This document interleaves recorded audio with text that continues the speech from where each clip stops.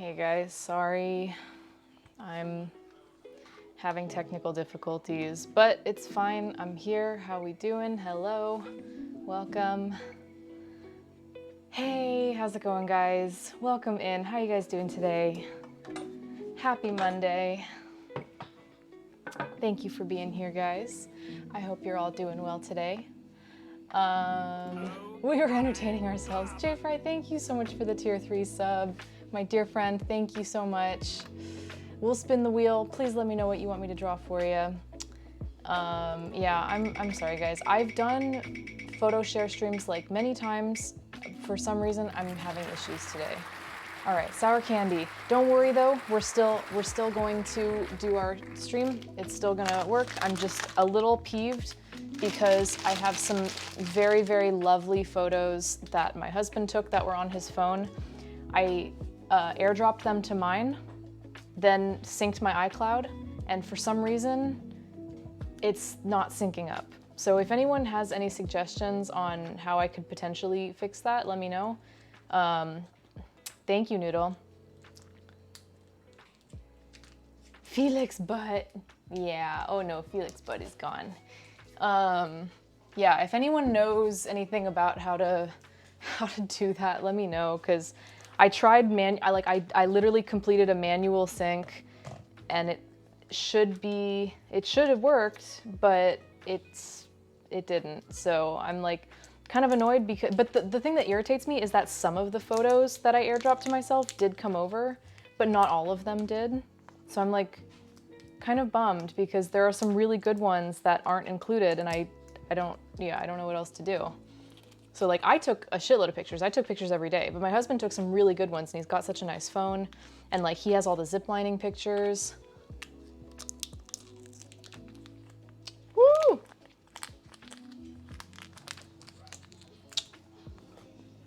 The noisy cow on Twitch. Okay. We're done talking about sick food. We'll think of another one, or we'll skip it today. Is it because his pictures are in HEIC format and your phone is too old for that? I airdropped them to my phone perfectly fine.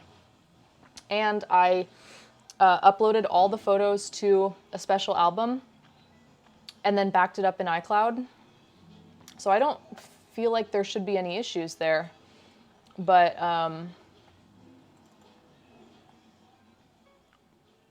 when I open up my albums on iCloud, the album that I made isn't there. Like I literally made an album called Costa Rica so that I would just be like right there, and it for some reason doesn't show up on my iCloud, and I don't know how to like force, like I synced it. I did a sync on my phone, and then I don't know, let me like log out and log back in.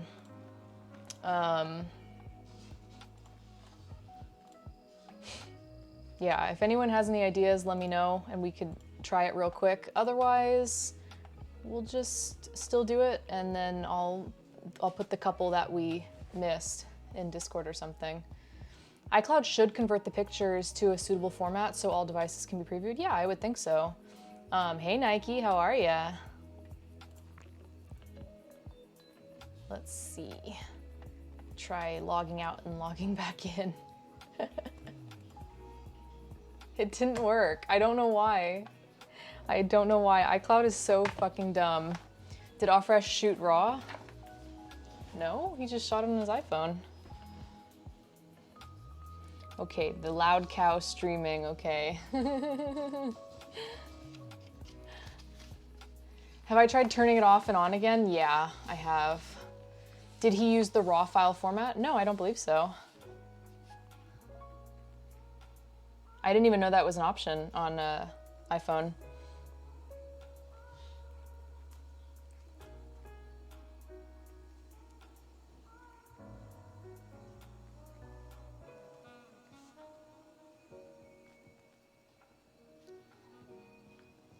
You think it is? I don't know how to... Google says open up the accounts menu. Make sure, no, I have my photos all here. It's just not all of them. Like,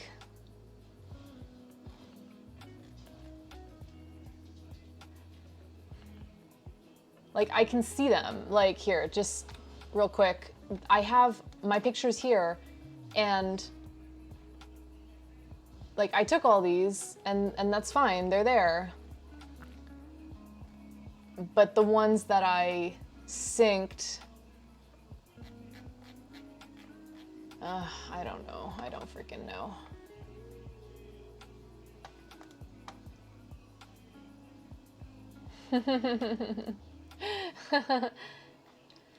I did try to download them on my PC, but they ended up mixed in with a whole bunch of other photos. Like, the timing wasn't... Try a different browser? Okay, we can try a different browser.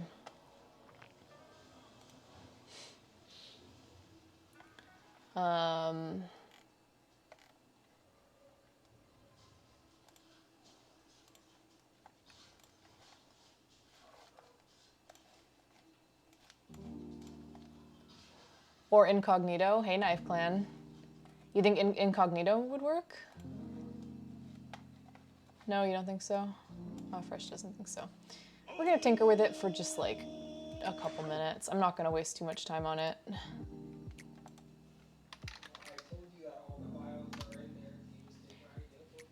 They are, but they're all mixed in, and they're like upside down and sideways, and they're also mixed in with other pictures, and they're in multiple folders. I can't do that.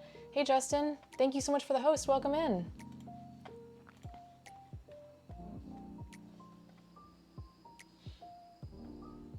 There's also an iCloud app for Windows. Let me try it.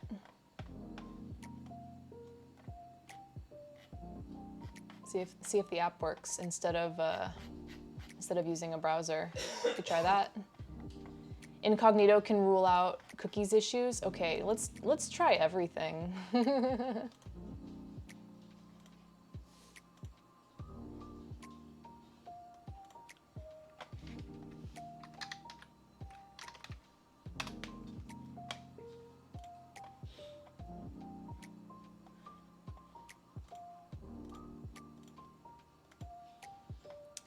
How's everybody's day? How you guys doing today?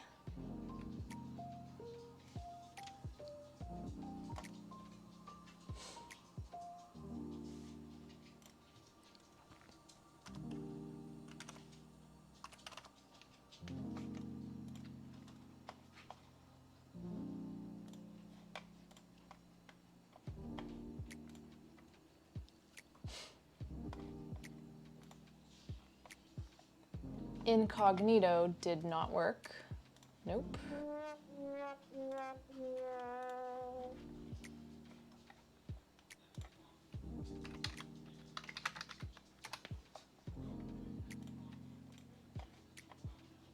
Wah, wah, wah, wah. No, it's okay. You're sick too, and instant soup isn't cutting it. Fresh has not been feeling super good. I went out and got him some pho today.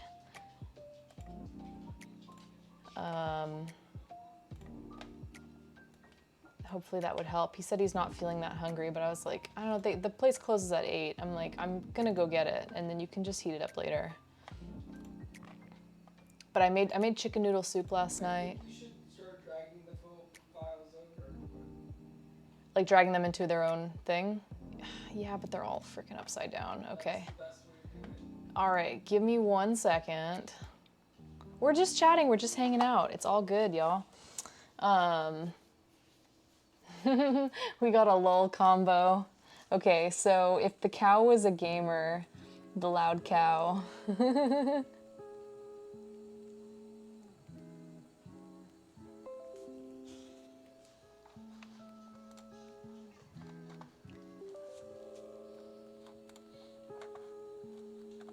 We see Felix judging.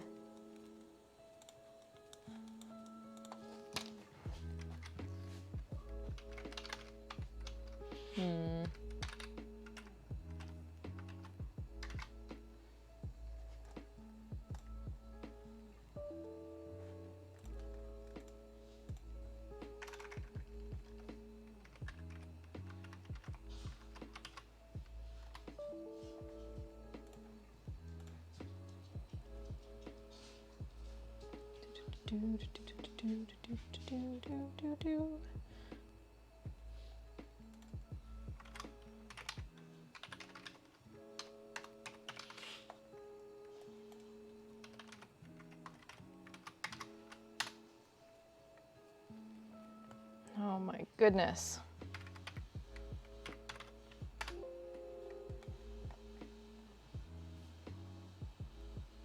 It's a cow with razor headphones.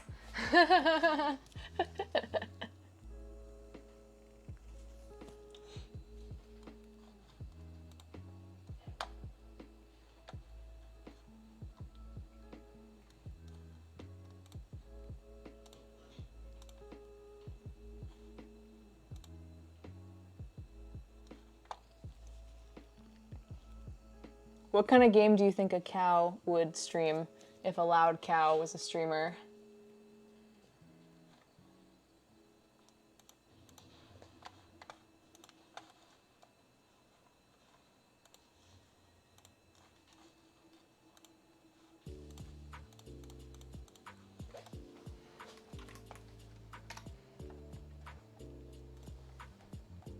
Goat Simulator.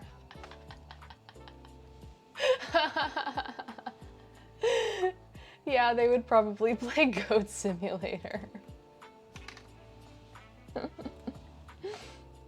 Or Stardew Valley. Sure.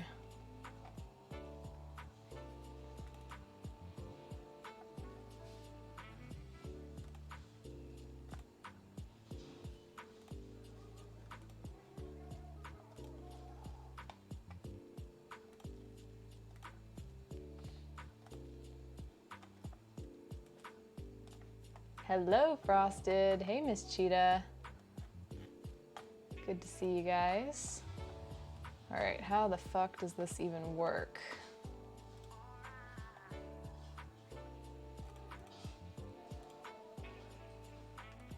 How does this app even work? You can't even look at your shit? How do you even see your stuff? What?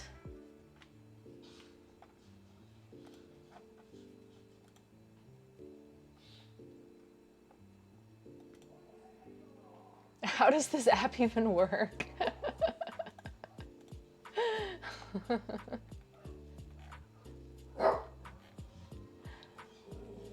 Yeah, it's Apple. I have to plug it in? Doesn't that go against the whole point of how iCloud works? Turkey. Shh.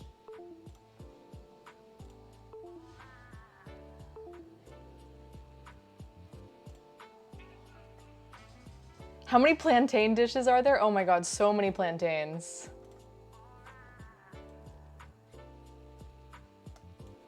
No, because I took a lot of photos too. We have 2 photos.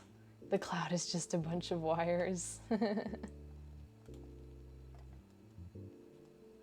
Hold up. What do we have here? Oh shit, it's got like all of my photos. Oh my god, I've got like 50 million photos.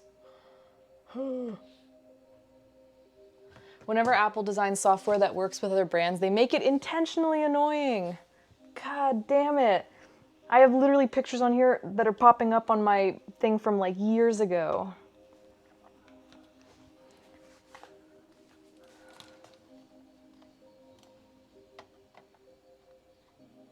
Hey, as long as I can get to my album, I'm fine, because I made an album.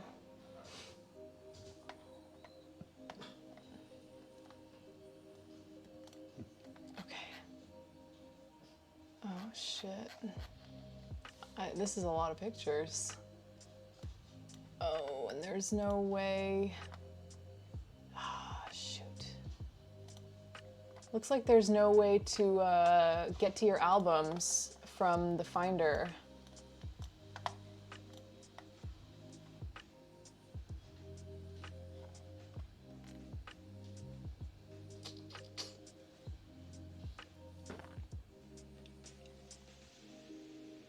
Search by geolocation? No.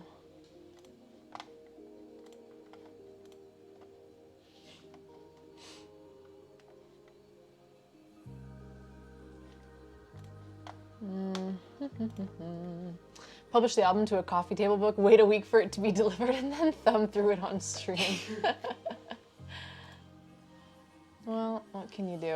All right. I told you what to do, and you just won't do it. Okay, because I don't think it's the right option, but okay, he wants me to make a new album. He wants me to manually go through all of my photos now, manually move them into another folder, and then turn them right way up as I go through them because they're all freaking sideways. Not all sideways. Okay, they're almost all sideways. Any like sideways picture, just like turn it sideways. Or like any upright picture, just turn it sideways. That's not true. Some of the pictures were taken in portrait and in landscape. Why do something once when you can do it twice? Okay, let me make a new folder.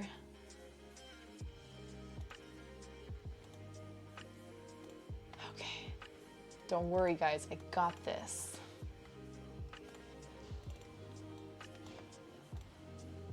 Okay, let's call this, there, let's make this, oh,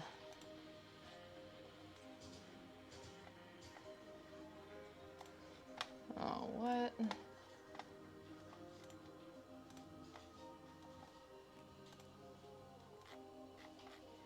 Be nice if my iCloud photos were organized into albums like the way I put them on my phone.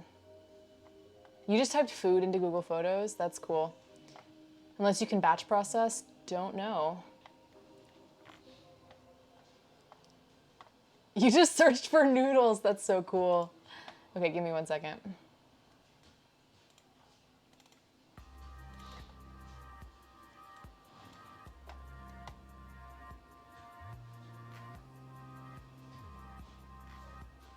Let's see.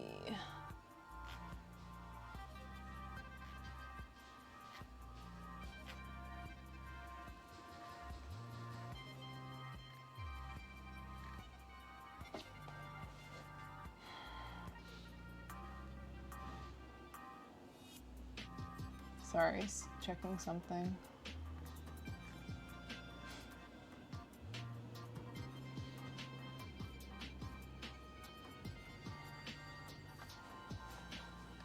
Sucks because a lot of these are sideways, but hang on, let me see if there's a way to quickly do it as we go. Let's make a new folder. And I'll just call it, I don't know, Costa Rica. Costa Rica photos. Okay. Using some manual zoom. Okay, then let's try selecting all of these photos from here. Frickin' all the way down. Shit, I can't go all the way down to the bottom. See, they're mixed in.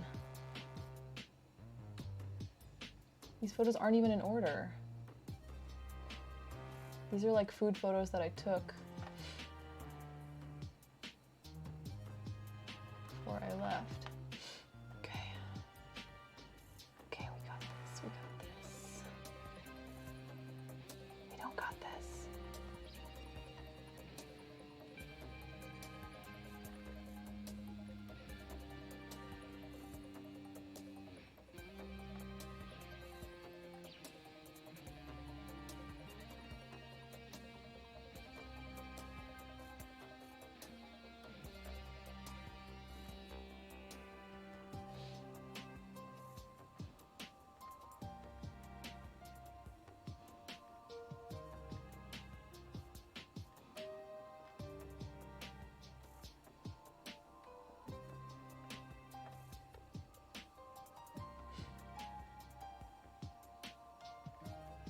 Pictures are fucking upside down.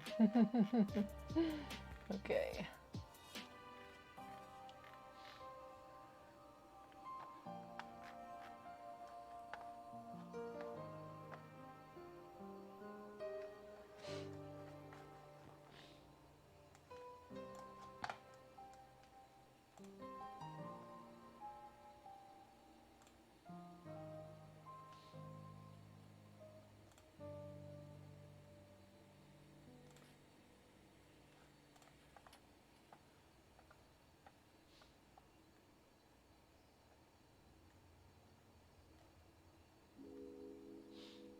Gotta go pick up my daughter from Girl Guides.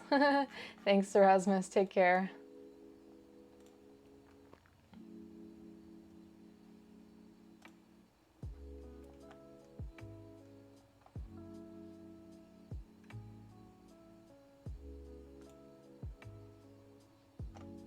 Sort by album.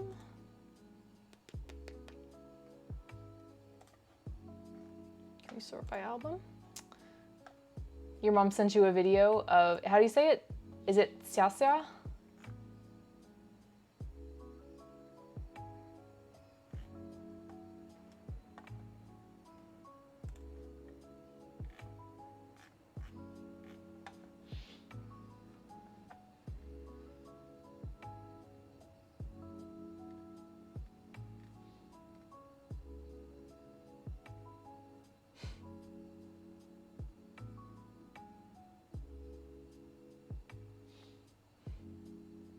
It didn't even work. His pictures aren't on this one either, so it doesn't really matter. That's what I was checking.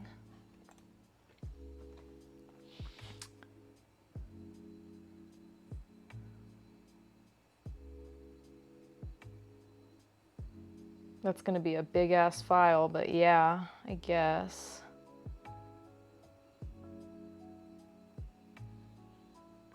It's gonna be a big ass file. It's like 900 pictures. But okay. Oh, I forgot I was drawing a cow playing Goat Simulator.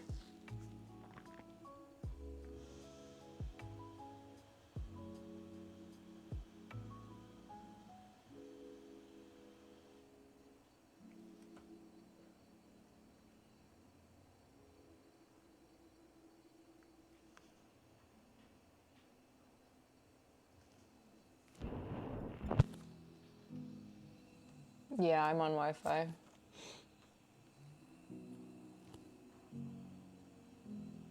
The prerequisite for owning this dress is knowing how to tie your shoes.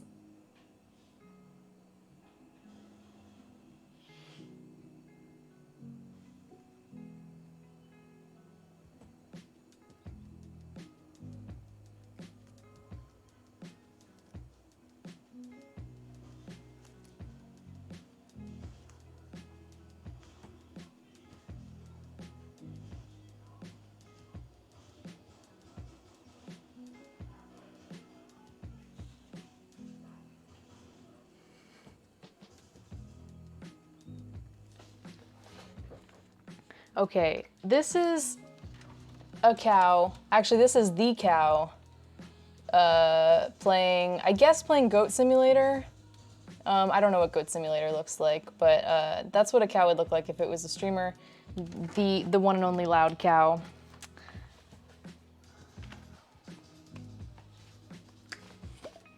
I'll see if it works, and if it doesn't, we're just gonna get started. This is our last chance. The UI bars look like shifty eyes.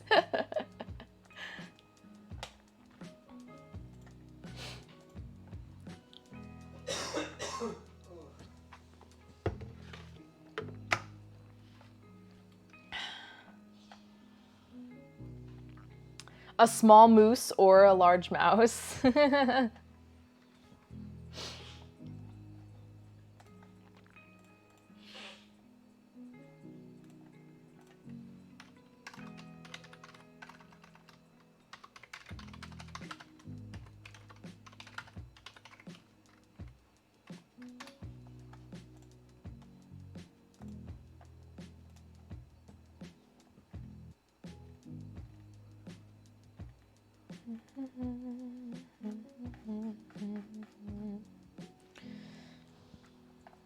Excuse me.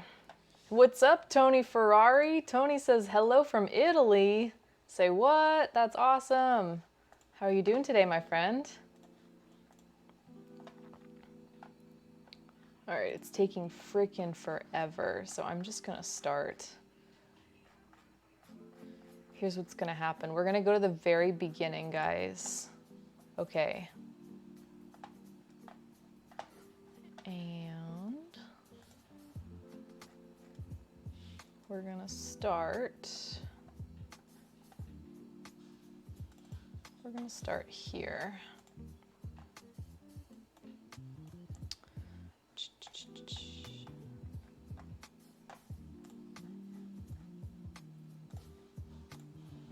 It's 4 at night, like 4 in the morning.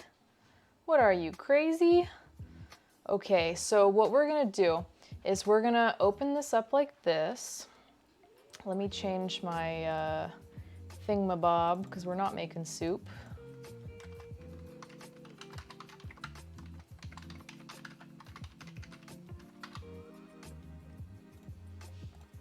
Make a new thingy-mabob, do thingy-mabob. Okay. And that's what we're gonna do. We're gonna work our way through them. I'm gonna show you guys our pictures. Let me pull up a chair. Oh shit, Felix is in my chair. I'm sorry, Felix is in his chair. I'll get a different chair. I'm not gonna disturb him.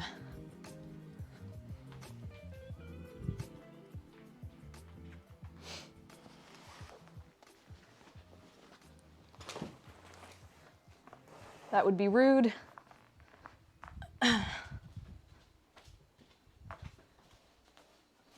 I also love a plain view. We left really late at night. We left around midnight. I think we left at midnight, Los Angeles time.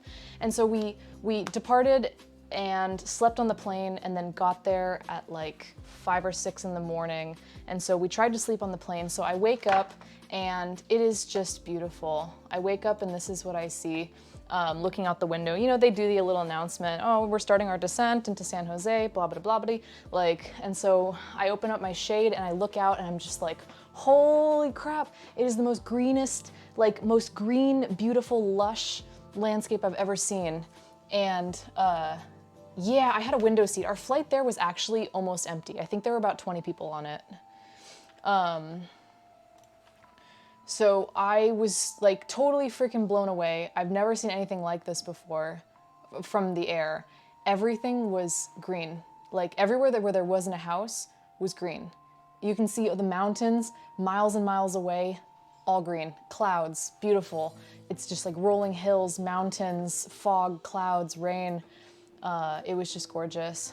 Did I have the row to myself? I had like the entire back section of the plane to myself. We just got up and strolled around and like people were like lying down all the way on the seats, like, you know, sleeping sideways across 3 seats. There were literally like 20 people on the entire plane.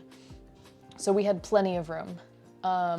Yeah, so we start kind of coming down and I don't know, but yeah, a lot of them have kind of that almost terracotta color. So it's like kind of starting to come down a little bit here. And you could see, sounds like not like a flight you've ever been in. It was the least crowded flight I've ever been on in my life. So I don't know. It was pretty cool. It was kind of nice actually, because we had a lot of space and you know, it was nice.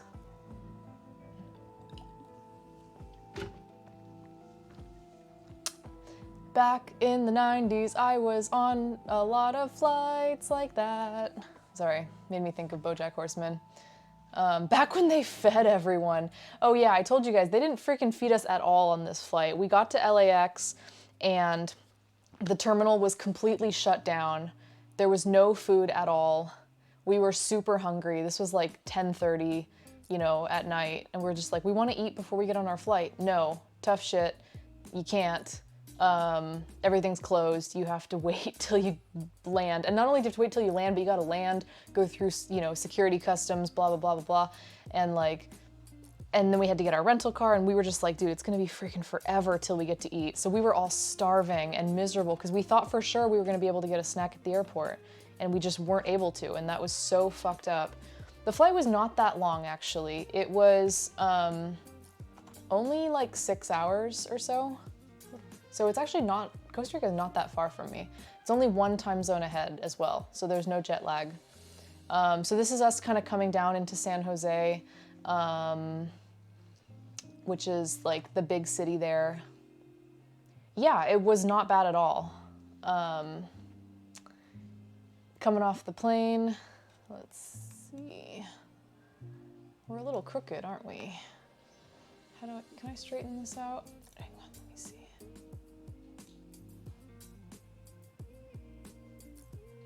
I feel like it's gonna bother me. I thought that was a green screen for a second. Yeah.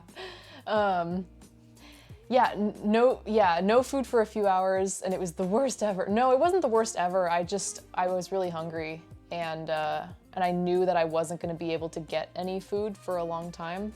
So it was really rough. They were like, "We'll give you some snacks on the plane," but it was like, one bag of like stale pretzels. It was so shitty. I love this picture, this next one. Sorry. This was in the airport, and they were showing like many scenes of typical Costa Rican life, and I absolutely loved this one, and of course I wanted to take a picture with it. I grabbed my husband, I was like, hurry, I need this. He's like, what are you doing? Yeah, maybe pack some Instant Pot noodles for future plane rides. If you can get hot water, great, but yeah, just pack snacks, pack a lot of food, I don't know. Where's your watermelon? I just landed, guys. I didn't have any watermelon yet. All right, so then what we did is we got through customs. We went to a rental, we had to take a shuttle to a rental car place, rented a car, and then we hit the road. So we immediately, this is like maybe 6 or 7 in the morning, we immediately start booking it out of the city. We're like, fuck this. We don't want to be in the city. We want to get out of the city and go like chill in the countryside. And the car was dope. It was a Toyota Corolla. I think it was a Corolla.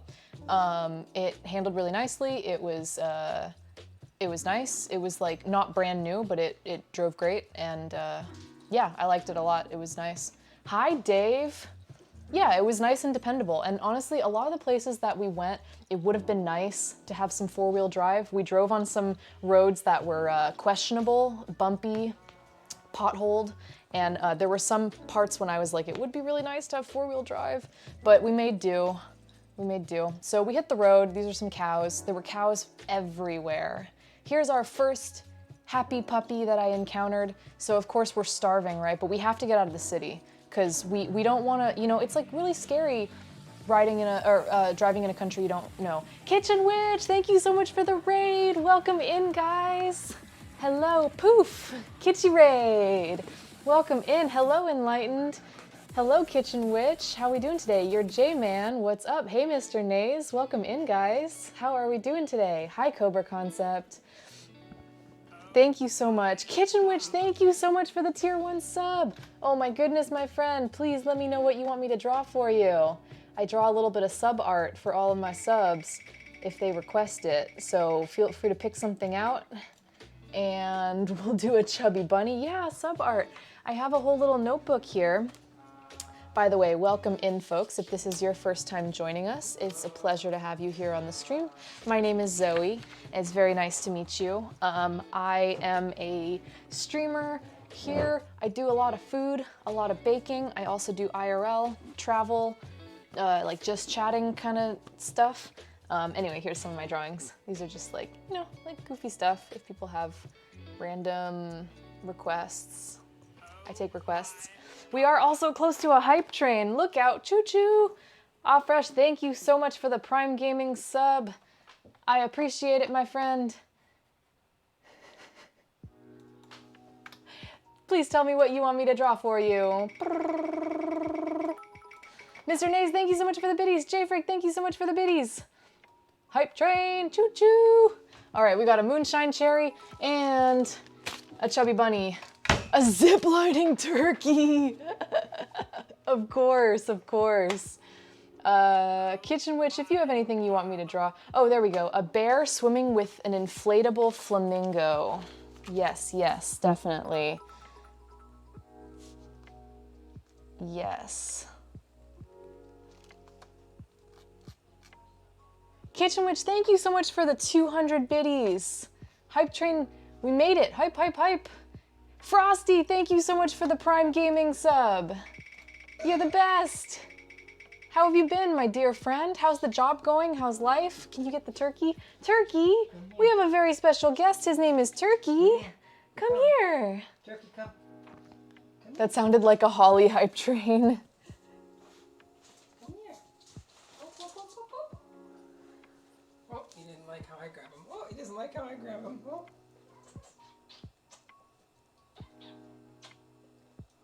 Oh, I don't know how to draw a flamingo, so sorry. This looks like more of a goose. I like that too much.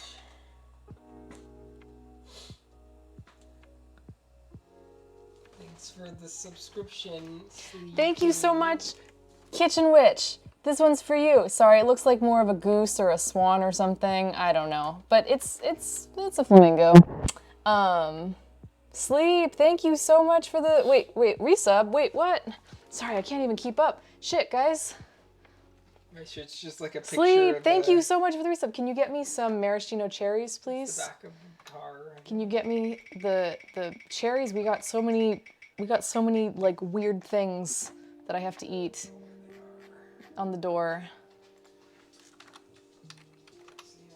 Hey guys, I was thinking about moving to Moscow, but there's no point rushing into things.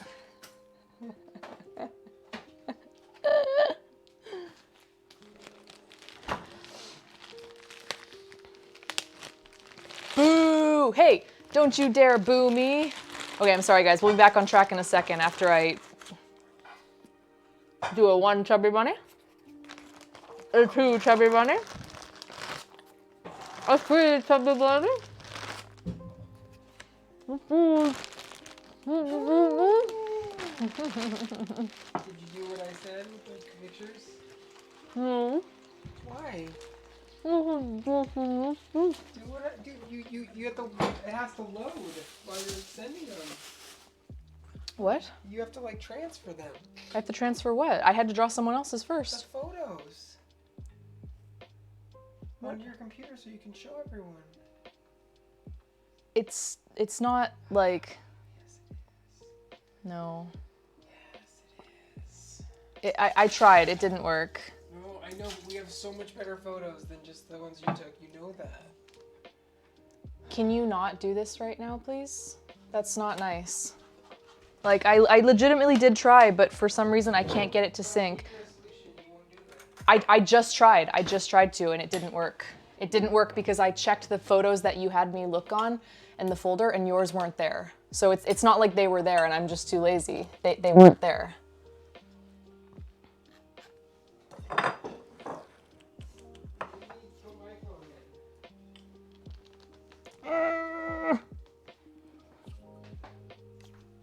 Why is he so grumpy? Because he took good pictures and he wants me to use them, which I want to use them too. Here, put my phone in. And I'm sick. How is that going to help me? Plug my phone in, you can put my photos in there. You don't understand, they have to be in order, like...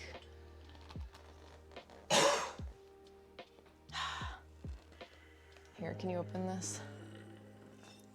Felix. Okay, we're drawing a zipline turkey. Here, we're gonna do the Superman zipline, which is when you lie.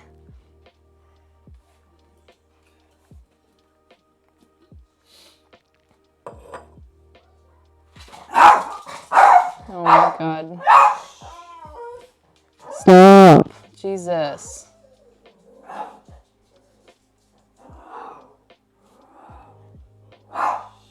Turkey. Okay, this is his. That's turkey on a zip line. Can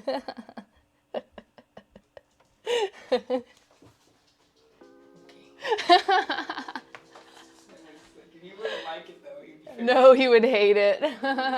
Thank you so much for the hype train, guys. Show me if you got any cool hype emotes. I got shame. Aw, it's a shamed dog. Okay, and Frosty, I missed you up there, my friend. What did Jael get so I can slightly copy it? She got a saucy wing. She got a saucy wing. Oh, sorry. That was loud. Sorry. All right, let's have a moonshine cherry, and I swear to God, we're gonna get back on track in a second. A dry leg.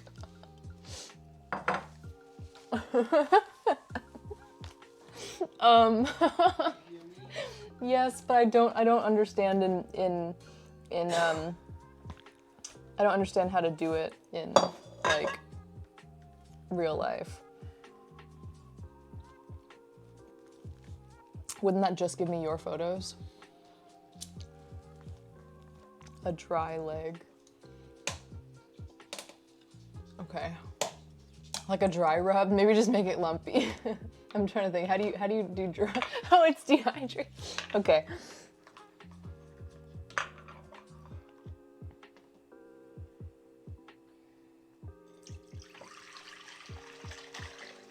Don't get any soup on my drawings. Soup on the drawings. Makes it more authentic.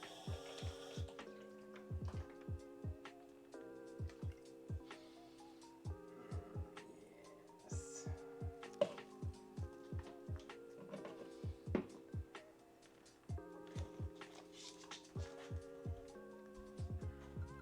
Oh, you didn't get the oxtail?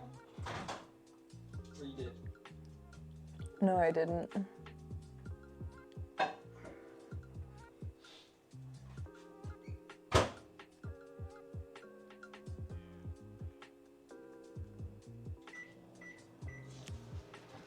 Okay.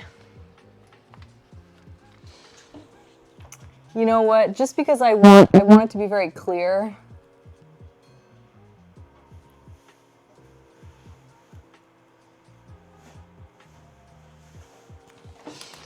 Okay, this is my dry leg. Just to give it a little bit of context, he's in the desert and it's really hot. Oh, I'm sorry. What? Is it super loud again? Is it too close to my voice box? I can turn it down. Hey, focus. This is my when I'm looking down to draw. Okay. Hey, focus. This is my wing in the desert. God damn it. God.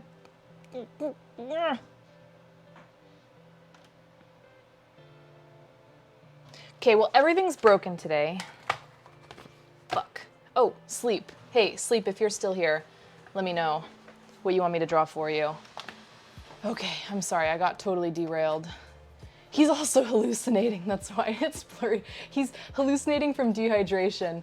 Okay, anyway, as I was saying, we got the fuck out of the city because we were like, we gotta get out of here. It's really stressful driving in a foreign country. It's really stressful being in traffic. There's also like, not really a ton of lights or stop signs in some places. It was just kind of like, not a free-for-all in the way that Southeast Asia was, but some parts were a little scary. So we were like, we gotta get out of here. Also, we were starving. We had about a 3-hour drive to get to our next destination. This was like about 6 or 7 in the morning, probably about 7 something in the morning by the time we finished picking up the car. So we're hungry, we wanna hit the road, but we're like, it's probably better if we just get out of the city and then look for food. So we just drive, going through winding mountain roads, and we finally go through like a small town area, and by the side of the road, we see what's called a soda. And a soda is like a small family-owned restaurant, and it's like what you go to in Costa Rica. So you want to go to, it's like they always have like some sort of name, like Soda del something, Soda la something, whatever, you know, I don't know. And it's like a small family-owned restaurant. They're usually like kind of like, it's like sometimes they can be a hole in the wall, like kind of junky. Sometimes they can be like really nice and cute. But in general, they're not chains. They're small, and they're almost always family-owned. S-O-D-A, like the drink. Yes, Bitter Dan, just like Dr. Pepper. Yeah, a soda. So you want to eat at those because you're gonna get a really good home-cooked meal. So we stop there, and of course, I meet a doggy, and I make friends with the doggy, because that's what I do when I go to other countries. I befriend foreign animals. Anyway, I got out because this dog was kind of in the way of where we were gonna park, so I wanted to make sure he moved out of the way, and did not get run over, so yeah. We ate at those exclusively? Yeah.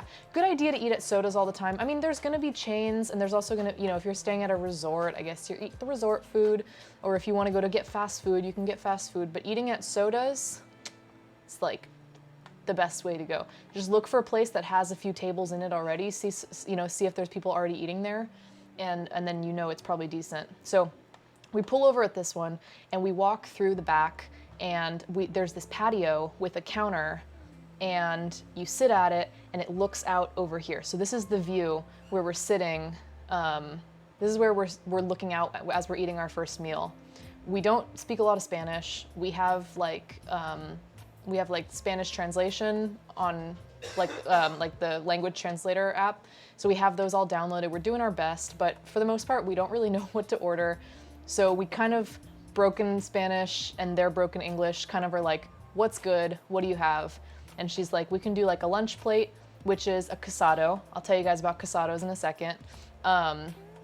This is my husband, and then these are two of our friends who came with us. So you guys might see them in a couple pictures, but you can see there's like this sort of patio sliding door here, and then we're sitting at this really narrow table and we're just looking out onto this view. Yeah, it was really cool. And yeah, so a casado is this.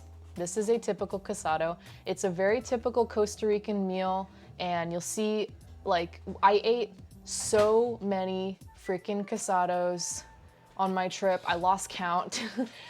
I was eating them like every day for a while, and then I was like, okay, I need to slow down. Yes, they sure do, Dave. So the plantain is this right here. You can't really see it because it's kind of hiding under the meat. But a casado is made up of a few major components. It always has rice. It always has black beans. It always has a salad. It always has a plantain or two. And it always has some sort of meat or protein, maybe fish, maybe chicken, pork, beef, something like that.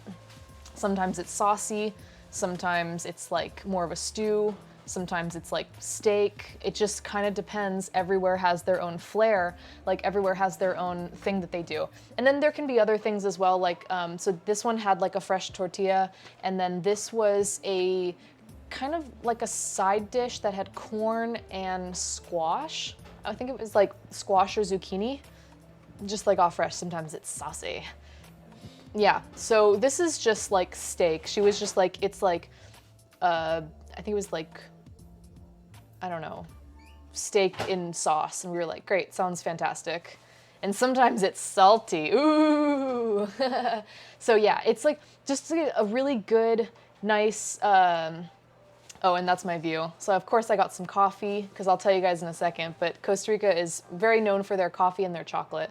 So this was my breakfast, and I remember I haven't eaten since like about 8 or 9 p.m. of the previous night, and it's now like, it's been like 12 hours or something, so I'm starving at this point. And so this is like just such an amazing meal because I was so hungry that it tasted like extra good. Did he eat yet? Yeah. Come here. Come here. Turkey. Turkey. I'm gonna crate him. Just uncrate him when you're ready. Okay.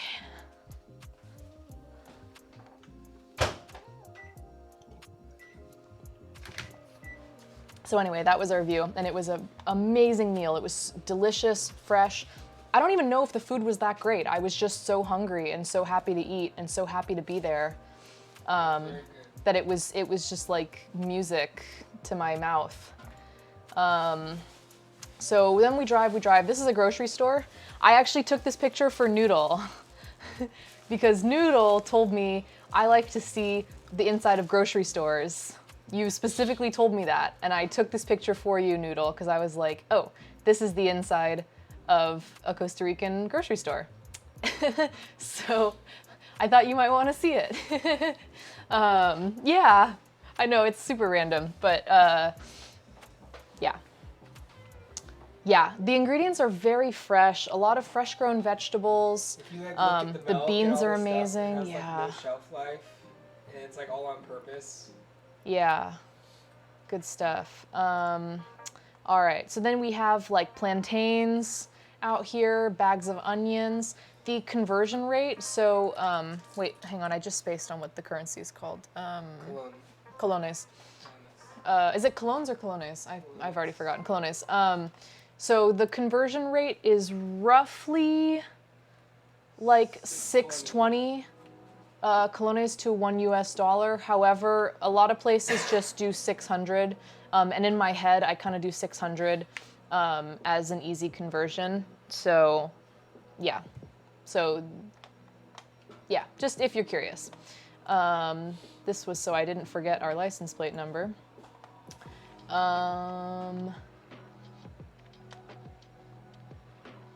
These are leafcutter ants. Have you guys ever seen leafcutter ants before? They're really freaking cool. So leafcutter ants are a kind of ant that they feed off of a fungus. Hi Dexter, you want to come up sit with me? Yeah, you do. So leafcutter ants they eat a certain type of fungus, and so what they do is they harvest leaves and cut them, like literally chomp them and cut them, and then bring these leaves back to their nest to feed the fungus, and then make more fungus, and they like spit on it. It's very cool, and they're kind of fun to watch. So when I see them go by, I don't know, they're sort of fun to watch. I got really good videos of those. Wow, thanks. I'll show them. Okay, great. This is at our hotel. You guys are gonna like this next picture.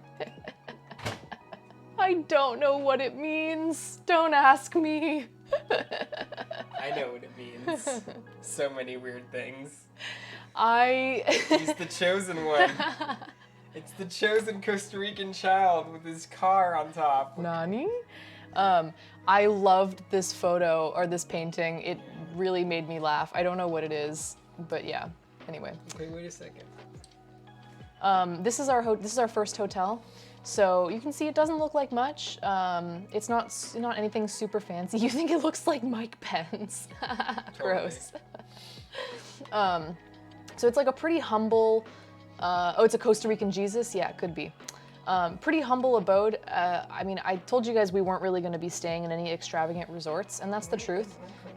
We generally, like, our travel style is more, like, we're not super budget, like, hostel, shared room kind of travelers. We do like to have a hotel, but we're also not, like, 5-star hotel, you know, full service. This is probably, like, how many stars do you think this hotel is? Like a 2-star? Like a 2-star or something?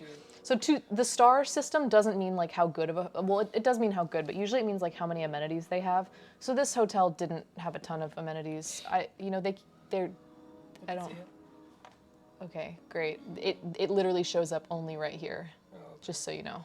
Are you trying to? Oh, so there's probably better. Do you need me to do that? So that's one picture. Okay, look at the picture. You're showing them just a glare of light. Okay, see that, guys? See, he got it, Froggy. That's a poison dart frog. Okay, that's not really how I want to share photos, because that's like irritatingly small and doesn't really, isn't really that great. She loves it. That was at our hotel, so I'm trying to show. So at this hotel. Did you lick it? So just to the left of where that is right now, that's where that frog was. Yeah, so there's like, they had running water, I assume to like help with the mosquitoes, you know, because mosquitoes thrive in standing water. So if you have water that's moving, I think it helps cut down on that a little bit. It had like, yeah, I shared some pictures already. So it had like these like cute little fountains and stuff like that. Let's see. What is this? Oh, why is it being all weird? It's just me looking around. For some reason, it's like really jerky. What is that? Is that Zillapalo? It's still Zillapalo. Okay, here's the key. It's like floating. It's weird. No, I'll get there. I'll get there when I get there, don't worry. Here's that kitty. I'm not there yet. You have that picture? Yeah. Then there's like cool little mural on top. It was pretty cool. Pretty cool. That's me. Actually, I don't want to. Okay, that's me. And Zillapalo, I believe, means petrified wood. I didn't see any petrified wood though, but there were tons there. Yeah, okay. These are like a bunch, weren't these like a bunch of bananas or something? What the fuck were these? I can't remember. Why did I take a picture of this? I think it was like a bunch of bananas. Was at first I afraid? I was petrified. It was. Okay, this is Mount Arenal. You can't see it because it's hidden in the clouds, but you can see the slope of the mountain right here, and it goes all the way up here into the clouds and back down. But this is like pretty typical weather. Trust me guys, I'm telling you the truth, it rained literally every day without fail. So this is the town of La Fortuna. Yeah, this one's volcanic. This is the town of La Fortuna. It's pretty chill, it's very touristy and very tourist friendly. A lot of hotels, restaurants. This was like a pet store where you could buy chicks for, you know, a chicken coop. They had also like an aquarium, well, for buying fish, not for looking. Here we have another casado. So I told you guys, all the casados have a couple elements in common, right? So we have our rice, black beans.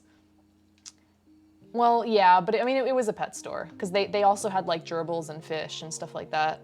Hi, Rusty, how's it going? So I told you guys, casados. We got rice, beans, our meat. This one's chicken. Our plantain is over here, hiding over here. And then for our salad, we have like this cabbage salad. This one had its special touches. It had a cold beet salad here. This was like green beans, squash, and corn. This stuff down here was pureed yucca root. So it's almost like mashed potato, but a little bit different, almost a little bit gummier in texture. And then like a fried torta kind of thing on top. Okay. Careful you don't fall back, because just so you know, your chair's I know. No, don't do that, you're gonna fall. I know, that's why I need. Okay, just move the mat so that you're not crooked, because this chair is really fucked up and Felix is gonna be so upset if you break it. A casado, do you guys know what casado is? What a casado means? Okay, casado is Spanish for married man. So there's some uncertainty of where that name comes from, if it's because like all the flavors are married on the plate. No, I don't think so. I really think that, I believe in the other one that says the casado is like something that the married man would eat, right? So if you're a casado, if you're a married man, then your loving wife would make you this bomb-ass plate of food. And that would be different because your wife would make it slightly different. Yeah. But it would still have. And it would be like a home cooked, like, you know, have its own touches, and it would be like very nutritious, very filling, like, yeah. So I think that makes more sense. Rusty, you're packing up, ready to go back home in the AM. Oh, where are you right now? Are you on vacation? Chef's choice, exactly. This is us in a freaking near a natural hot spring in a tunnel. Yeah, these pictures are all shitty because they were all taken in the dark, but this was really freaking fun. So we're by a volcano, so there's a lot of volcanic activity, or a lot of like geothermal water activity. You missed the cat. So there's another. No, I didn't. That was a different day. No. Trust me, I didn't this miss. Is a different cat. No, I didn't miss the cat. Trust me. He's like super concerned. Go get your own stream, dude. I'm here to help. Okay, it was super spooky. We had like headlamps, but there were a ton of people. It was cool. And we had our cool ass shoes, our water shoes, so we just plunked right in. The water's only about 3 inches or so, 3-4 inches at this point, so we're able to walk through it, but the current is kind of strong, so you don't want to slip and fall. It's also pitch black, so we had to use headlamps. As you can see, there's like all sorts of graffiti and stuff like that, and we're just like exploring, and the water's warm. Yeah, the water's warm because it's coming from geothermal. No, it's not poopy water. It's a hot spring. This tunnel was just to get under like this. There was this overpass that you had to like pass under. There was like some really cool art on the inside. I don't have any photos of us in the hot spring. Do you? I think RJ took them. I don't think I have any on my phone. Doesn't look like he has any either. Well, we were all getting wet, so one of our friends like didn't want to go in. He didn't want to get wet, so we tasked him with holding all our shit. So I think he has the pictures of us in the natural hot spring. Here is a poison dart frog. Okay, I spoiled it. Yeah, you did. It's okay though. I already put it on Discord. This is a poison dart frog. Don't lick it. If you see it in the wild, don't lick it. It will make you sick. But yeah, this was just like literally right outside our hotel. This is, I don't know if you guys can hear, let's see. Can you guys hear noises? Let's see.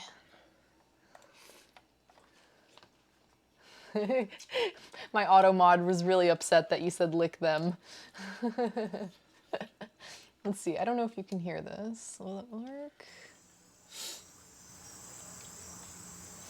Can you hear that?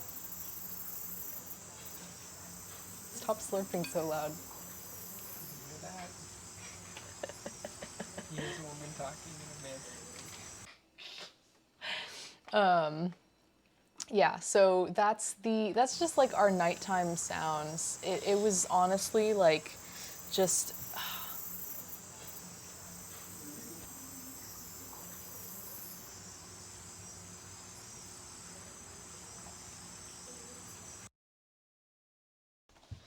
yeah, it was cool. It was really cool.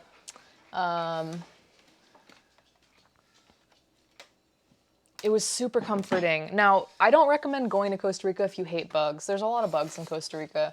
You just kind of got to deal with them. We brought some home. If you hate bugs, and you shouldn't hate bugs, because bugs are not, like, they're nothing to be super scared of. Yeah, there are some spooky bugs, but for the most part, bugs are super cool, pretty beneficial in many ways, and yeah, some are dangerous, but I'm just saying, if you have like a bug phobia, maybe don't go to Costa Rica because there are a lot of bugs there. Turkey. This was my view at breakfast. Sit. So this is the Sit. Good boy. Sorry. Oh, sorry. I didn't switch it over. This is my view at breakfast. Any mosquitoes? Yeah, we got some mosquito bites. In general, not horrible because we did use like a mosquito repellent on the daily. We had to remove a centipede from my room and a scorpion from the patio. Luckily, I didn't end up with anything spooky inside my room except for, oh no, there was like one kind of scary bug. And I had the spider in my pants. And he got a spider in his pants. But for the most part, dude, turkey. Turkey! Can you kick him out? Okay, if he does it again. I didn't tell you that before your trip. I'll be honest, I'm not super scared of bugs. I don't like finding them in my room, but if I will show you guys pictures of bugs that I saw. So I'm sorry if you guys have a bug phobia. I'm just letting you know there are some bug and spider, insect and spider photos in this photo set. So I'm sorry in advance. Yeah, just put turkey outside and close the door.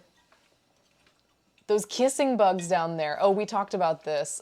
Okay, anyway, this is my view from breakfast. Again, this is Mount Arenal over here, so you can see the slope coming up. Can you see my mouse? I think you, oops. You guys can see my mouse, right, if I'm on this page? It goes up all this way, and then it's hidden. It's hidden behind the fog. So yeah, we had breakfast included at this place, and it was bomb. Like, honestly, it was... yeah, breakfast is awesome. So coffee, fresh fruit. Well, maybe I'm exaggerating the peak. I think I have a picture of it naked, the naked volcano. I freaking got to read a book for the first time in ages. I finished a book for the first time in a long time. Come on, turkey. Anyway, coffee every day, fresh fruit, papaya, pineapple, watermelon, oranges.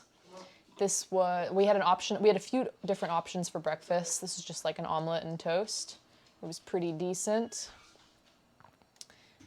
This is like a little hammock area where you could sit. There was like a little pond and you could sit in the hammocks and read. And there was like a tin roof so you could listen to the rain. Yeah, on their postcards, come to Costa Rica, we have lots of bugs. I know, totally.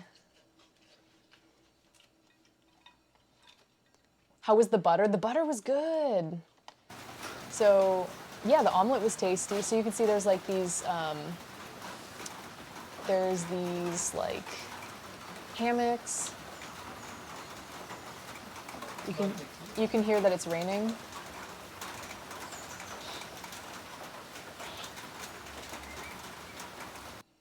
Yeah, so Your deck has this, a love seat and a tin roof and books. Oh my goodness, I loved it. It was so nice to sit out there and just hear the rain like hammering away. Yeah, the mantequilla.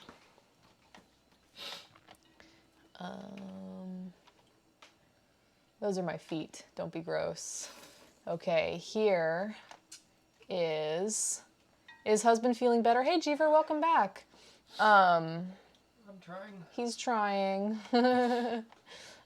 This is a local soda.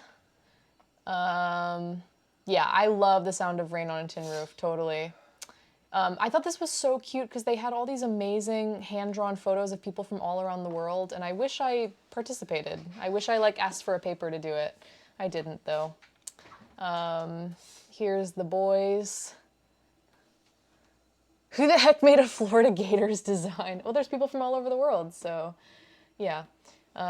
Here's the dudes. I took a bunch of pictures of them. Here's a kitty cat. We met a really friendly cat who was very frisky and was like all over all of us and just wanted to like make friends. I thought you were gonna save it for cocktails, but yeah, it's fine. Sure. This cat was so friendly. It was like really playful. Just wanted to like play with the cords on my bag and our zippers and like, no, it wasn't bitey to us. It was really sweet. It was like super playful. Hey, what are you doing? Yeah, and it was just like the local restaurant cat. He had a collar and everything, and he was super sweet. Okay, they can't see that. You have to, do you not understand how this works? They can't see that.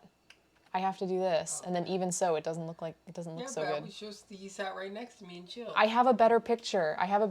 Just wait. It's a good picture. A pretty good picture. I took that one. It's a cool one. Okay, here is my friend's.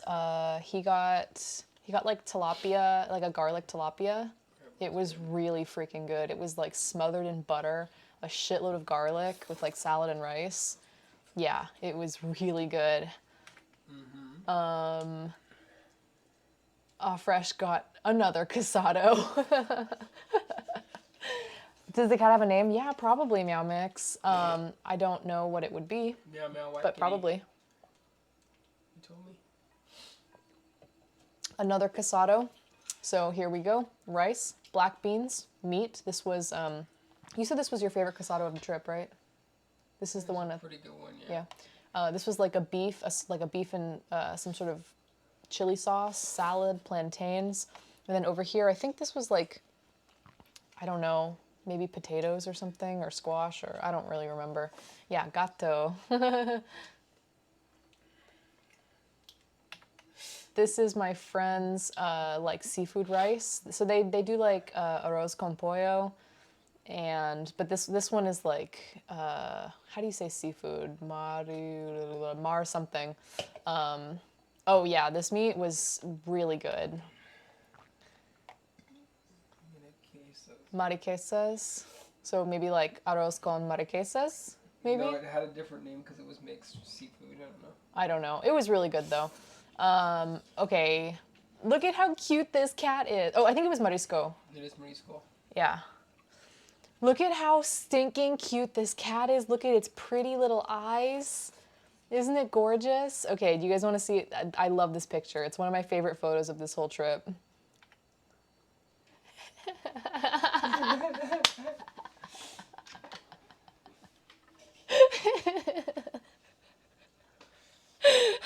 It is a really good picture. It is a really good picture. And he was sitting with my husband for like a good portion of it and just like hanging out. But at one point he looked so alert and he was like staring right at your food and it was so It's really funny. Yeah. It is really funny. And it was really funny when he happened because I was like, what are you doing? So we should have a caption contest.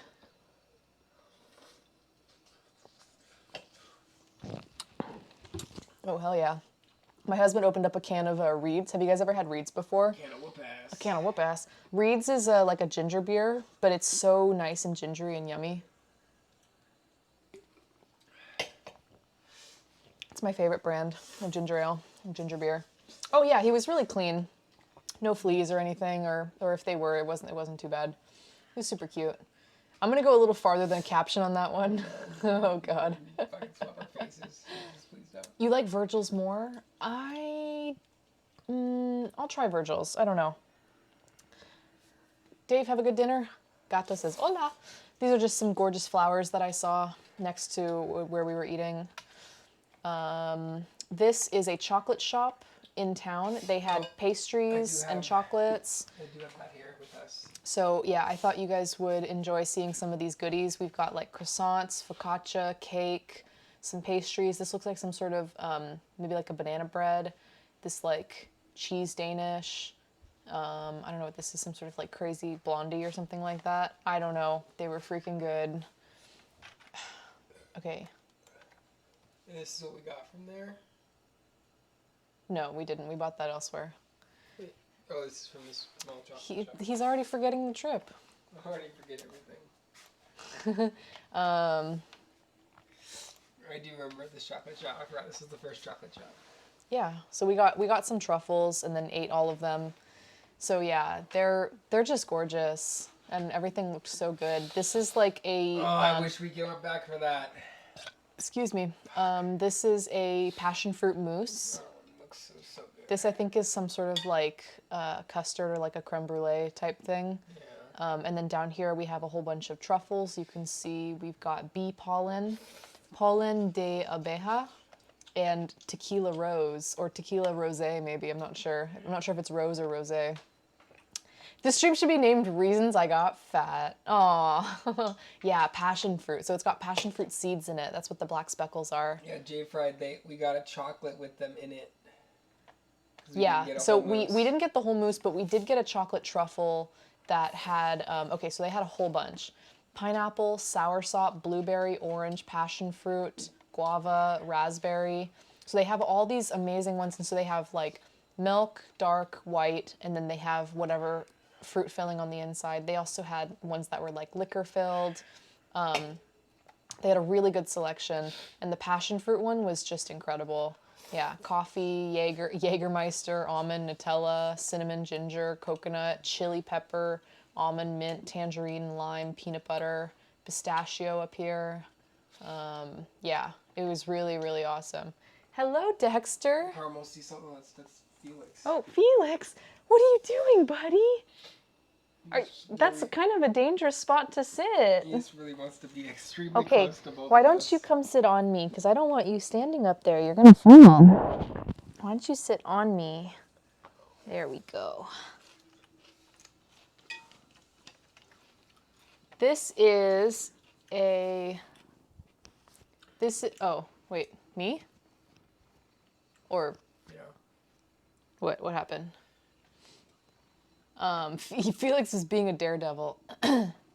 That's so weird. I hope my microphone isn't acting up. No, it's just because you're pushing it against your... I think it's because this shirt's just really tight. Okay, I'll open them out again. Okay. This is a local swimming hole. Totally free. You just park by the side of the road and walk down. You guys know me and my husband. We're always looking for free and cheap stuff to do. So, Jeever says this place, it's a heaven. Yeah, this is Costa Rica. I don't know if you've ever been before. Jeever is from Brazil, I think.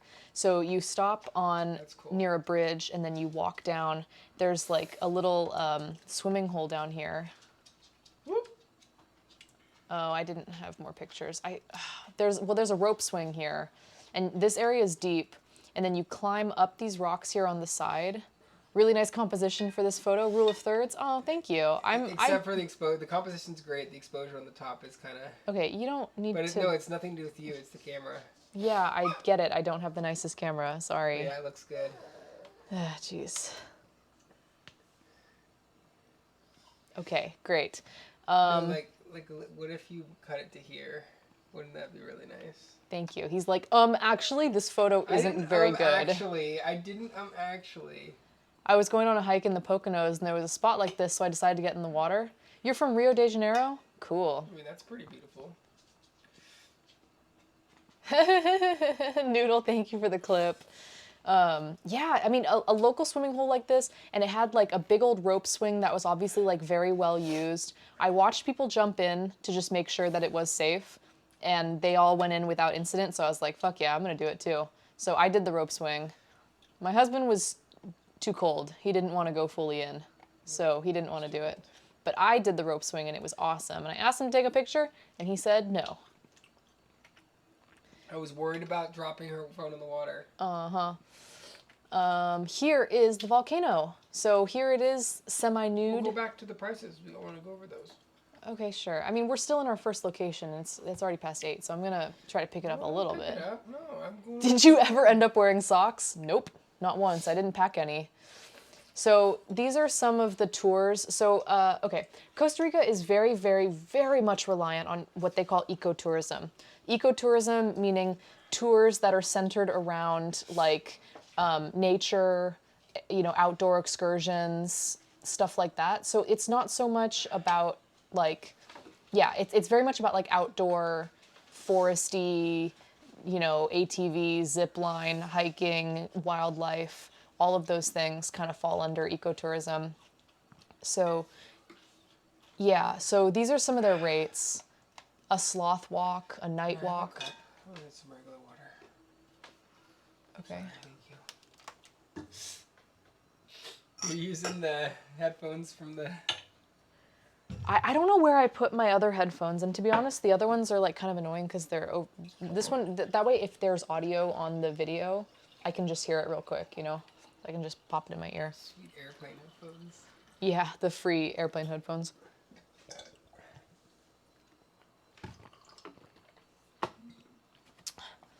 On the sloth walk, you have to move very, very slowly. But yeah, you can see like ATV, $65 for 2 hours. They give you transport and you get to stop at a hot springs. Like rafting for $75. We did go whitewater rafting. I only paid $50 a person for the whitewater rafting. Including... We got better deals than this whole time. Yeah. Canyoning, where they let you like rappel down a canyon, zip lining for $45, or tubing, like hanging bridges, waterfalls, like, so they have all this stuff, and everything's kind of negotiable. Like you can kind of be like, hey, I have a group of 5, can I get a discount? Or like, hey, I'm gonna pay cash, can I get a discount? They'll work with you. You can bundle things. You want to be like, oh, I want to do ATV today and do the night walk at night. Can you give me a deal? Yeah, they can give you a deal. So you just kind of gotta like shop around. But this is Mount Arenal, so you can see it's really, really tall. This is the town of La Fortuna. This is like kind of the main drag. It runs east-west, pointing west towards the volcano. And you can see like there's a bunch of tourists. It's super tourist friendly. Here's another view. It's like a pretty walkable town. It's very small. Ton of restaurants, a lot of cars, like a lot of hotels. It's very tourist friendly. But yeah, the volcano is huge. That's me and the volcano. Wow, you're so big compared to the volcano. Did we make friends with any other tourists? Not really. I mean, we made friendly conversation with people, but I wouldn't say we like became close friends. Here's our buddies enjoying their pina coladas. Our friend was on a hunt for a pina colada. He like, how many pina coladas do you think he had? Our friend on the right, 6 to 8. he probably had like between 6 and 8 pina coladas on the trip because he was always on the hunt for them. You need to travel to Brazil to see the Amazon and see Rio de Janeiro and the Brazilian Northwest. I actually really, really would like to come to Brazil. It's definitely on my list of places that I want to visit. When you have a group of 4, there's less need to make new friends, but I love hearing people's stories in like a hostel kind of place. Well, we didn't stay in a hostel, so we didn't, I mean, yeah, we met people and we talked to them. We made friends, but we didn't like really hang out with them or like make plans. We did see people multiple times, which was a trip. So. Yeah, we did run into people multiple times, like within the same city, and even we ran into someone who we went ziplining with, and we later met them in a different city. We ran into them in a national park, like days later. So that was kind of funny. It was like super random. We were like, whoa, what are you doing here? Just like chatting at a bar at the end of the day. Yeah, we made a friend or we met a girl who was from like Bakersfield, and she was thinking about staying in Costa Rica. Hey, that's me. Hey, welcome in. Yeah, she's from Bakersfield, and she was like working remotely, and she was like, I think I'm just gonna stay here. And it was pretty funny because she had like obviously met this like Costa Rican guy, and they were obviously hooking up. But she was just like really funny. She was just like, yeah, I think I'm gonna stay here. She was like legit was like, yeah, I think I'm just gonna like live here. And I was like, okay, cool. Yeah, she was funny. Here's a picture of the volcano at dusk. It was really gorgeous. I know it's like, you can't really tell because of all the power lines and shit. Like, it still looks really urban, but God, it was very, very beautiful. There you go. That's power lines. Yeah, so this is a little bit outside of the city. We had to drive to get here. This was a chocolate tour. So this was like early evening, sun's kind of just gone down. We're outside the city. Yeah, so you can really see the volcano. It's super majestic and gorgeous. And we were out here to visit a coffee plantation. It was the right one. Guys, these are cacao fruits. Have you guys ever, do you guys know how chocolate is made? Sorry, did I say coffee? If I said coffee, I meant chocolate. It was a chocolate tour, not a coffee tour, sorry. Have you guys ever seen like chocolate being made? Does anyone know the process? I didn't really know the process. I did say chocolate? Okay, thank you. Well, it's confusing because there's chocolate tours and coffee tours all over the country. Like, yeah. Yes. So these are cacao fruits. So this is how it grows. And he like cracks it open here. Oh, sorry, it's super fucking slow for some reason. This is not good. Oh, it was rotten. Never mind, that was the one. Why are my videos like acting up now? Let's see, let's close this. I need to keep, I guess I can close this one. I can close this one. I guess I can close this one too. Okay, let's try that.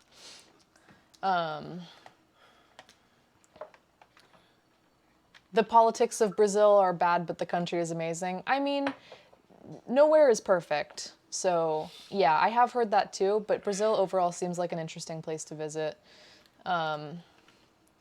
So here's our tour guide. He's like cutting open the cacao fruits. And when you open them up, he cut them, and then when you open it up, it almost looks like, it's almost like a giant corn cob. I don't know how to describe it. And each of these things is like a big fruit on this like weird cob. It's really strange. So you guys have, some people have probably never seen this before. Like, you know, so that's what the cacao looks like when you open it. It's really fleshy. And then he starts breaking off these pieces, and he's like, here, taste it. Like, don't bite down, but just kind of like put it in your mouth and like eat the fruit around it just gently. Kind of looks like meaty maggots. Ew. Yeah, so it doesn't taste like chocolate at all. It tastes very tropical, almost like mango or passion fruit, or like it tastes fruity and sweet and fresh and tropical and kind of like juicy. Doesn't taste like chocolate at all. So this is like the cacao plants, like the starters being grown. Oh yeah, Brazil has like incredible biodiversity. If you bit down, is it super bitter? I don't know, because he said don't bite down, so I didn't try it. These are the starters coming up. This is a little chameleon. Or no, it wasn't a chameleon. It was a basilisk. This is a basilisk right here. Sometimes called the Jesus Christ lizard because it can run on water. Yeah, it was just chilling in the chocolate. He's cute as shit. Big cute man. Yeah. He's like, hey. Hey. This is a frog. Can I zoom in? I don't know if I can zoom in. Just Can I? right there. Yeah, it's just like a chillin' frog. Yeah, have you guys ever heard of basilisks? Yeah, Bitter Dan. They can they like swing their legs and they run really fast and they actually can run on water. He looks paranoid as heck. Yeah, I guess. This is another poison dart frog. They're real cute. You just, if you know where to look, you know. And the guides, so we were doing like a chocolate night walk, like kind of combo tour. So he was looking for wildlife and stuff like that. So they're very, very cute. And they're just around. And if you know, if you can, I don't know if these are the ones that make sounds. So I don't know how they find them. I don't know if they like chirp and the guide can hear them or something. But, Yeah, they make noise. but I, you know, they'll like kind of listen.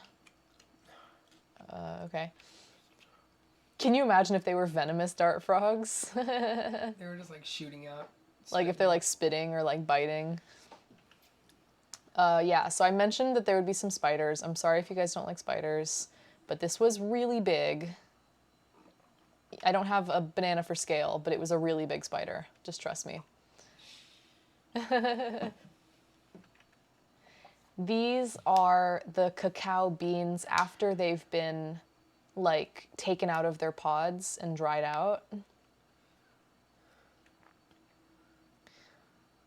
We talking like 2 inches big? Yeah, probably about like 2 inches or so. Small fist. It was large. Here's the, I mean, not the body, like, you know, the leg diameter, but still really big. Here's the fruit again, so you could see when it's blue cheese. Oh, you're right. This is the blue cheese fruit. Oh shit, I forgot about this. Guys, have you ever heard of the blue cheese fruit? Anyone ever heard of the blue cheese fruit? Yes. Hang on. It's a real thing. So I didn't taste it because he just found this one on the ground, but it's called a noni, N-O-N-I. Because when you look up blue cheese fruit, it gives you best fruits for pairing with blue cheese. And I'm like, no, the blue cheese fruit. Okay, yes, blue cheese fruit. It's a fruit. It's called noni, noni, N-O-N-I.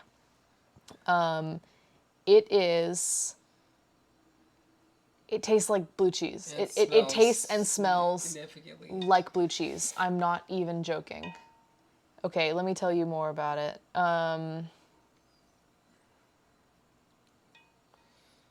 It's sometimes called cheese fruit or vomit fruit. I don't like fruit that tastes and smells like cheese. So we didn't taste it, but he like opened it up and was like, hey, smell this. This is the blue cheese fruit. And I was like, what? And I sniffed it and I was like, holy crap. It's literally really smelled like blue cheese. I'm not joking. Yeah. Noni is a pale green fruit with a bumpy surface grown throughout the tropics and popularly used in Samoan and Hawaiian plant medicine. So it's mainly used medicinally, not so much for food. It's got medicinal properties, supposedly. Known as cheese fruit or vomit fruit due to its unpleasant smell, noni has been hailed as a superfood by some thanks to its high antioxidant content and other purported health benefits. It's a relative of the coffee plant. It's native to Southeast Asia and Australia and was spread across the Pacific by Polynesian sailors. It has a lot of different names, and it has a very strong smell, so it's usually not eaten unless there's like some sort of food scarcity, but it has medicinal purposes, yeah. Yeah, you have it? See, Jeever says we have it. Have you ever had it before? I'm gonna move my microphone lower.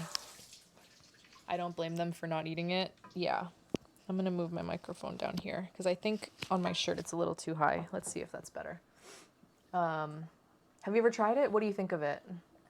It was seriously bizarre. I've never heard of anything like that. It was, yeah, that's what it looks like. Really freaking weird. It's disgusting. It's disgusting. Okay, so this is the cacao pod, just like kind of crushed up. I think it's after it's been roasted, so or after it's been dried. Yes, it's disgusting. So I forget if this is at the roasted stage or the dried stage, but basically you get cacao, and he said, nibble on this, and you nibble on it, and it does indeed taste like chocolate, but it's very, very bitter, not sweetened at all. It tastes like unsweetened, like baking cocoa powder. If you guys have ever like tasted that, if you're baking a cake and as a kid your mom said, hey, don't eat that, that's unsweetened cocoa powder, and you were like, nah, I'm gonna try it anyway, and you ate some and it was probably disgusting. Yeah.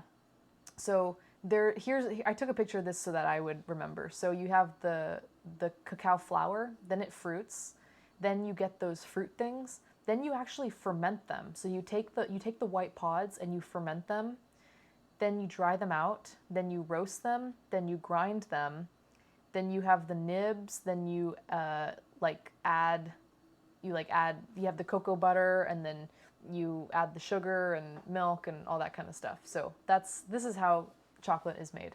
It's kind of cool. I didn't realize that there was a fermentation step. So this is us doing sorry for the kind of blurry picture, but this is us doing, it's an action shot. This is us making chocolate in the jungle.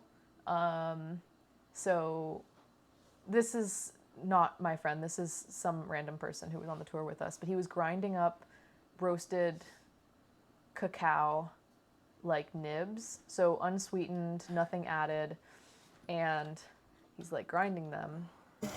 Smells good. It smells so good.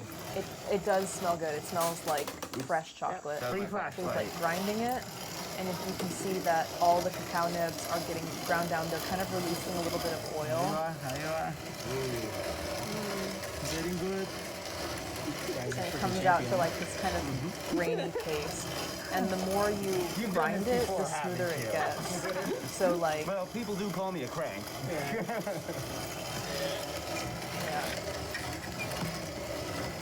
He's the guy who was placing the tour. Yeah. So it smells amazing. Just thinking about the smell makes me want to vomit. Yeah. So you get this really nice, like it's a little bit gritty. It's like a paste. This is what it looks like up close. Then he gave us all a little bit, and we got to add our own stuff to it. So I had him add sugar. So I just, he said you can add whatever you want. Milk. And he had like a little caddy, so I got to choose what I wanted. Cinnamon. And cayenne pepper. Perfecto. Well, guys, time to get dirty.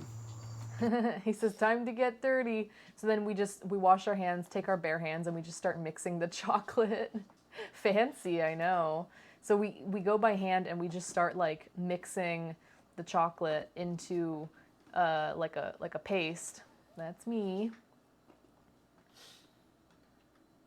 And that's my little mixed chocolate. Here's my friend with his mix. Yeah, we're playing with poop. Here's my friend with his. Yummy. Yummy. And that's my chocolate bar.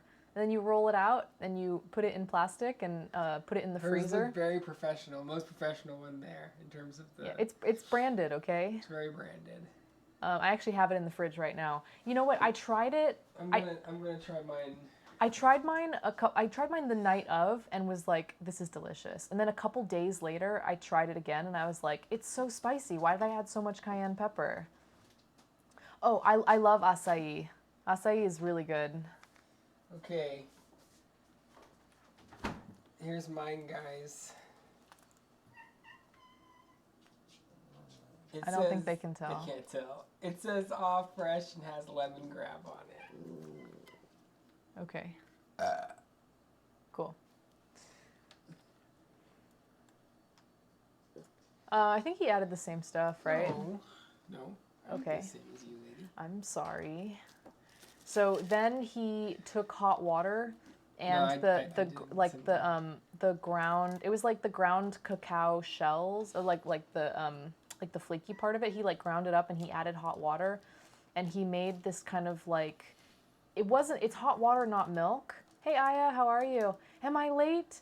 Well, we did already start going through photos, but I mean, we haven't gone that far. So I'm glad you joined us. You can catch the beginning in the VOD if you want. Okay, Maybe I'm the gonna cayenne eat like some of it. absorbed more. You guys saw the chocolate was made. Okay. I'm gonna try it. They can't see you. Oh. Okay.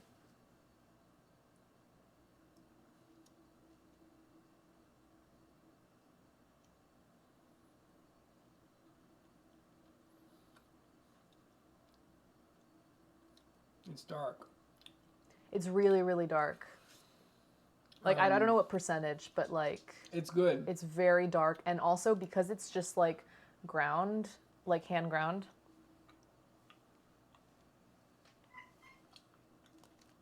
It's a little bit like... It's almost a little bit gritty. Mm-hmm. It's not very sweet. Mm-mm. And it's not very, like, milky. It's dark. But it's good. It has some salt in it. It's like, it's got spice from the cayenne. It's just, it's not what I would consider to be like a good chocolate bar, you know what I mean? Because of the grittiness. Because it's so like But you can natural. taste the complexity of the fresh cacao. There's not a lot of milk or sugar, you know, covering up the flavor. And so what you taste is very much like the cacao flavor, right? So this is, wait, I'm sorry, did I stretch this thing out again? I would probably try making hot chocolate with this, yeah. Because he did say you could do that. We also bought the chocolate tea. Well, yeah, that's different though. That's Yeah. gonna be good though. So then this was kind of just like a warm beverage. It's kind of spicy.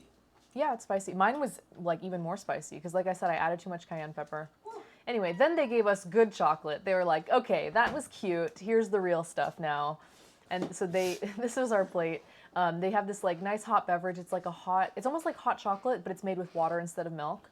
And it's almost more of like, it's kind of like a chocolate tea. They call it like the drink of the gods or something. Mm-hmm. Yeah, and then we have bananas dipped in white chocolate and dark chocolate. We have sticks of white chocolate and dark chocolate. And then we have coffee beans covered in white chocolate and dark chocolate. So they were delicious. I still have a couple coffee beans left in the fridge. I've been snacking on them. I have like one in the morning, a little pick-me-up. This, you can't really see, and bless you. My zoom in, the resolution's not that great, booty. but it's a frog butt. Yeah, booty. That's a frog butt. Badonka-donk. Yeah, it's like super bitter, the chocolate. Yeah. Like it's very bitter. So I feel like what you'd want to do is mix it with hot milk and add a little bit more sugar. Edible arrangements. Who? This is another frog, also with a cute butt. This is I can't remember what the flower is. I actually posted it in Plant Hype. It was like a something ginger or something like that. I posted a picture in Plant Hype, and Adina Verde was like, "Oh, that's a blah blah blah blah blah," and I was like, "You're crazy." She knew exactly what it was. I just thought it was a cool looking plant. Yeah, she's a pro. This is a bat. I know it's kind of hard to see, but oh wait, can I move up like that? There we go. This little lump right here is a bat, just kind of hanging out. Can I share some of mine? I have a whole bunch from that day. Wait, hang on. How do I make this go live? Okay, hang on. No, this is, we got the video from the other person. Yeah, it's poopy time. Everyone already knows. Is this it? I think this is it. Trash, and he's got this white dog. Oh, he just...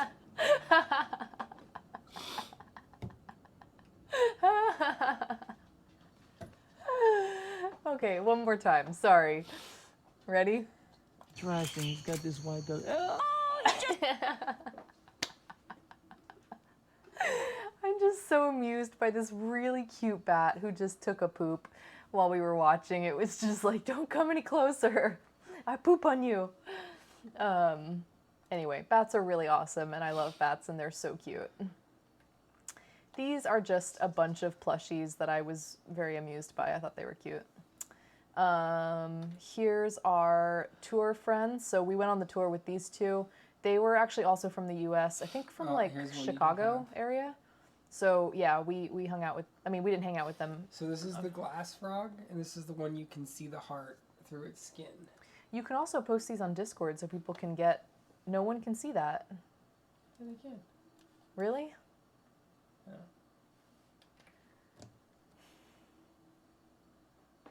Okay, great. Yeah, they were very quirky. That is quite an outfit. Yeah, he had these like really crazy socks and like pigtails and like a really crazy shirt. And she had some cool tats. They were interesting. So yeah, these were the people on our tour. The cat tats were cool. Her like 3 cats like dancing around each other. Are you sure that wasn't the coffee guy? The man in the coffee shop who had the 3 cats on his arm? Okay. I don't know. What do I do?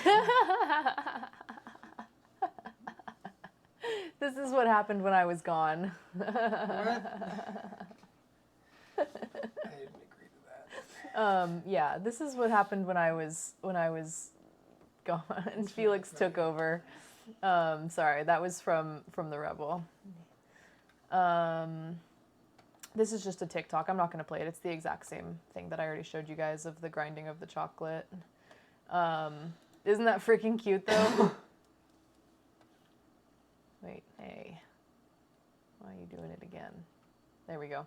Here is another picture from breakfast. Again, you can see more of the mountain this time, but it's got a little bit of clouds on it. It's kind of being a little bit of a tease. I don't know. It was gorgeous. That's me. We went on a hike. Oh, you look cute. Thanks. This one's a little bit underexposed, I think. But, ooh, there was a butterfly. A lot of butterflies. And moths and shit. Yeah. Afresh really wanted me to take a picture of this because the brand is called Food. Yeah, I don't know. It's just, wait, is Jay Fry here? Yeah. It's just so video game. It's so video game to have something called FUD or food. Okay. See, he can see it. He gets it. See? Did you walk into the store and ask if they have Dan food? gets it too. You have food? Stock off-brand assets. Yeah, see? All right, guys, this is our first ceviche of the trip. Hell yeah. It was really good. It's a type of ham? I believe so, yeah. I actually don't know. Because ham isn't ham. Oh, yeah, jamon. There it is. But pachuga.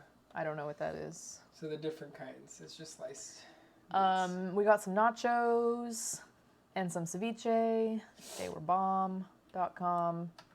And then we went on a hike and we got totally rained on, guys. So we went to Mount Arenal National Park. So that's the volcano that you saw in the pictures. We went right up to the base of it and there's a national park there. And we accidentally left our raincoats in the car and went for a hike. Well, it started raining, so we got wet. Turkey, stop it.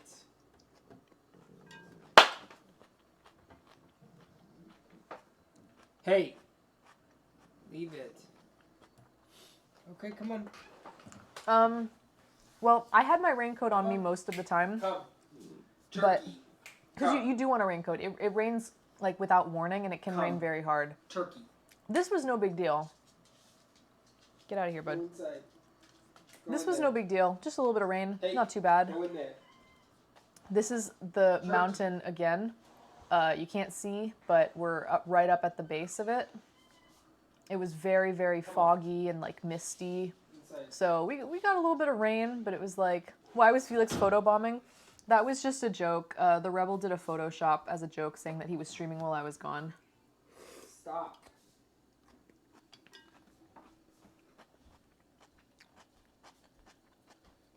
So we got rained on a little bit, but it was kind of no big deal, right? Ooh, spicy. You can see the clouds rolling in, covering up the volcano, which would have been a cool picture. In fact, when we arrived at the national park, the guy at the front taking like ticket sales was like, just so you guys know, today's not a good day to see the volcano.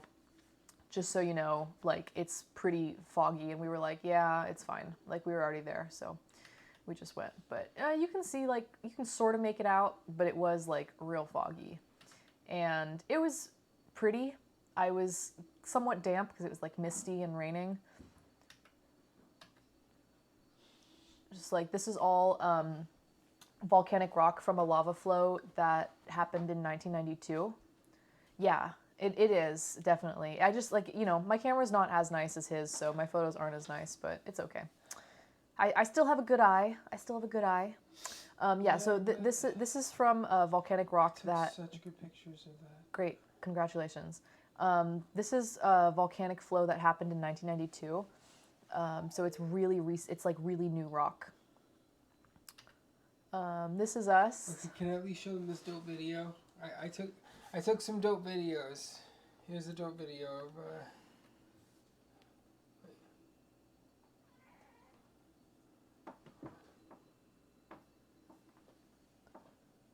No, they can't see that. I don't know why you... oh, look at. Yeah. That's truly awful. I'm sure it's great, but like no one can see that. So let's not do that, okay? Like, if you want... These are funny. These live photos are hilarious. Yeah, I think I have... That's funny. I think I have them. Yeah, but I have you making the face. Yeah, I have them right here. They're literally... Oh. Yeah, I tell him all the time to share stuff on Discord. He never does. Pour it's like too hard. off Yeah. fresh. Felix already took my seat. Look at him. He's already back over here. He's already taken my shit. I hate live photos. I don't know why. These are from his phone. I stole them. That's cute. They're like wizard photos. Yeah. That's pretty much what live photos are. This tree was freaking awesome. So what these trees, they grow and then they start sprouting roots from like up here and they all grow downwards. The skirt. Yeah. It's pretty cool.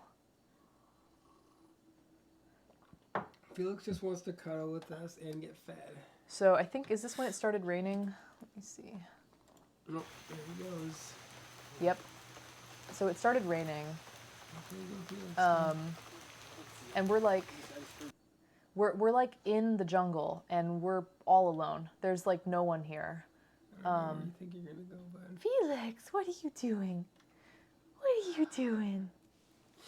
Bonk, bonk, bonk, bonk, bonk. I don't know where he's going, dude. The Pixel takes a live photo under the hood every time you take a photo, so you can go back and find a better frame. Oh, so that's the reason. Oh, okay. Yeah, you can do that too. You just look like the best of the... So anyway, it starts raining, and we're just like, okay. Oh, see, you're gonna fall. Felix. Just look at him. Did you see him? Did you see him? Look at him. Oh, wait, why did it go backwards? Felix, you are Went backwards. such a klutz. Oh my God, I hope. Oh, there we go. Oh my God, he's such a klutz. I know, Felix. No, he did the splits on it. He did the splits. Yeah. All right, that's my husband at a big tree. This tree was like hella old and giant. I think it even said it was like... It says it right there I think on the there's sign. yeah. Oh, But it was hi, Felix. a huge old tree. It was gorgeous. It was really big. Big old tree. There's me for scale. I took a panorama. Do you have it? Well, I did, but my iCloud didn't update. So it's 400 years old. Yeah. And it's 30 meters high. It's a big boy. It's a real big boy.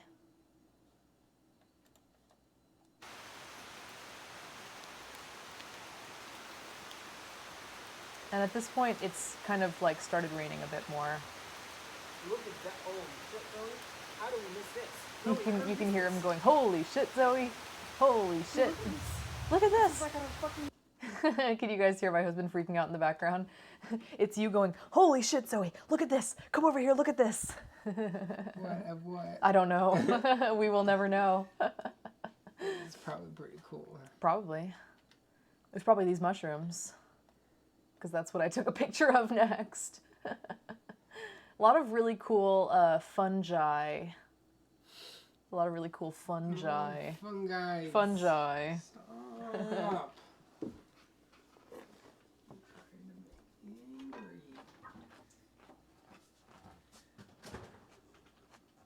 Mm-hmm. It looks like a tree that elves would live in. Absolutely. So a lot of mushrooms, because what we kept learning is that with that much moisture, the life cycle of the rainforest is constantly turning. Things are living, dying over and over again constantly. So you see so many dead things, so many like fungi like eating the rotted wood, so many insects and stuff like that, so many new shoots. It is like, it's really cheesy, but like I was so acutely aware of the circle of life being here because it all happens so rapidly and so like so much around you. So everywhere you look, like right off the path, there's all these new shoots coming up and they're all sprouting up out of a dead tree. So it's like, I know it's cheesy, but it was really fucking cool and like humbling.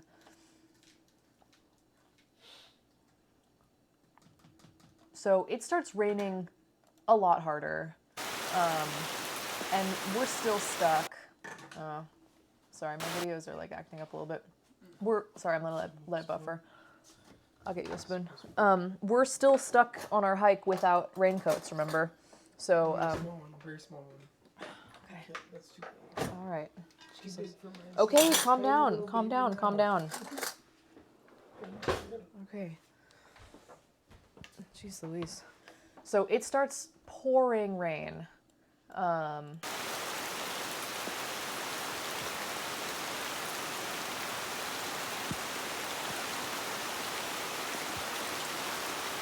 Pouring rain.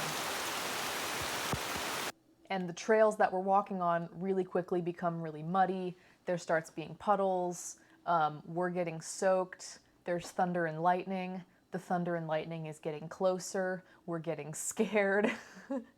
Because literally, you can tell how far lightning is from you, right? Because the faster that the thunder comes, the closer that the lightning is. So when you see lightning and you hear like, there's many seconds and then there's some roll of thunder, great, you're probably fine. But when there's lightning and thunder like really close to one another, it's scary. It means it's really close. Yeah. So we start freaking out because we're alone in the jungle. There's no one else on the trails. We didn't really run into anyone. We ran into like a couple people at the end of the trail and a couple people, there were like 2 people that we walked by towards the end of the hike. But for the most part, we were alone. So we were kind of scared because we were like, holy fuck, it's like raining really hard and there's lightning and this is scary. So I got soaked, and this is me. But thank goodness for my shoes, dude. Guys, my shoes were like, I know I raved about my shoes a whole bunch. Those shoes were the freaking MVPs of the trip. I loved my shoes. They were so great. You can see I'm just standing in a mud puddle, and it's like, it's all good. Sockless life, right? All about that sockless life. Here, this one's really funny.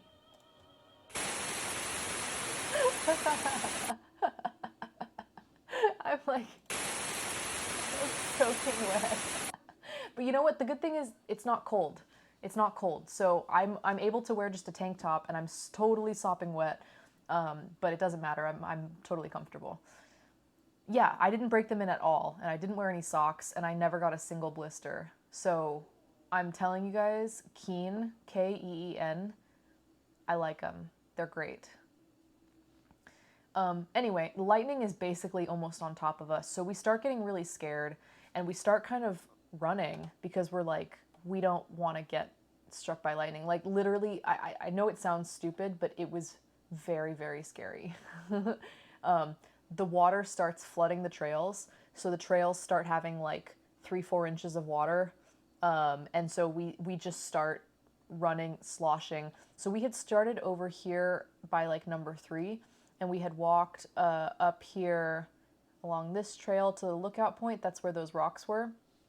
And then we came down this way and went around this way and then went back. So it wasn't crazy. So it's like, what is this? Number 4 is 2 kilometers.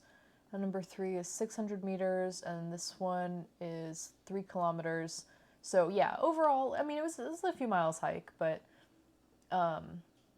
well, the water building up, it was like, it was starting to flood and it was getting really muddy, and we honestly got quite scared because the lightning felt like it was on top of us. So we start running through the water in the jungle and we're just like, we got to get back to the car. Like, never go into a forest with the wrong shoes. Do you need military shoes? No, my shoes were great. They held up perfectly. So here's a little bit about the area. Let's see. So we took number 3. Vegetation along this track begins its colonization after 1968 eruption. So the eruption was in 1968. This track owes its name to the presence of many helioconae, that must be the type of tree, a lot of ferns, orchids, and bromeliads. And then we took number 4. The topography is mostly flat and sandy, resulting from the 1968 eruptions of Arenal volcano. A very varied vegetation has colonized this sector, dominated by wild cane and wax myrtle, as well as abundant vascular plants that grow along the trail. Coladas owes its name to impressive lava flow produced in the 1992 eruption. You can walk over this lava field, but it is very rough and steep in places. Please take special care. Yeah. Did it feel like that scene from Jurassic Park when the guy was trying to escape with the DNA in the shaving cream bottle and he gets the acid spit? Link it to me, I don't know. It's like one of the best. So don't work in the Amazon because everything tries to kill you. So we're like trying to dry off and we're done with our hike. We survived and we go and we get some food, and I got an empanada, which was actually weirdly like kind of corn based. Like the dough had corn in it. So it's not like any empanada that I've had, because usually I've had like, I think flour, like wheat flour based ones. So this one had some corn in it. So it was kind of interesting. It was pretty good. But sorry, that was a bum picture.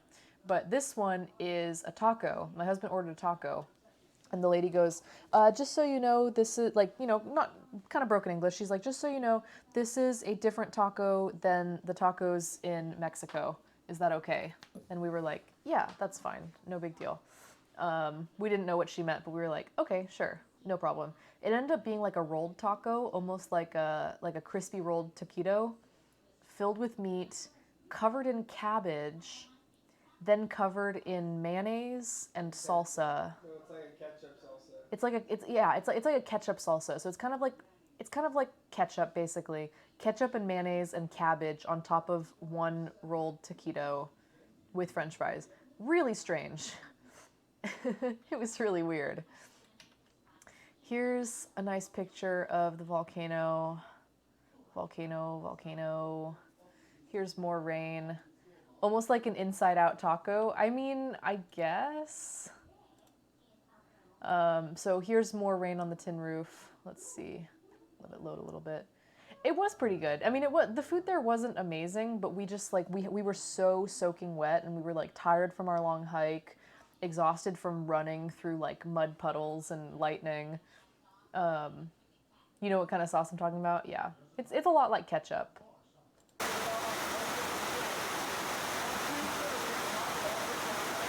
So this is back at the hotel, and yeah, this happened every day, without fail. A lot of rain. This is a pizza. My husband had some pizza. Actually, pizza was very popular in Costa Rica. There was a lot of pasta and a lot of pizza.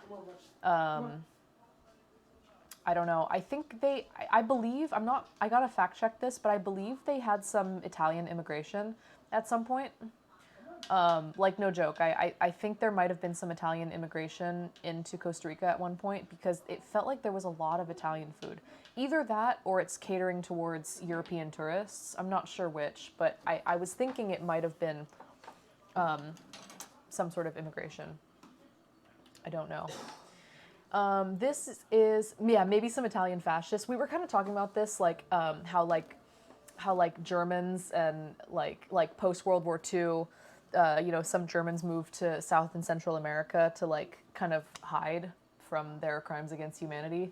Um, and yeah, so yeah, we had this whole discussion. I got to do some research, but yeah, possibly Italian fascists moving down to start a new life. Yes, Argentina, correct. Anyway, I don't want to make assumptions because I don't know the facts, but it's possible. This is a really, really typical Costa Rican breakfast. This is called gallo pinto. It's rice and beans. So it's rice mixed with black beans here. That's why the rice looks kind of muddy. These are plantains. You have it in Brazil too. So these plantains are cooked with the skin on, and you just kind of like slip them out. And then this is just some scrambled eggs. So gallo pinto is usually eggs, however you like them. What is that? Huevos con gusto, I think. And then your rice and beans, and then your plantains. And then, of course, a cup of cafe con leche, and you're all set. We're talking about their descendants. Yeah, exactly. I mean, at this point, like, you're many generations away, for sure. I'm not insinuating that that people like descendants did anything wrong. They just happened to be born. Yeah, I know what you're saying.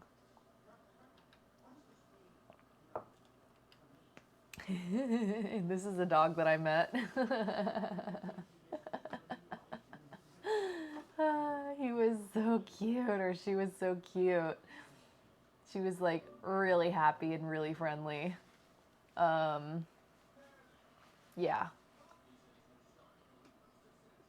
They probably got there and they were like, hey, this is kind of nice. I sort of feel a little less pissed off at everything all of a sudden. Yeah, maybe. Or maybe they showed up and they were like, hey, this is nice. No one knows who I am. And I can, yeah, leave behind things that I've done. Sure. Jeever is 50% Jewish German. Do you know, for that side, do you know what brought them? Were they fleeing, like, or was your family German Jews fleeing Germany in World War II? It's very shiny, a shiny sausage. That dog is loving it, I know. Okay, so I wish I had pictures from our river rafting, but I didn't because obviously we got soaked, and so I didn't bring any devices with me. But this is us after. Oh, my friend closed his eyes. This is us after river rafting. It was like so freaking cool. It was whitewater rafting, and you're like riding on a big inflatable thing, and it actually was quite scary. Like, my husband got thrown into the water. Like, he fell off and got thrown in. And it's very calm at this point, but some parts were like somewhat scary. It was, so they have like different classes of rapids. It was mainly class 2 and 3.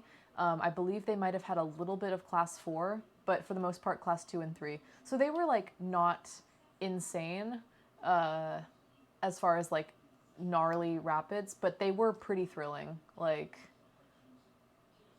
Maria would love your top. Yeah, it's like kind of a vintage, it's like a vintage bikini. Your family came to Brazil in 1914. Oh, okay. Oh, yeah, it was so fun. We were like, afterwards, we were just like, yeah, we got to do this again, like in the US. So I wish we had pictures of us doing it, but they want you to buy the photo package, and like, it was kind of pricey. I think it was like, sorry, my picture's loading.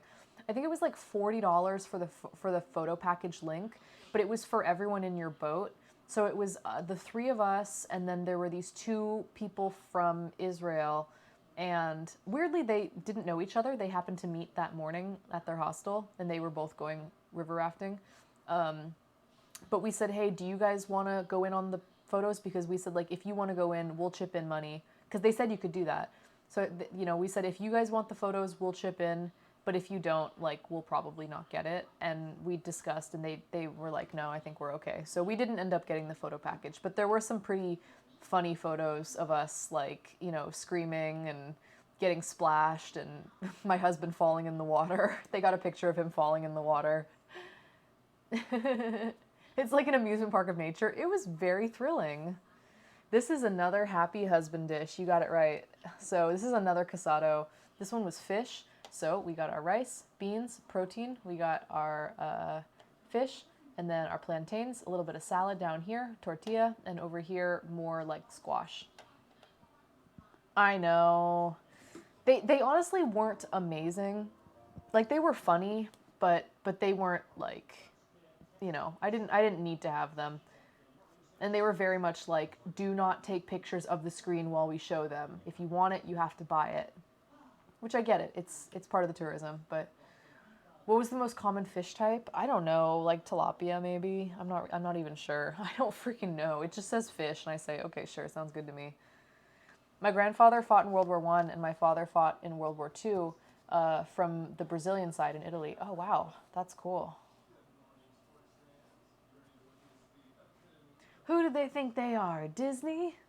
Yeah, but in Disney you can take pictures of the screen. You can get away with it. This one they were like very strict about it. Anyway, more rain at our hotel. More heavy rain. This is my friend. You can see how it's pouring. He's enjoying some whiskey. Almost like a Zen garden a little bit. Oh yeah, kind of. With the rocks. So it was like just lovely. I loved sitting here reading, drinking, listening to the rain. There's my husband and our friend. 2 little peas in a pod. They look so cute.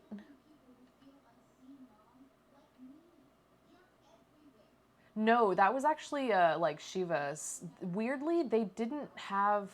They do have local whiskey, but I don't. Not a lot of it. I told you guys that I had Guaro, which the brand is called Cacique. So I drank 2 bottles of Cacique while I was there, and that is kind of like a rum. It's sugarcane based. Tastes more like vodka than like rum though. Honestly, not very good. Tastes kind of sharp. Don't drink guano. I didn't drink any guano. Don't worry. Do you guys know what guano is? It's bat poo poo.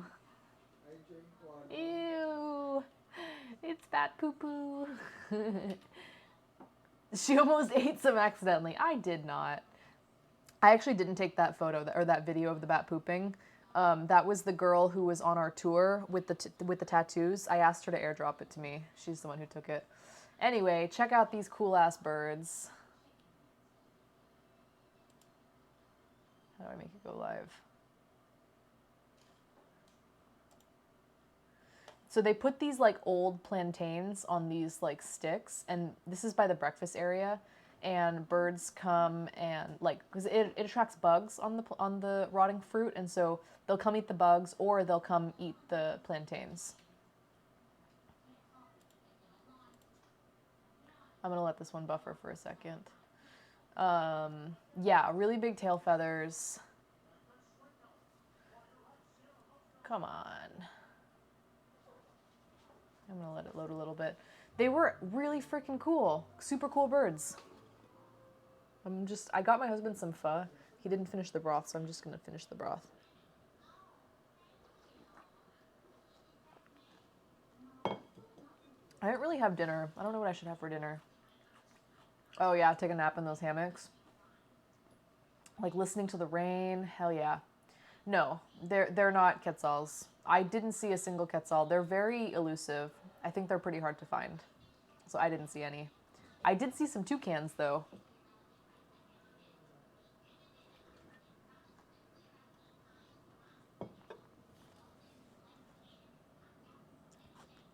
It's taking a long time to buffer.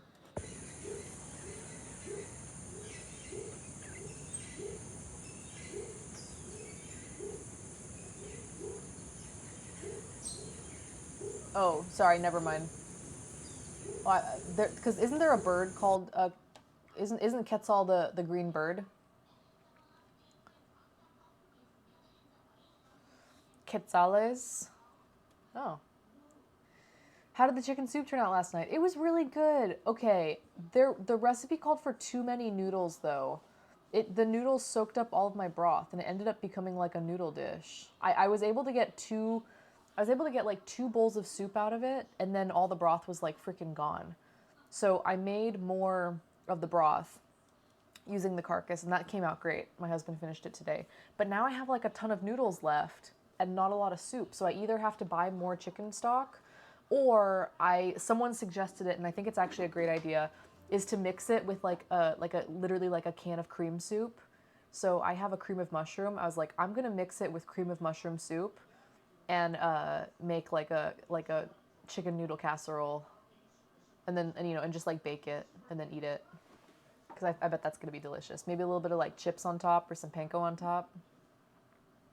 Oh yeah, the stock worked. Yeah. Oh, the currency is named after the bird? That's cool. These guys were so funny. This one on the right was eating like a pig and was like he's like throwing the banana up in the air and like catching it. Yeah, and then I happened to find a can of cream of mushroom soup in my pantry, so perfect. When does CVS close? Pretty late, I think. What do you need? And there's the volcano.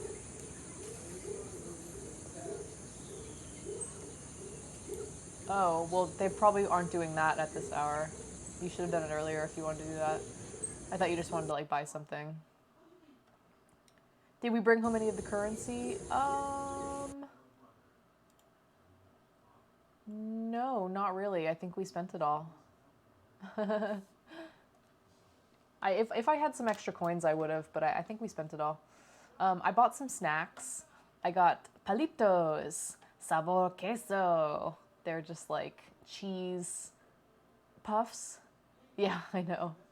Tostaditas de maize. They're just corn tortilla chips with a little bit of like lime chili flavor, onion rings, and chicharrones, except they weren't real chicharrones. They were wheat, like knockoffs. And I didn't realize that. I was eating them and I was like, why don't these taste like chicharrones at all? And I was like, there's literally no pork in these. He's doing the Italian fingers. The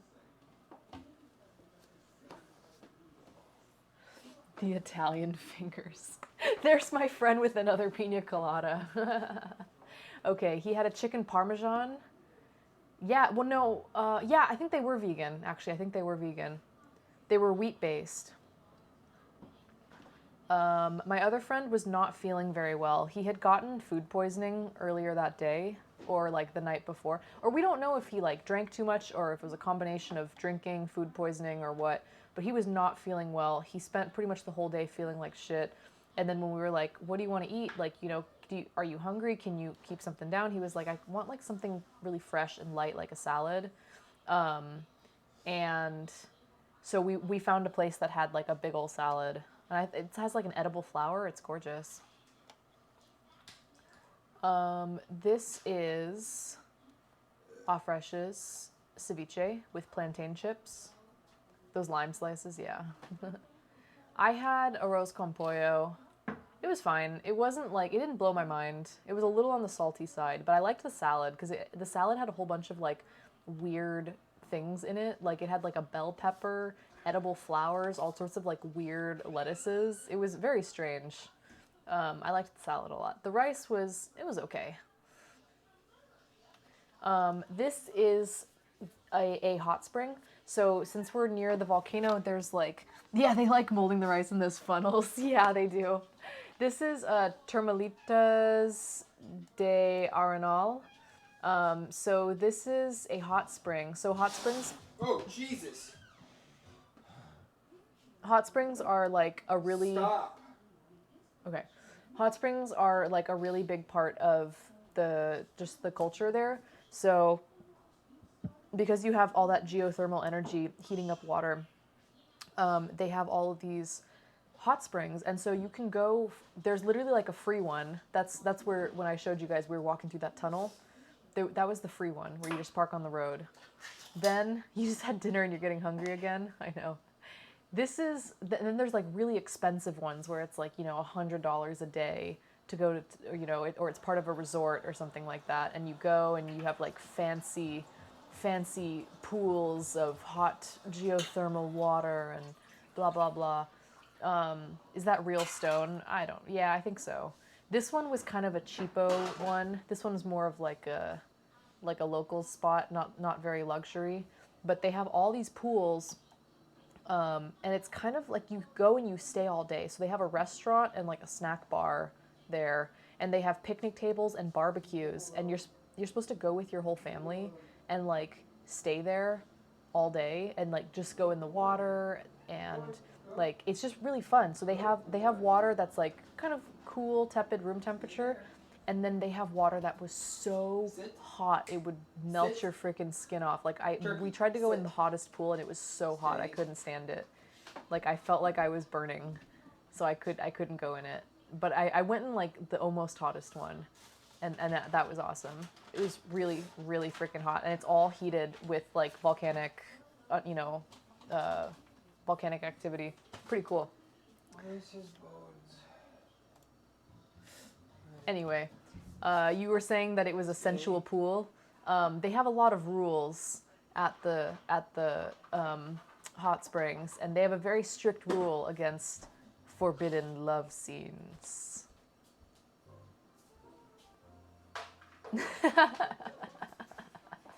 What a bunch of bullcrap. Well, it's a family place. You can't have people like hooking up, and you can't have people like having sex in the hot springs. Like that's gross. It's not sanitary. Like, but I thought that was really funny because they're like, no love scenes, please. They had a lot of rules, you know, obviously no glass. No Aladdin love scenes. Yeah. That's what it came to mind. It was like a Disney love scene. Yeah, well, who did all their lighting? What were they thinking, giving it such sensual lighting? Exactly, Jay Fry, it's so I don't know if you guys can tell, but this is a big mushroom, by the way. This is a giant mushroom.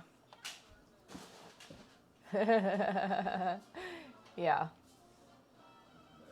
Okay.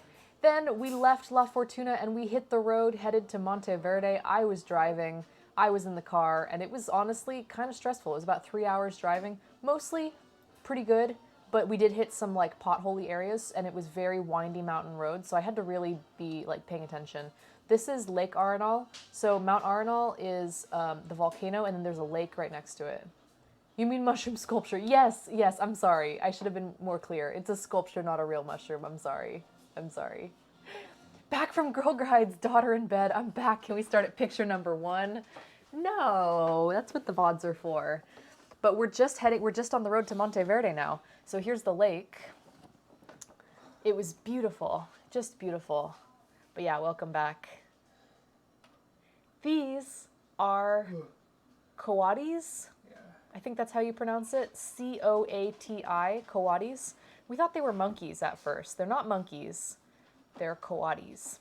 They look like a monkey. I don't know if that's a prehensile tail. I think it might be, but I'm not positive. They're actually kind of more closely related to raccoons. Anyway, they're really stinking cute, and they were all up in the road. So I had to stop the car because I was afraid of running them over. And then we wanted to take pictures, but then they all wanted to like come check out our car. And like my husband opened the door to get out and like get a closer picture and also make sure there was none under the, in front of the car, just to make sure that we were clear. And they were like getting really close, and he was like, dude, they're gonna jump into the car. Here in Brazil, we have a saying: if there's a sign, there's a crazy story for it to be there. You know what? We don't really have an equivalent saying, but that is pretty true of a lot of places. Yeah. Oh yeah, people probably feed them like crazy, but they're super cute. They're coming right for us. Aren't they adorable? Let's see. See, I don't think I took this video. I think this is my husband's. So I have some stuff carried over, some stuff didn't. I don't know. You got to play with baby howler monkeys at the rescue center? That's so cool. Trying to let it buffer a little bit. Ah, they're so cute. Look, he's like coming over to inspect the car. Wait a second. They're in the road. I don't want you to kill them, please. You can hear my husband saying, they're in the road. I'm going to get out because I don't want to kill them. Because yeah, I was parked there so we could take photos, and they obviously started coming closer. And then I was like, dude, if I drive, I'm afraid I'm gonna roll over one. So he got out of the car to like make sure that everything was clear. It was so cool. I actually didn't get out. I just stuck my... I can't tell if there's anyone in front of us. There's so many, and they're like a whole troop of them. Stop. Yeah, that's turkey. This is a German bakery. Yeah. German.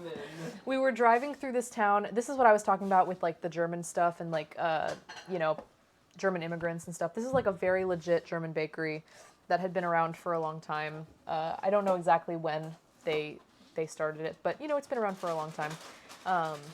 Is that turkey whining? Yeah, sorry. Jeever says, yeah. It's a German bakery. It was honestly very legit. So they had a bunch of like German baked goods.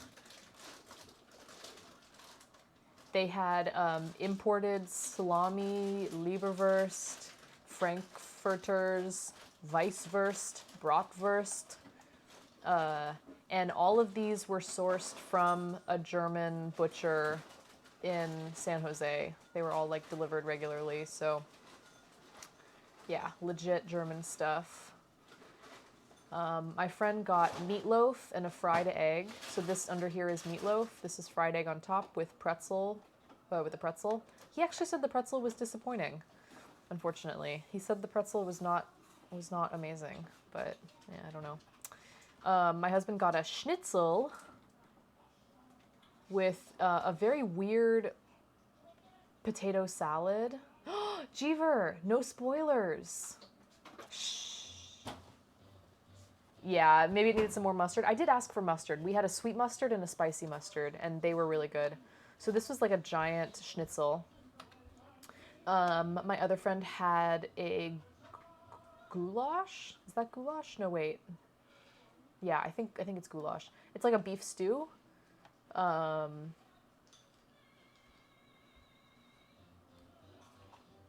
had a bratwurst sandwich.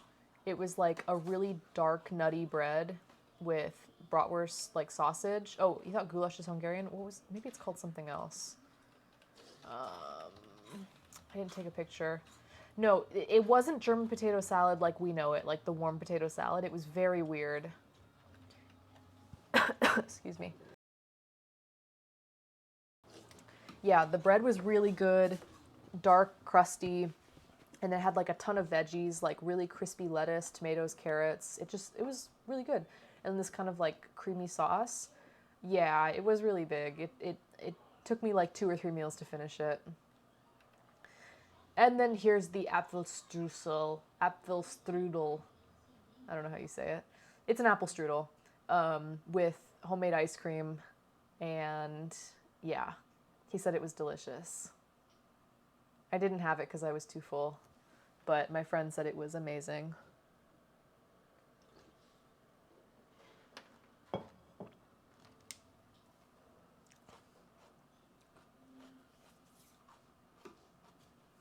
This was just a different German potato salad that I'm used to. Did you put jalapeno in this broth? It's so spicy. Is that a big enough bowl? Yeah. It's for the pho. Okay, then we moved on. And it's actually a mixing bowl. It's like one of my baking mixing bowls.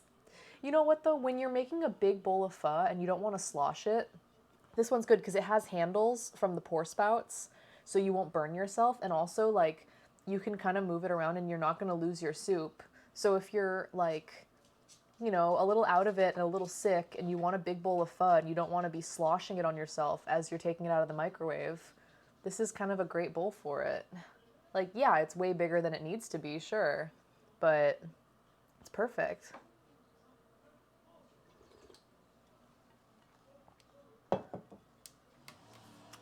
Oh, it's not perfect? Uh-oh. Jeever does not approve. Oh, he approves somewhat. So here's Lake Arenal from a different side. We basically drove west, up and around,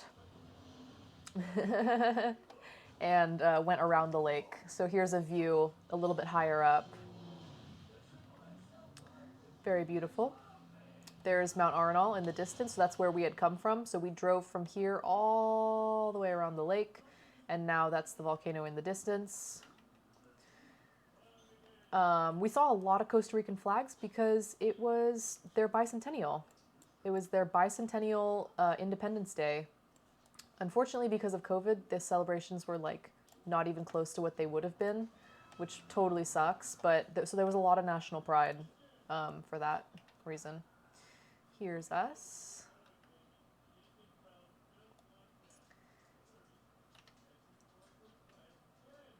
That's me with the butterfly wings. They have a nice flag. Yeah, it's nice. We saw a lot of patriotic stuff. I took a picture of this so that I had their phone number in case I needed to be airlifted somewhere. Not even joking. I was like, I'll take a picture of that just in case. Another pizza. Pretty decent. Had a lot of veggies on it. I think it was pretty good. This is like some sort of weird cricket thing. I forget. I don't know if it's like a cicada or a cricket. You always do that? I don't know. I'm just like, literally, it was like a clinic that we saw in town, and it just had like, I don't know, it said we accept international insurance, and it basically said that they cover all sorts of stuff. And I was like, okay, that's probably good to know. Like, the highly deadly barking cricket. I do it with parking spots too. Okay, yeah, so we got some bug pictures. Okay, so we went on a night walk. This is like just a really, really large, I don't know if it's a cricket or a grasshopper or something. It's big as hell. This is a frog. Isn't that so cool? I'm pretty sure, I think my husband took these on his phone, because I don't think my phone could get such a good picture. No, he's got some really freaking good ones. Oh, it doesn't look like your mother's. Well.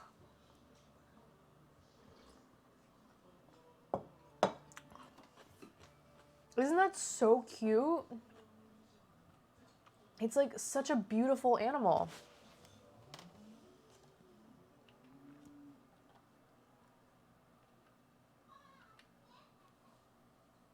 Like, it's just so gorgeous. It's just so gorgeous.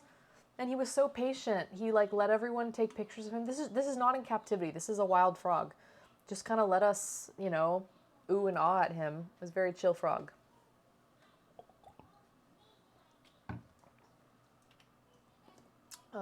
This is like some sort of butterfly. Some of these pictures are meh. This is a giant cockroach. It was really big. It was like the size of my thumb. National Geographic calling? Probably not. Oops, sorry, accidental picture. But you can see it was in the dark. It was in the dark and we had like flashlights and we're just like traipsing around on a night hike. Oh yeah, that's a roach. La cucaracha, la cucaracha. Yeah, it was a big boy too.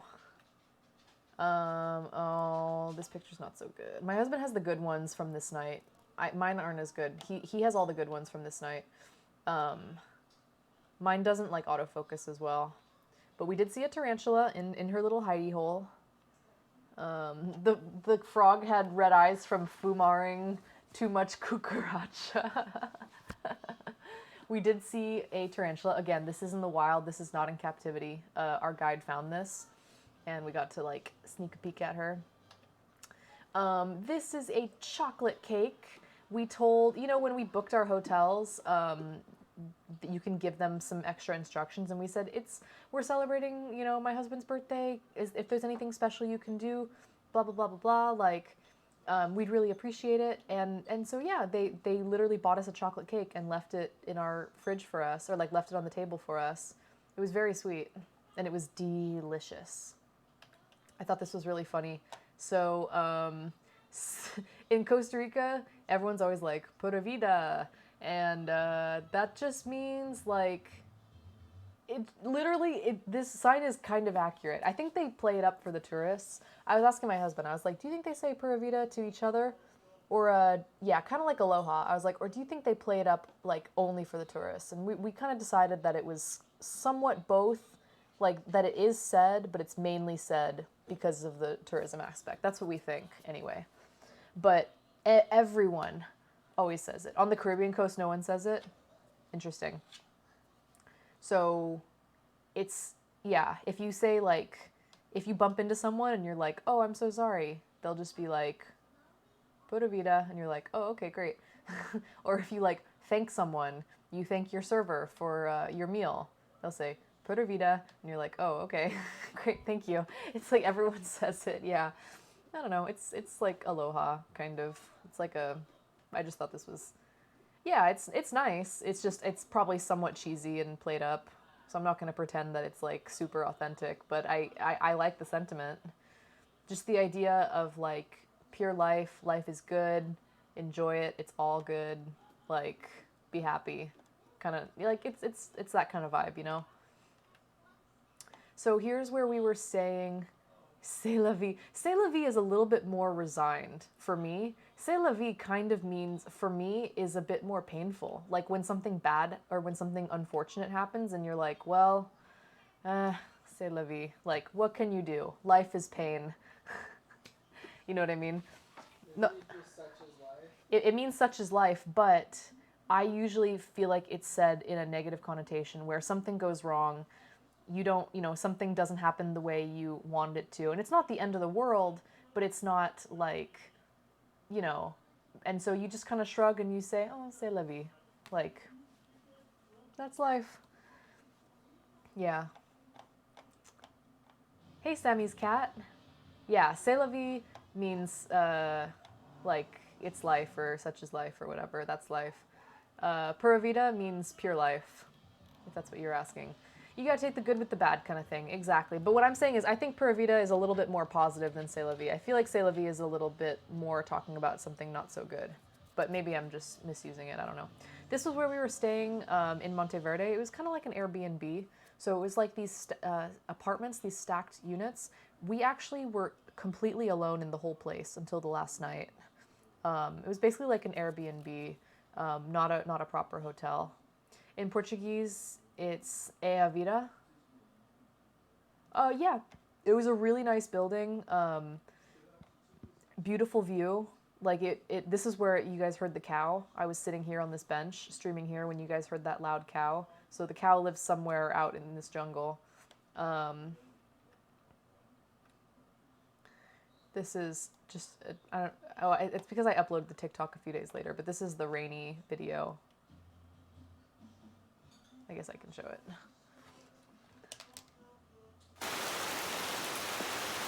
It's the same one that we already saw though, where it like gets super rainy.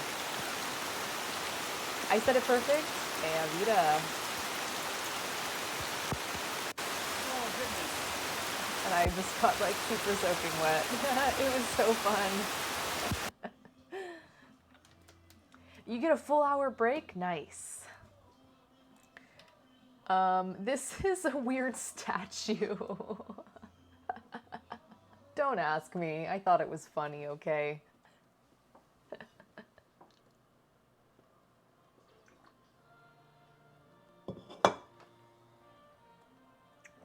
Maybe I'm Brazilian, but don't know it. My best friend growing up, like my BFF from the time I was about 6 months old, was Brazilian. We're not BFFs anymore. I still love her, but we're not like best friends anymore. But yeah, she's Brazilian. Both her parents are like super Brazilian.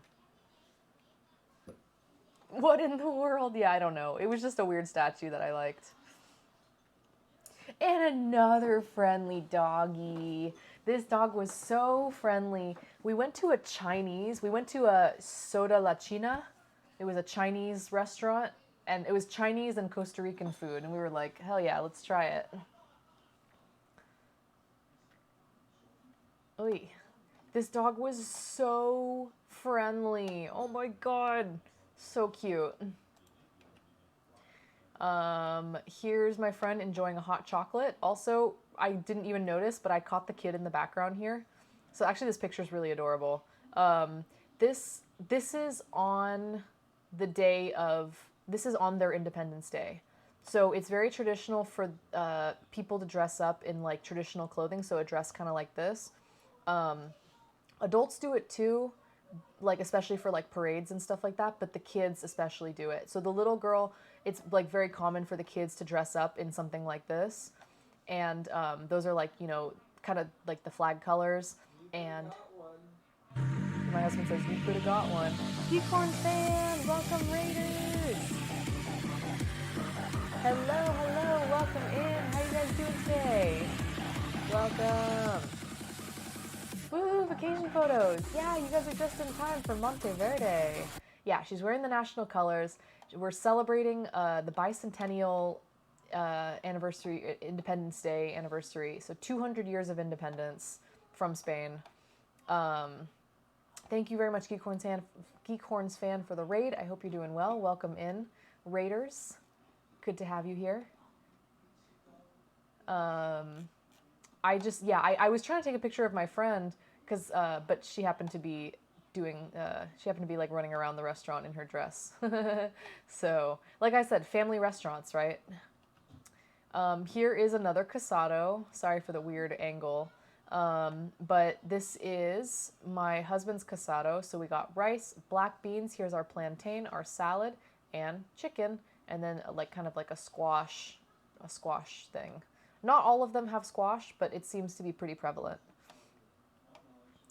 Did the hot chocolate have a little cayenne kick? I didn't taste it. I don't know. Sorry.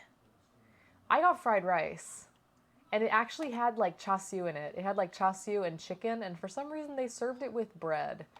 But I was very curious to try their Chinese food, and honestly, their fried rice was pretty legit.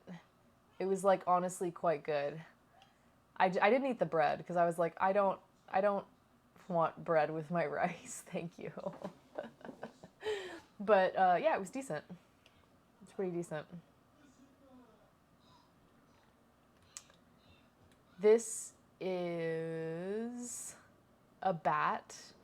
Okay, basically we went to this exhibit where there were bats, but they weren't taking tours at that moment, and so we kind of like were wandering, and then like I'm not even joking, we like went in, we were just like exploring the museum, and we went in this area and we like accidentally found ourselves in the bat enclosure.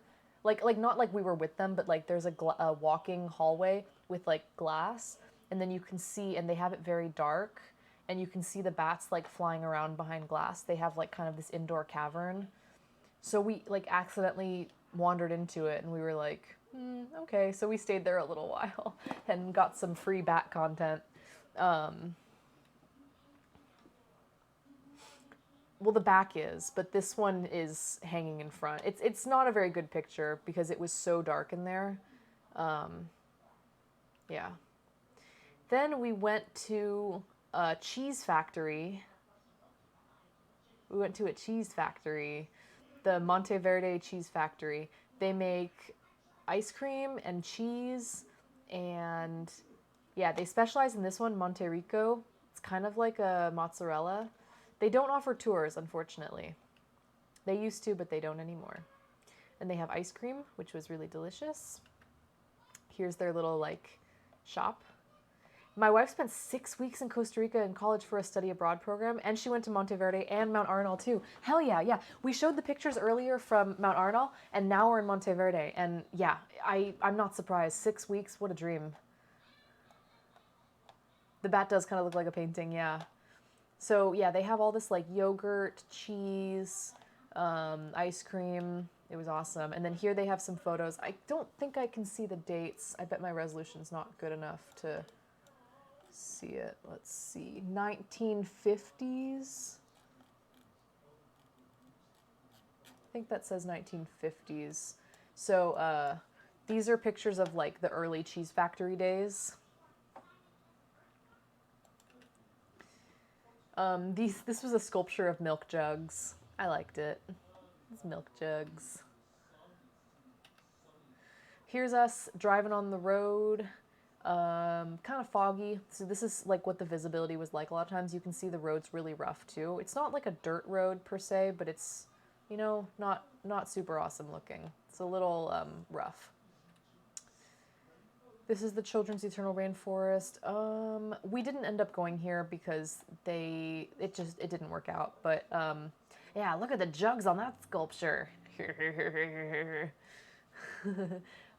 This is a rainforest that you can visit where like ticket sales benefit programs for school children, and they do a lot of like conservation, a lot of education. It was super cool, and we were going to do a tour there.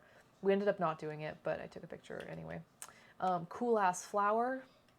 We went on this amazing tour. Oh shit, I lost my pictures. Come back. Okay, we went on this amazing tour of this like orchid garden.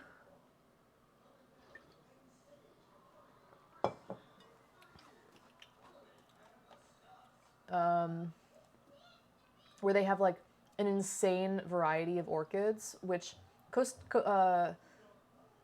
sorry, I almost said Costa Verde. Costa Rica, Monteverde has a lot of orchids, a lot of different varieties of them. So we took a tour, and it was just us on the tour. Am I eating ramen? I'm eating leftover pho broth. I don't know if you've ever had pho before. It's like Vietnamese noodle soup. My husband ate all the noodles and the meat, and I'm just kind of finishing his broth. So these are all orchids. They're just lovely. Our tour was really informative. Like, the guide was incredible. He knew a lot. He was pretty young guy, probably like our age, maybe even younger. And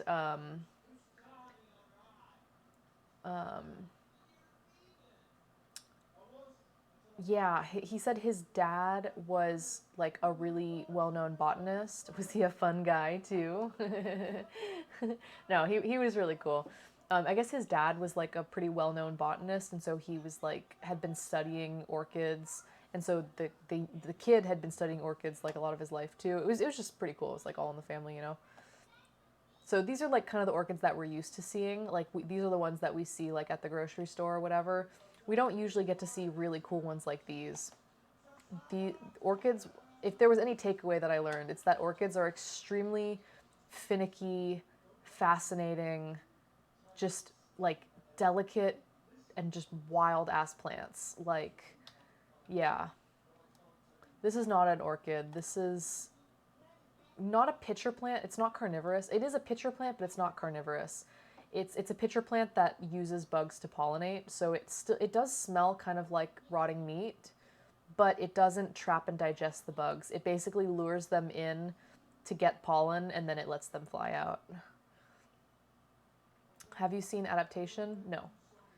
Yeah, so it looks like a pitcher plant, but it's not carnivorous. And I did smell it, and it does smell like stinky meat.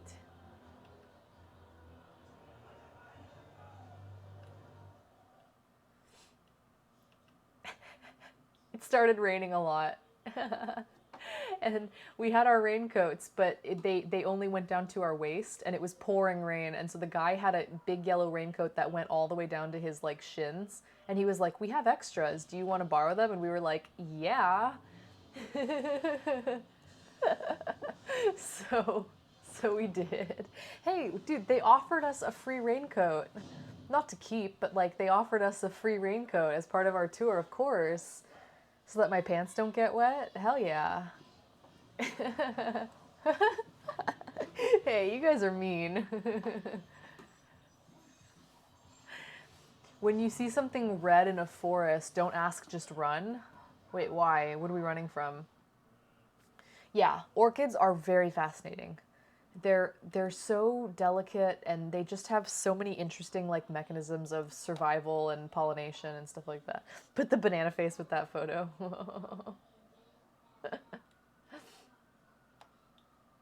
Yeah, plants and pollinators evolve together, and it's very evident, like a lot of the evolutionary stuff. It's just really cool. They're super neat. Most of the things in the jungle that will kill you, you will never see. All red is danger in the forest. Okay.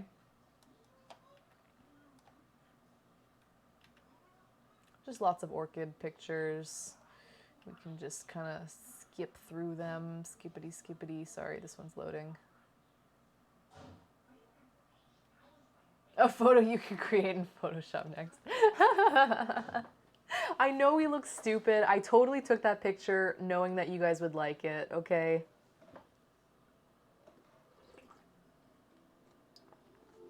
If I was worried about looking like a dork, I wouldn't have shared it. So, you guys know I'm not afraid to look silly. This is me as an orchid.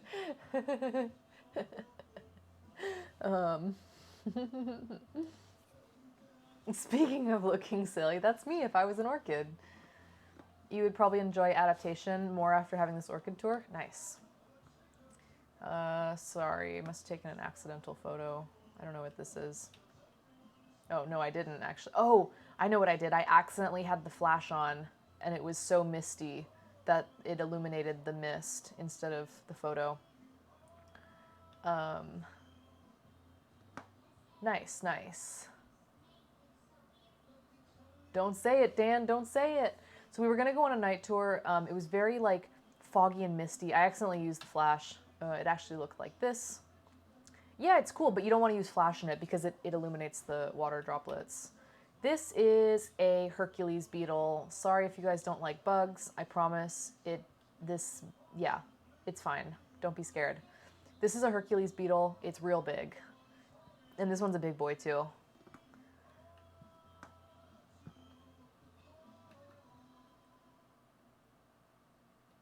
Pretty large.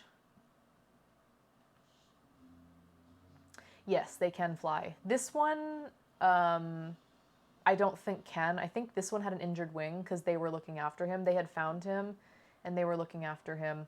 These guys don't actually live that long. Ooh, God damn it, this thing keeps loading. In their larval state, they actually live for like 4 years, but in their beetle state, they live for under a year. I think they said like maybe 6 months, but not more than a year. So they actually don't live that long. For how large and like big and strong they look. You don't like crabs. Crabs are kind of creepy. Did your medicinal chicken noodle soup work? Master of Splits? I don't know. I think it helped a little bit, maybe. And then we said, wear it like a mustache. So he wore it like a mustache. Don't worry, he's not touching his face. That's me. And I wasn't scared at all. I was a little scared. But it's okay. It has kind of these sharp little legs that kind of like grab onto you. They don't cut you, but you can tell that the beetle's like holding on because he doesn't want to fall. He's really heavy and big and like not very fast moving. So he kind of like grips your hand. So it hurts a little bit. And it's a little scary because it feels like he's got claws digging into you. But it's just so that he doesn't fall off. His name was Rodrigo. They literally were like, yeah, his name's Rodrigo. And we were like, oh, okay. Hi, Rodrigo. Do you guys think I could be a hand model? I feel like my fingernails look really nice in this picture. Heavy and big and not fast moving. This surface sucks. Give me some tree bark. Yeah, I know. Seriously.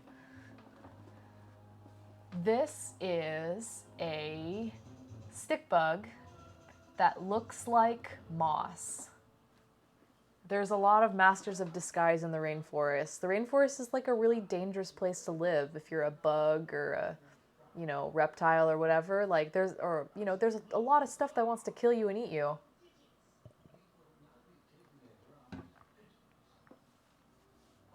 So our guide found them and was like, okay, see if you can find them. And so we looked and looked and we were eventually able to find them. But if you don't know where to look, you would think that this is just a piece of like moss. Yeah, put it in a glass chamber. I love that. I love Zoolander. I've told you, Zoolander is one of my favorite like dumb comedy movies. It's like, as far as stupid comedies, it's like up there as probably my favorite. Sorry, if you guys don't like spiders, these next two are spiders, sorry. This is a spider, and it is having a snack. Sorry if you don't like spiders, I'm zooming in. Don't look if you don't want to see it. Nom nom nom nom nom. He's snacking.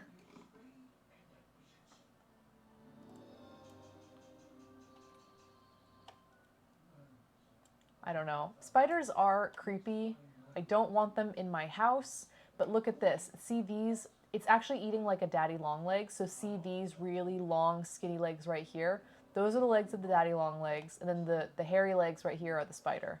So here's the body of the daddy long legs. It does have some extra eyeballs. I don't know. It's just having a snack. Honestly, it's not hurting anyone. It was a big ass spider though. It was very big. Yeah. So, oh shit. There we go. Okay, no more spiders. The spiders are done. This is the sandwich. It's not a very good photo, so don't mind that. But it's a sandwich.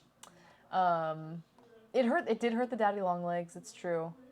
And if I saw that spider in my house, I would scream. I would scream so loud if I encountered that inside my house. But when I'm out in the jungle, you gotta have some respect, you know what I mean? Like, you gotta understand that you're in their territory and you just shouldn't touch anything because there's lots of stuff around you. Okay, this is the butterfly garden. This is cool. This is birds, moths, butterflies, invertebrates, mammals, reptiles, and amphibians of the butterfly garden. So I believe, I'm not positive, but I think these are all species that have been seen at or near the butterfly garden. So you can see that we have like all these different, okay, so these are all dragonflies, damselflies, these are all grasshoppers, katydids, crickets, reptiles and amphibians, cockroaches, termites, mantids, walking sticks, earwigs, and then mammals over here. So it's like a very comprehensive list of stuff. Yeah. And then I don't know what the hell's going on over here, but yeah, as long as they're not on me, it's cool. I just thought that was kind of neat. It looked cool. So this was the butterfly garden. They have wild butterflies, and then they also have like covered atrium gardens where they like breed and release them. There's a type of spider in Brazil. If it bites you, you die in 10 minutes. Fuck that. No, thank you. I'm happy that I didn't get any spider bites. I did get bitten by an ant, and it did hurt a lot, but nothing happened. And I did get some mosquito bites, but I didn't get any spider bites. So yeah, these are really freaking lovely. These butterflies, they're so cool. You can just go to this garden. They had a tour, really informative tour guide, who was a volunteer visiting from the UK. So she was very knowledgeable, and she was like there to study insects. Sorry, my stuff is slowing down for some reason.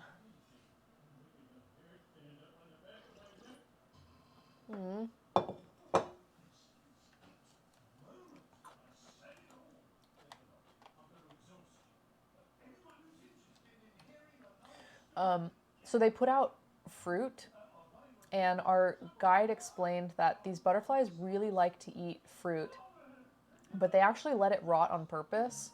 They go for like old, like moldy fermented fruit because like for a couple reasons. One, the main reason being that their proboscis is not very strong. It's not very like firm. So when it comes to poking it into, yeah, I think to help them digest, yes. Part of it is because their proboscis wants to stick into the fruit and eat it. So they uncurl that little nose thing and stick it into the fruit. And if it's a fresh fruit, it's kind of hard and they can't really get in. When it's a really soft, kind of mushy, like spoiled fruit, the proboscis sticks right in and they can do it. Also, yes, butterflies can get drunk. According to our tour guide, the fermented fruit actually can get them drunk. Did you see blue morphos? Yes, we did.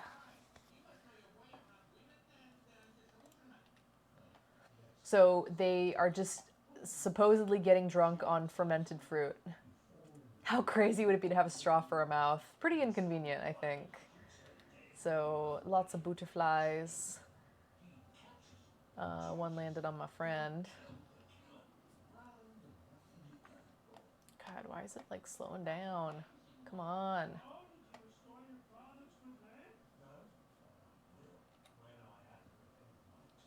No wonder they never fly in a straight line. Ugh, what's going on?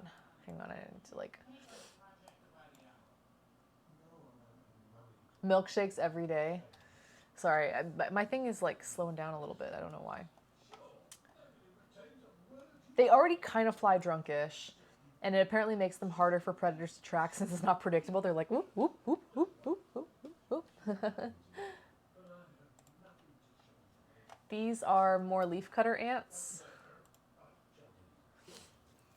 They take these leaves back to their nest. You can hear our tour guide. In their nest, they have a fungus. This fungus has to be kept at 36 degrees. We do not know how they know where to find this exact temperature, but they'll keep it at 36 degrees and they'll take these leaves and they'll stuff it into the fungus. The fungus will envelop and eat the leaves essentially, and then the ants eat the fungus. So it's a symbiotic relationship. So I don't know if you can tell what she's saying. I don't know if you can hear her. I love her Costa Rican accent. Yeah, she's from the UK. So she said they eat the fungus in their like nest, and the reason they're cutting leaves is to bring them back home to feed the fungus, which they can then eat. And the fungus has to be kept at a certain temperature, and for some reason, like they're able to keep it at 36 degrees. I don't know. It's pretty wild.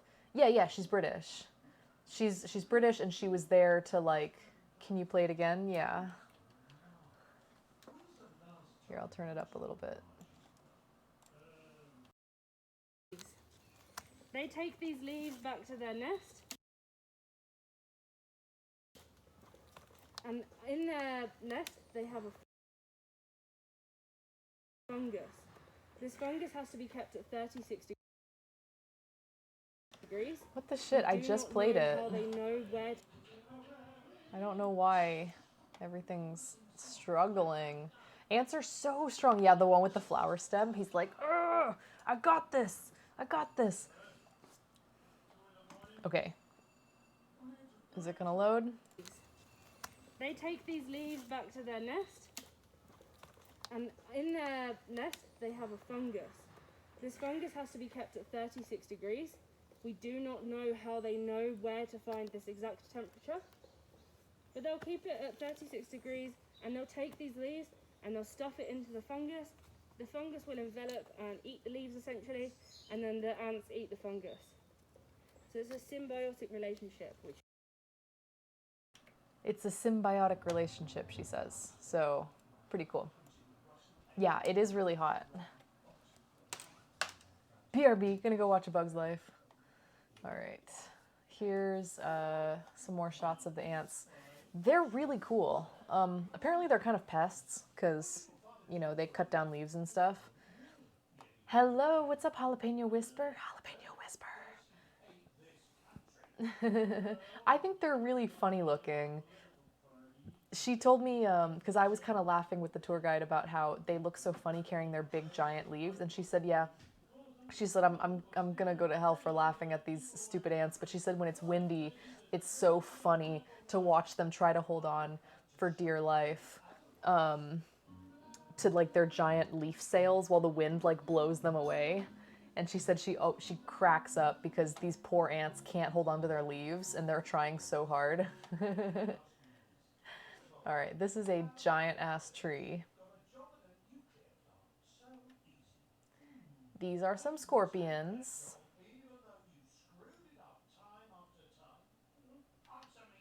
This is a tarantula. These are all in captivity.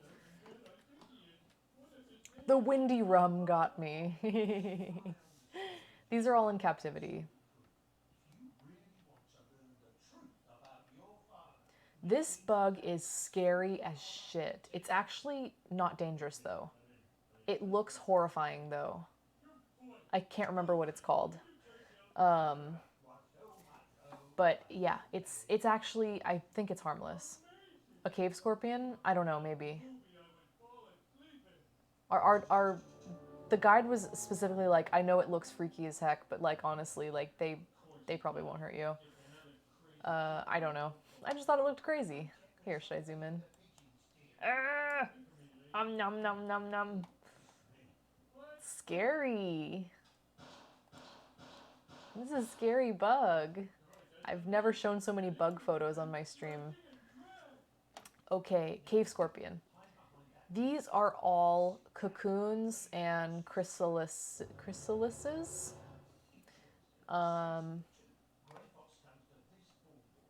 So they have this like pin board where they keep an eye on them, and then when they hatch, they like transfer them to the appropriate garden, like with the right flowers and fruits that they like. Yeah, so they have like a hatching thing that they do. I asked them, you know, do you harvest these from the garden and then like bring them in here to finish their finish the process and then release them back? And they said, no, actually, we mainly order these from a breeder. And I was really surprised. They were on the front page of Reddit yesterday. They were native to Costa Rica. Oh, whoa. Or a Satan bug. Eee, a devil bug or a Satan bug. So I thought that was pretty wild that they actually get these from a breeder. Like, yes, I'm sure their butterflies do also reproduce just naturally, but for at least for their indoor garden, they do like use a breeding program. I don't know, I thought that was interesting. So all of these have butterflies to be inside. Scorpions are for realsies? I thought they only come out on Halloween. Yeah, scorpions are realsies. This one was shiny. Sorry for the shitty picture, but this one is literally reflective, like a scarab beetle.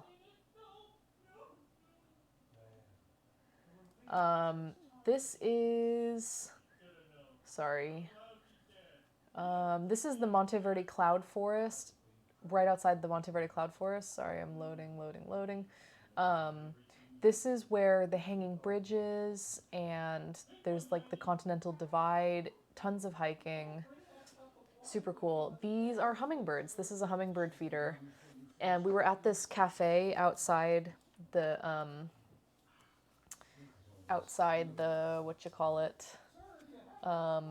entrance to the national park. And there was this cafe, like the hummingbird cafe. And so they had all these hummingbird feeders hung.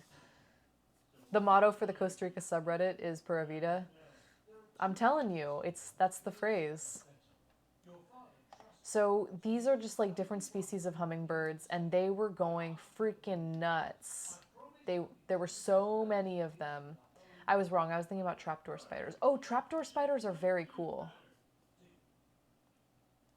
But how gorgeous are these hummingbirds? They like, the photos don't do it justice to being there and listening to them like humming and chirping, because their wings make like a sound, like a whirring sound.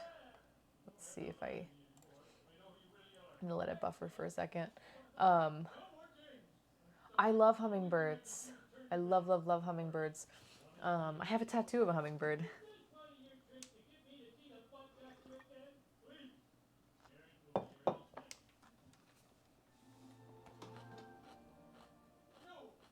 Is that buffered enough?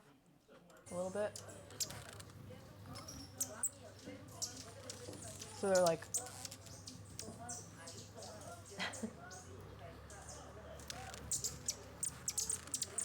It's so fun to watch. Oh, that's so awesome. I love hummingbirds. I love watching them. The dive bombing sound.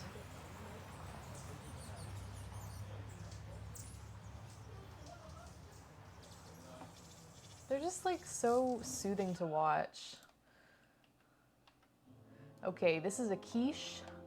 It's from their feathers. This was just a quiche. I needed a little snack because we were gonna go hiking. This is the national park.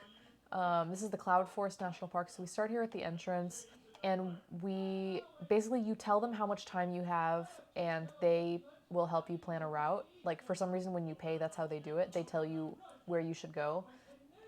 So we went up to this waterfall and then back down, and then he recommended taking the Sendero Wilford over here. The hanging bridge, the really famous hanging bridge, was closed. So he said go this way, around this way to the Continental Divide, back, swing back around this way. We sort of did that. We did the waterfall and we came back here. Then when we got to this fork, we went up here on the Sendero Chomogo and the Sendero Roble. So we did the longer hike. No, bridge not closed for COVID. Bridge closed because a tree fell and broke one of the cables, and they were still repairing it. So we took the longer hike this way to the Continental Divide, came back, and yeah. Cool mushrooms, cool flowers, cool waterfall.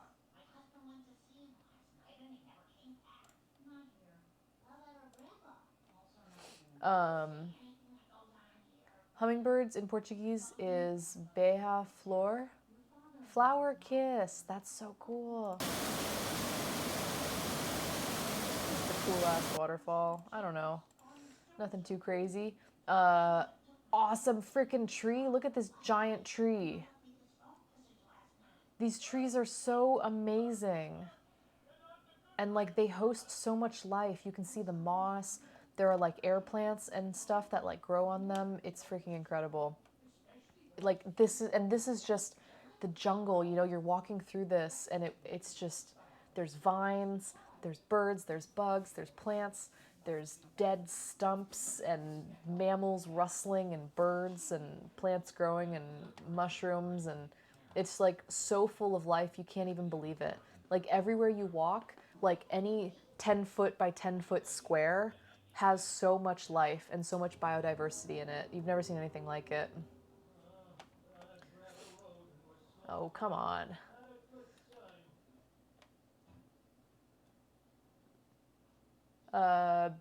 Beija-flor. This is... that was a millipede or a centipede. I can never remember which. Anyway, it's the non-poisonous one.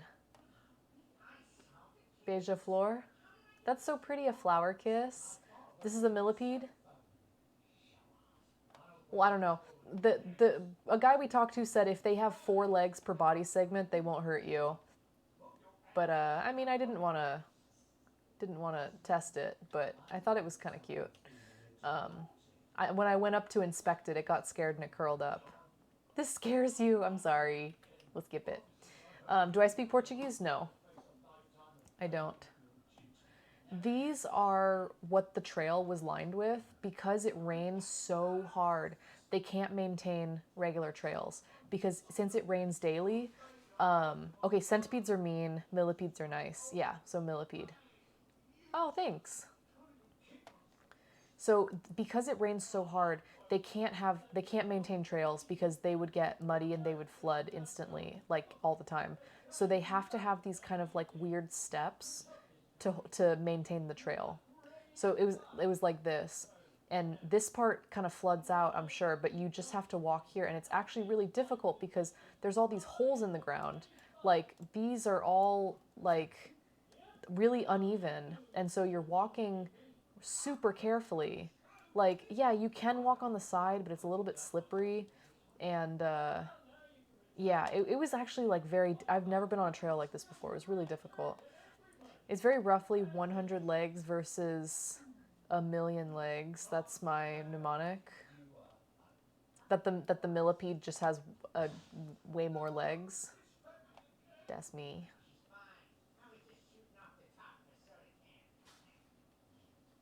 Oh, I see. That's us. We look like we're on a green screen for some reason. Yeah. That's my husband in the jungle.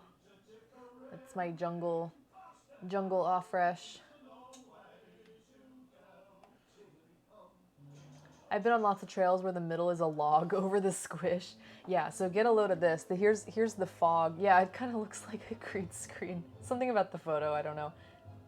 But this gives you a little sense of just how lush and misty. And this is like a photo that you can smell, right? So just imagine that you're here and it smells kind of like rain and dirt and it smells like things that are rotting, but in a good way. It doesn't smell like gross rotting. It smells like rotting wood and rotting leaves, and like you can imagine the smell, right? Send me that pic so I can edit it. What, this one? To make it look better? I don't really care. It's fine.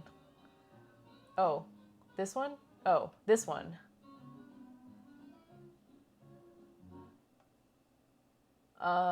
Send me a message because I'm gonna forget. Okay, let me remember. So that's here. Let me just do it now because I'm gonna forget. Can I just put it in Discord? Is that okay quality, or do I have to send it? What's the best way to send it? No, if I literally don't do it right now, I'm gonna forget. I have to literally do it right now.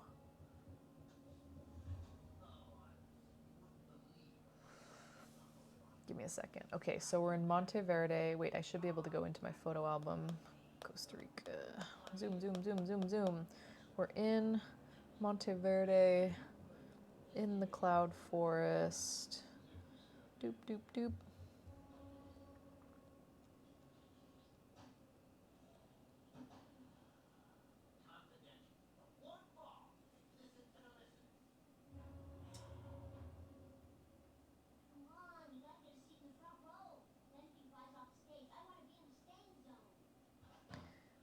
Don't know if the quality's good enough, but I put it in my Discord. Discord doesn't compress? Oh, really? It doesn't? Oh, this version looks better. Oh, that's the HDR version. Shit, hang on.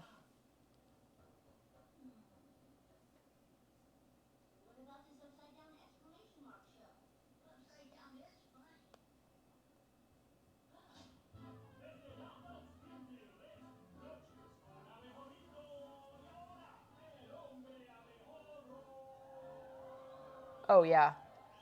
The second one's better.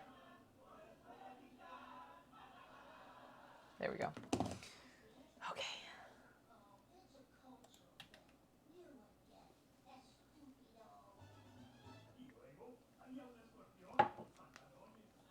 This is like some sort of weird fern growing, but this is how it grows. It has like a little nub, and then this one little tendril grows up with a little curlicue. Yeah. Okay, here's another one of the jungle. It's fucking beautiful. It's so beautiful. I love it. Okay, so here's the hanging bridge. I took a picture through the gate. You can't cross it. It's like messed up. Hey Zan, I was working on schoolwork. Thought there was no shot you'd still be on. I am. Do you guys think I should do you guys think I should end it and finish it another day? Or do you think I should power through it? It's 10:11. I can do this maybe tomorrow if you guys want me to do the rest of the trip tomorrow.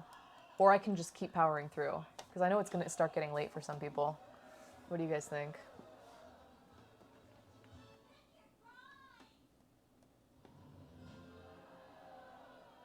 I could do a part 2.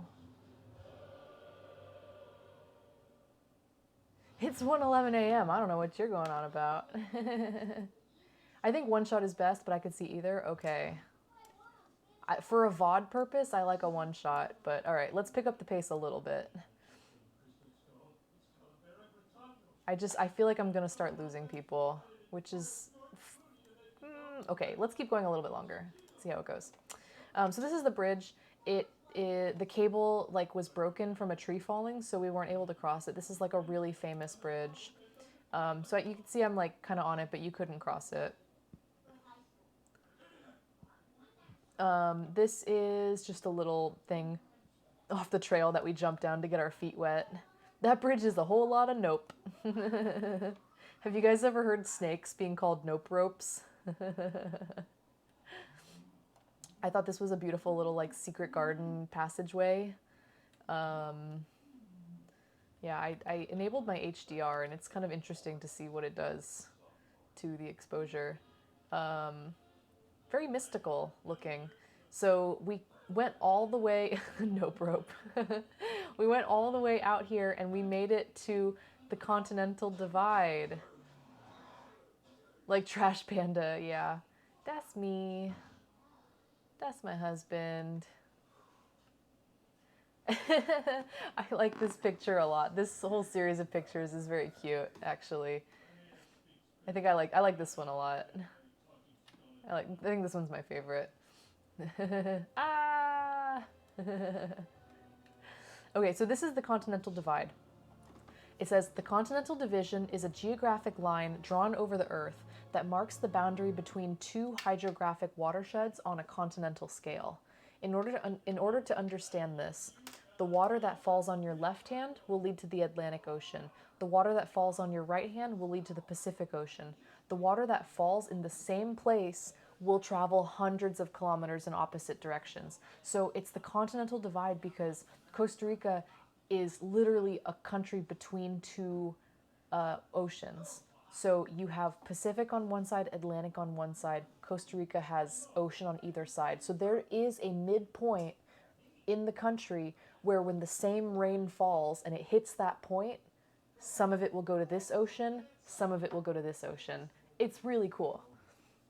So it's like the continental divide. Yeah. And this is it. We're standing on it. Ta-da! So yeah, it was really pretty. And it wasn't raining at this point, thankfully. So we took some pics. And you can see the fog rolling in. Monteverde is really freaking cool because it's so high up. It's high, and the altitude's very high. And so you have a lot of fog and a lot of mist. Same thing in Guatemala, exactly. Yeah. Just some cool pictures of the fog rolling in. You can see the rain's coming. Just a cool mossy tree. I don't know. We'd be like, hey, that's cool. Let's take a picture of that. Here's my husband being a dork, climbing on things that he shouldn't be climbing on. He saw someone else doing it and was like, I want to do that. That looks like fun. And I was like, you best be really careful. Oh, I like this one. That's a nice picture. So you can see the hills kind of rolling through in the background.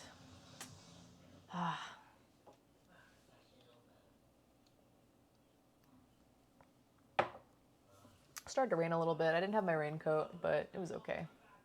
I look really mad because I was like, why are you taking so long? Hurry up. Stop taking pictures of me. This would be a nicer picture if I had bothered to put on makeup. It's okay. It's fresh-faced. Hoju says, is this GeoGuessr? It's totally Puerto Rico. I never bring a raincoat. I did wear a raincoat a lot, actually. Just sometimes I didn't. And this one was not a heavy rain. The other one was like a comically heavy rain. This one wasn't that bad. And I took a nice picture of my husband too. See, he's wearing his raincoat and he got rained on. You can see we're slightly damp. Not too bad. How you doing, Hoju? It's totally Puerto Rico. I mean, you're not super far off. It's a different kind of Rica.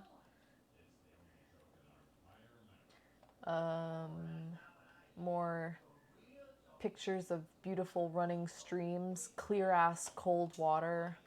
You could probably drink it. I wouldn't. I would still filter it, but yeah, see, he's wearing his raincoat. The rain didn't last for that long though. Oh, here's the milk truck. Like literally, it says leche on it. Pro leche. This is the same milk factory. We came back to get more ice cream with our friends, and the milk truck had parked. Yeah. Your luggage went missing for 20 minutes. Oh my gosh, you must be exhausted. Oh, sorry. Oh man, mine was blurry. That sucks. Okay, well this is like a shrimp, like Alfredo pasta. I just saw a milk meme, yeah. I think we need to normalize no makeup, especially on vacations. Not natural makeup, no makeup. I mean, a little bit of makeup is good. You don't have to layer it on, especially when it's raining. There's no point in putting on a full face of makeup if you're gonna go hiking and get rained on. I never wear makeup on vacation. Something about ice cream existing in Zootopia. Oh my god. Oh no. Don't finish that sentence. Okay, this was like a Caribbean seafood stew. Yeah, it was like a fried plantain cake, like a mashed plantain cake with like a coconut spicy seafood stew. It had like fish, mussels.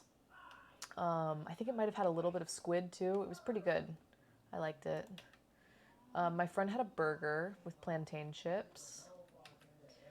And here's, I don't know why I have this, but here's Afresh playing his Switch on our deck, listening to jungle sounds through his, like, you know, listening to the game, but also like having the bug sounds and stuff. Same cat, but TikTok. I guess TikTok saves the video when you post it. I don't know. This is a really friendly cat that I made, like a cat friend that I made. She was so sweet, and I think she might have been pregnant, maybe, I'm not sure, but she was like really, really like tubby and super friendly and really vocal, and was just like being, it's a knockoff Felix. She was so cute. She was really chatty. While I was like right, I think right before or after I took this photo, I got a job offer in my email. So I think it was like right before I took this photo. So I was like really feeling super happy, and this cat came and was being happy with me. I didn't know Felix went with you. My Felix looks nothing like that.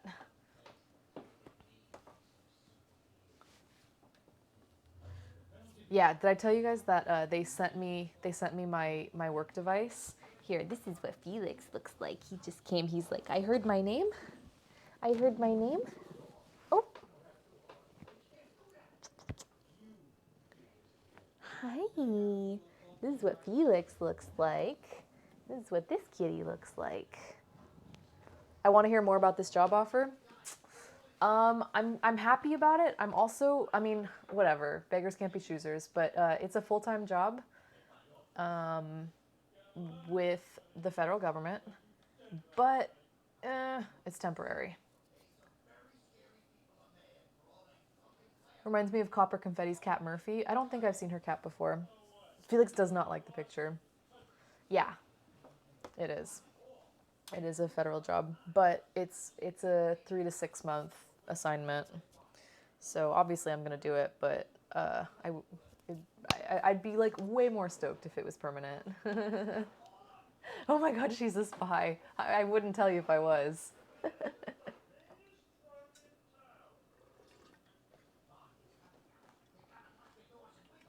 LTE? No, 5G. No, I'm just kidding. I don't know what LTE stands for. Limited term employment.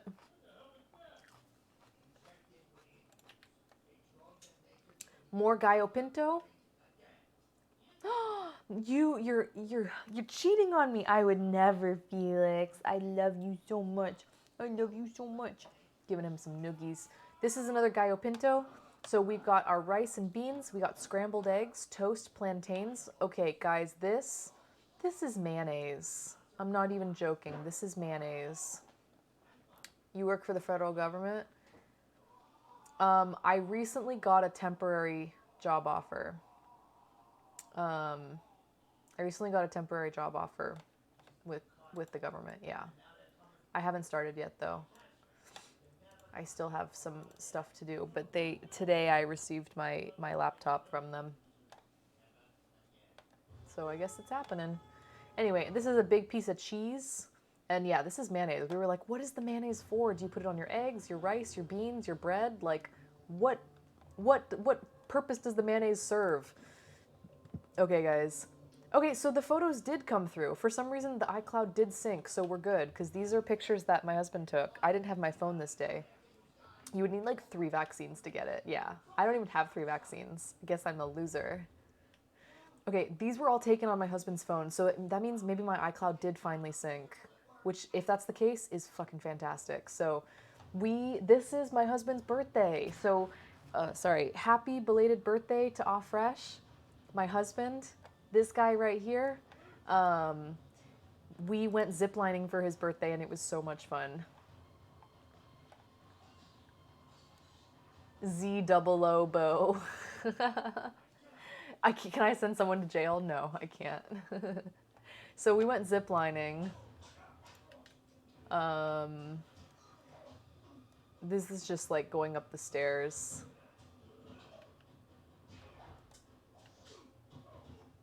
Here's our friend.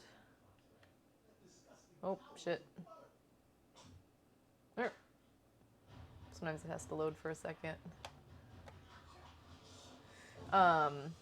Yeah, this was fun as hell. Happy birthday to Vigo. You really think he looks like him? I mean, I kind of don't. I don't know. I wouldn't be opposed to it. I just don't really think he looks like him.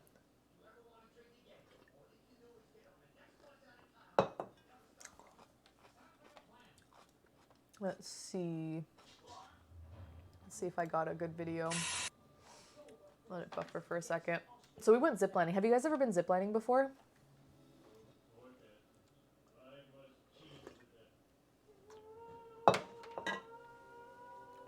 There's a big bowl of soup. And it's really cold. It's really cold soup.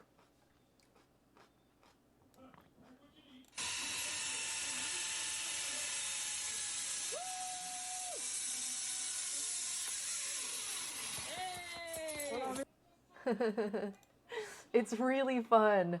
So here's these guys, and then this guy, his name was Krishna, and we literally ran into him several days later in a totally different city. I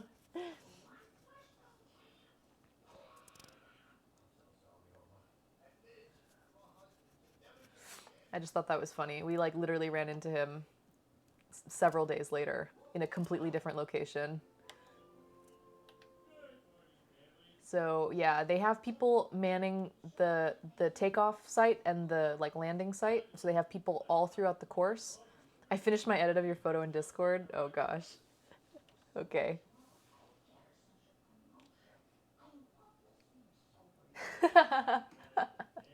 Oh, there's the birthday boy. He just added him into it. He's like, he looks like, what am I doing here? Oh, nice. Very nice.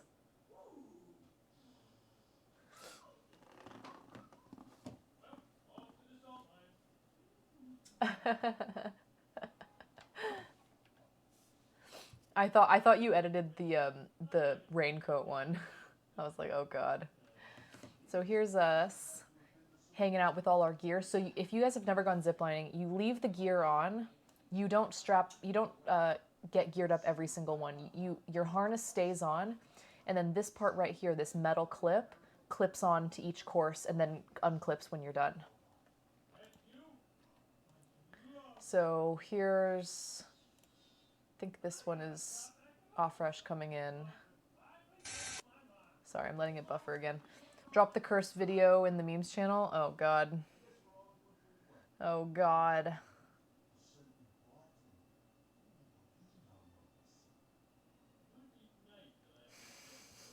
He's like reading the letter. Oh, geez, that's disturbing. You have 2 clips and you do one at a time? No. You have 1 carabiner and then 1 that actually like rides the cable. It is cursed.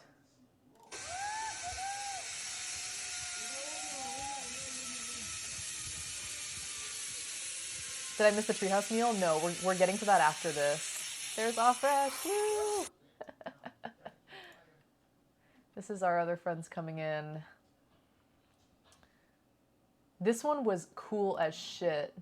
Let it buffer again. This one, you come across the whole freaking canyon. I swear to God, it was insane. Because they have ones in the trees and they have ones that you go across the whole canyon. It's not dangerous. It's fine. It's so cool though. Look at him.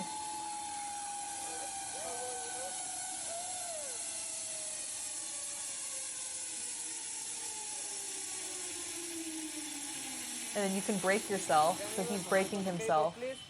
on the, he's breaking himself with the glove. Yeah, and you can hear me going, woohoo! I got all of them coming in. And then I was like, I want one coming in. Hang on. Is it this one? Let me see.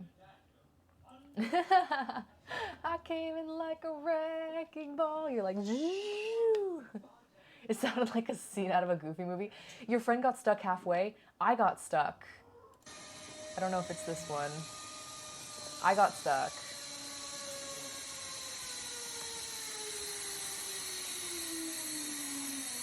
No, that's my friend coming in. Hang on. I got stuck. I think, is it this one? I think it's this one. Hi, Wiku. Yep, me too, if it's this one. Because if you're not heavy enough and you don't have enough momentum, like if you don't have enough momentum, you get stuck. And so what I was trying to do is I was kind of turning too much. I was spinning. So I was trying to like just right myself and keep myself from spinning. But I must have applied too much like friction to the cable. I was really trying not to. I was really just trying to stable myself. But I think the friction combined with me like not being super, super heavy made me like not, I didn't make it all the way through on one of them. I think it's this one. Be careful. I will. And they're like, come on, don't break. And I'm like, I'm not trying to. I'm like too slow. I'm like, Climb I'm the like- cable. Grab the cable with 2 hands. I'm like, oh man. Oh, it's better. Yeah. And I had to climb. I had to climb all the way back. Wait, hang on. It was so crappy. I was like so tired, but I was like, oh, I had to like, yeah, hand over hand all the way back. We were on an obstacle course, but my twitchy friend bailed halfway through a course, so I joined her. The staff did shenanigans with the clips and said, you don't see this. I don't see what? Oh. Did you go upside down starfish? No. We did a Superman one, though. Return to monkey, Zoe. Return to monkey, my friend says. Well, it's taken forever to load, but I basically, like, have to climb my way, like, a really, really long way. Like, I don't know. Oh, come on. Sorry, guys, I'm small and light. Yeah. Return to monkey, Zoe. I don't know if it'll work. Return to monkey. But I got so tired and I had to, like, I had to pull myself all the way. Oh,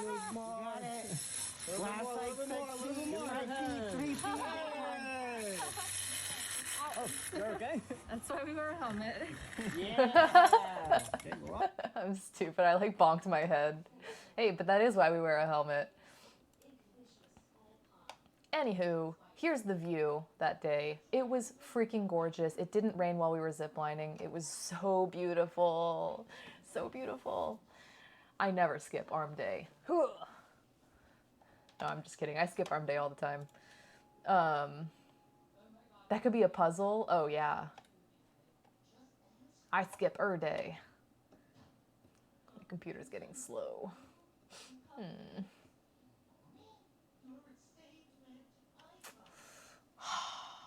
Every time I do that, then it comes back. Okay. Yeah, it was just gorgeous. Gorgeous, gorgeous, gorgeous. And we're like ziplining through all this crap. It was so fun. So freaking fun. This is our crew going up, getting ready to do the Superman zipline. The Superman zipline was freaking awesome. They hook your feet in so you're face down and you're like Superman flying.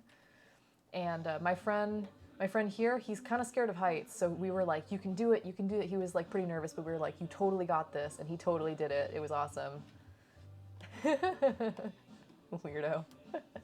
So this is the other Superman. I didn't get pictures of this Superman. It was really high up and you get to go across the whole valley lying on your stomach, just face down, and like it's like you're flying like Superman. It was seriously the coolest. But this one was a Superman through a tunnel, which was scary in a different way. You're not very high up. You're like, as you can see, you're like not even 10 feet off the ground. You're like, you know, you're like right above the ground, but you're in a dark tunnel and you're just like shooting in a dark tunnel towards a pinprick of light. at the end, and so it's really scary because it's like loud and fast and dark, and you're just like, ah. But so that was me coming out at the other end. It was super fun. But you see how they like hook your feet in like this? So you really can't spin because your front is hooked on here and your feet are hooked on here. So there's no way for you to really spin. So you just hold on tight and you just go.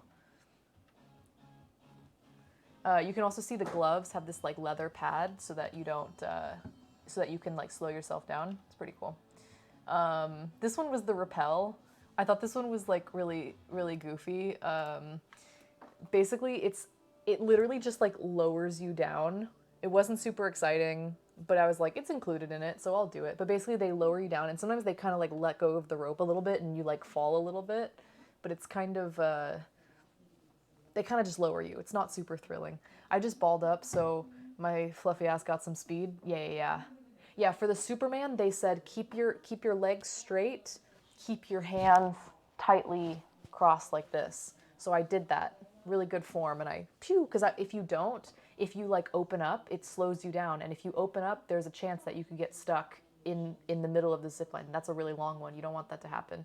So I was like super tight. Let's see. Ready? He just like lowers me down, and I'm like, what? It's like really anticlimactic. Ready? Kind of like a figure skater, sure. But yeah, they just lower you down on this rope, and it's pretty silly. And then there was also like a Tarzan swing. I think I showed you guys the Tarzan swing video in Discord. The edited version, at least. Oh, come on. This one's really long. There's a shorter, because this is like almost 2 minutes. This one I cropped. Doesn't sound like a good idea? Okay. This one's freaking great. I uploaded a good edit. They had a Tarzan swing at yours? Oh god, it was so fun. Where did you do it, Bitter Dan? Were you on the Caribbean side?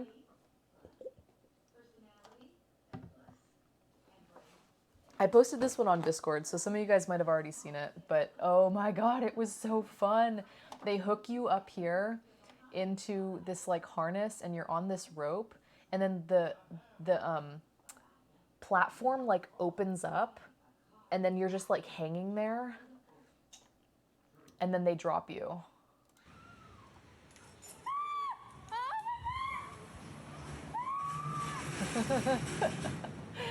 And it's like, it's super scary because it's just a free fall. Like, obviously the rope catches you and you're fine, but it does like a free fall, and it just like takes the breath right out of you.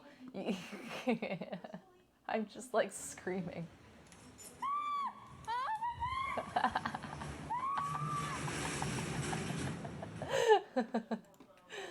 Yeah, that's how I sound when I'm scared. This is the bungee jump. We didn't do the bungee jump, but we watched some people do it, and it looked really scary. I don't know if I could ever bungee jump. Because that you have to go face first. I don't know, man. You go face first and you get caught by your feet.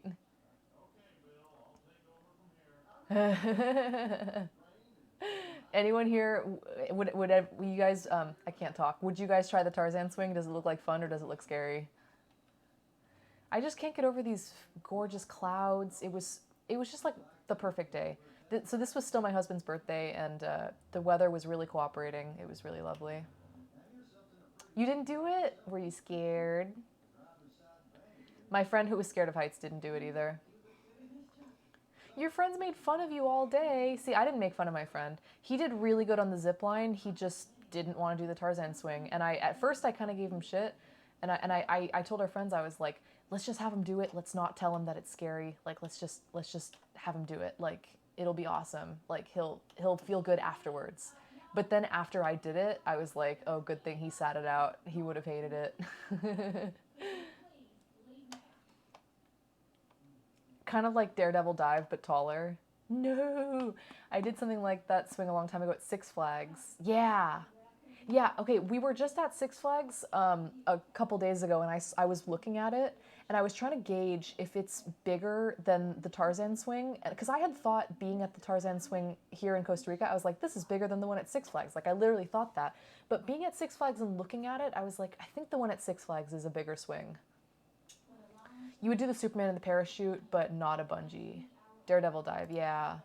Yeah, because I literally was trying to gauge that, which one was bigger, and I think Six Flags is actually like a higher starting point and a bigger drop.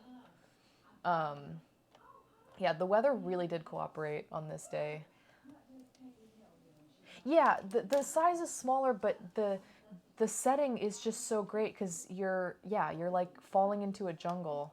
Oh my God, hurry up, load. Come on. Yeah, the Six Flags one is like kind of boring concrete. Yeah, but then you also get to like, oh my God. You also get to like kind of like go out over the walkway so you can like wave to people. Are these people afraid to die? Okay, it finally loaded. Here's my husband enjoying his favorite thing, bubbly water. He's having like a mineral water drink. It's just like fresh fruit and mineral water. It's just him pouring it. We got wings. They were actually hella good. We went to a place that like seemed to specialize in American food. Honestly, it was really good. This is just like a little snack. Then we went to the fancy restaurant. It's time for the fancy restaurant, guys. I've been waiting so long to show this to you guys. Yeah.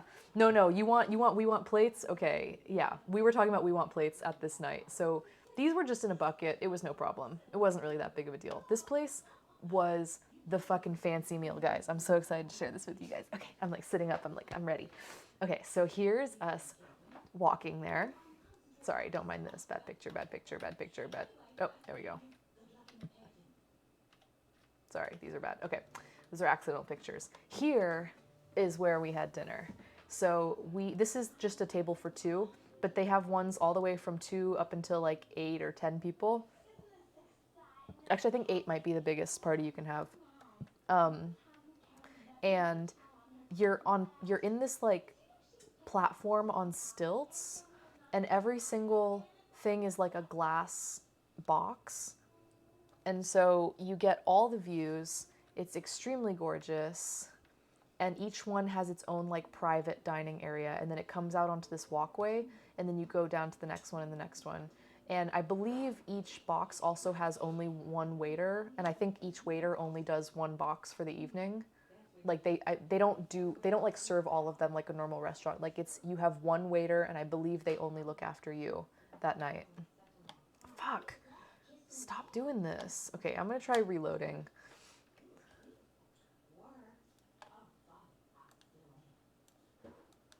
For the restaurant? No, the restaurant's not scary. The restaurant, you're like, yeah, you're up in the trees, but you're totally like, you know, it's very safe. If you're in the zip line, then yeah, I get it. But for the restaurant, it's no biggie.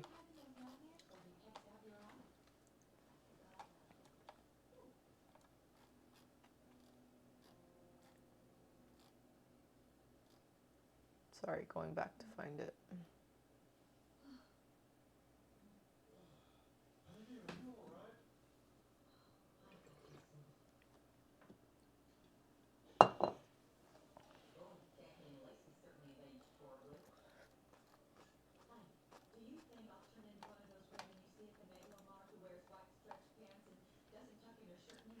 Okay, so here's the view.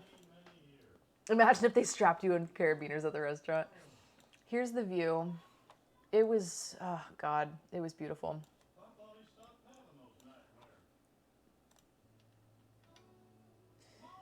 Here's us in our glass box.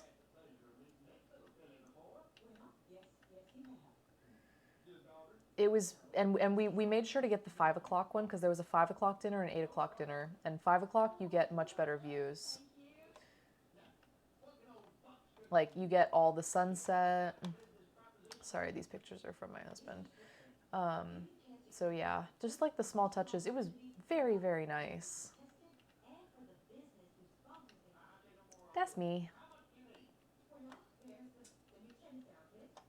That's my husband. Okay, this is the first course. Let me show you what it is first.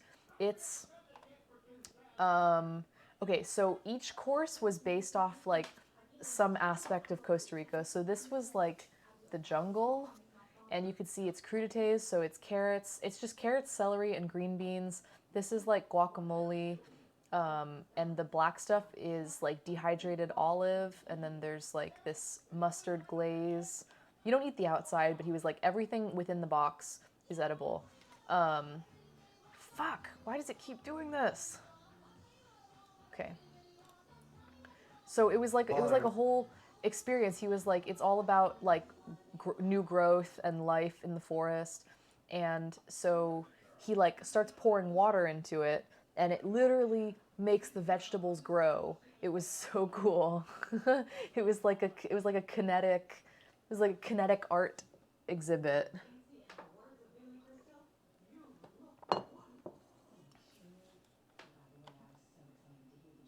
Sorry, letting it buffer.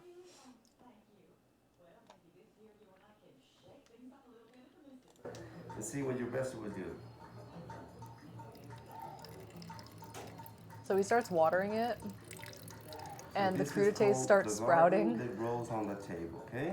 It's called the garden that grows on the Vegetable table, and then all the what they need soil is like some water to rises. start growing. Listo? Yeah, so it's like our waiter like walking us through it, but basically the whole idea is like new growth in the forest, and so these are supposed to be like the sprouts growing on the forest floor. The guacamole was freaking delightful. I like scraped my plate clean. Okay, here we go. The garden, the ficus tree, Chira Island, Monteverde Cheese Factory, which is where we saw the milk truck, Altitude Coffee, Cloud Forest and our orchids, and our Quakers, neighbors, and their sweets. That was like a normal bowl in a teeny Zobo. What? What? A normal. Oh, this?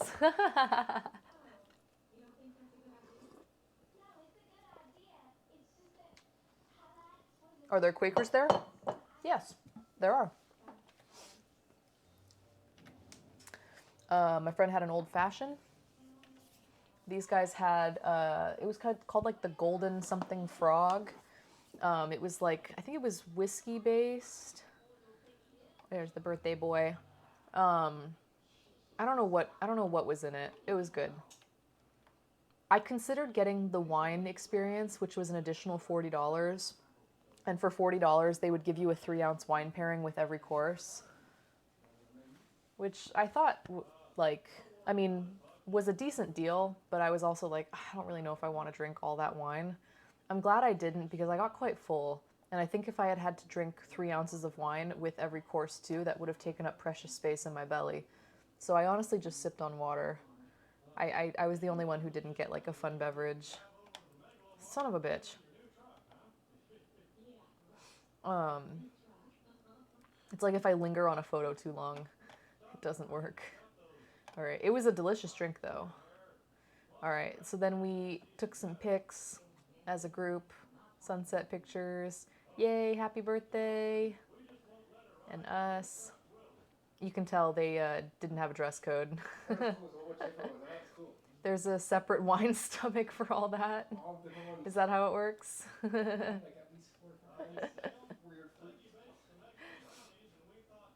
Yeah. I called them ahead of time to make sure there wasn't a dress code, and there wasn't. Anyone know why it seems to be running slower? Is it just because like all the pictures loading is overloading it somehow?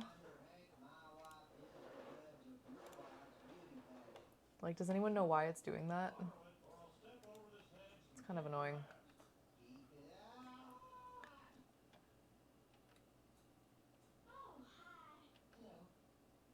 Running out of RAM? I don't know, maybe.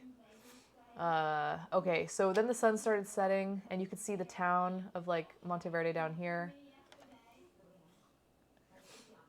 I mean, other than like literally like upgrading and replacing my like RAM sticks, is there anything I can do right now to make it better? I only have 2 Chrome windows open, and then OBS, and that's all.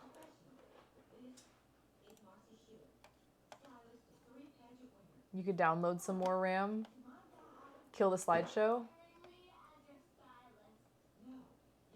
and reopen it.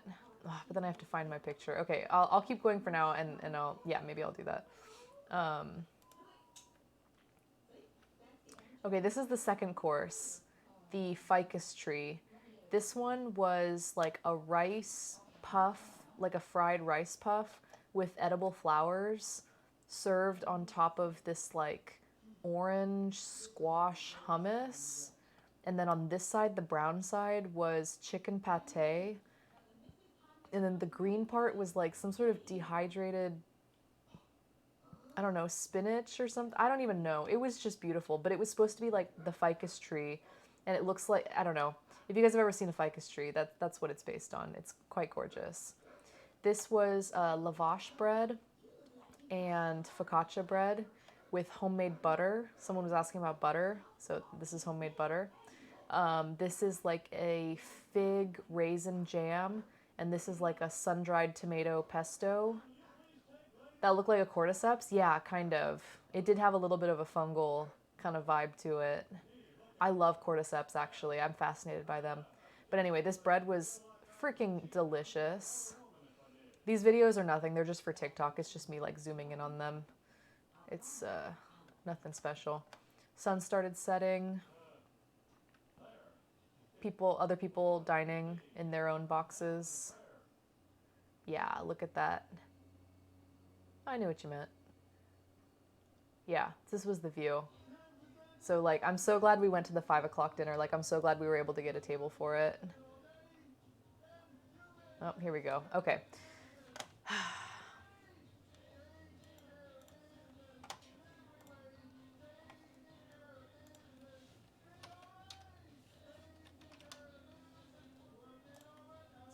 It's a rich people place. It actually wasn't, to be honest. So the whole meal experience, like not including the drinks or whatever, but just the meal, with the taxes, tip, and fees and everything, came out to about $100 per person, which honestly is not a lot. For a fancy meal like that, not a lot. I need to go faster. We're getting late. I gotta hurry. Ugh.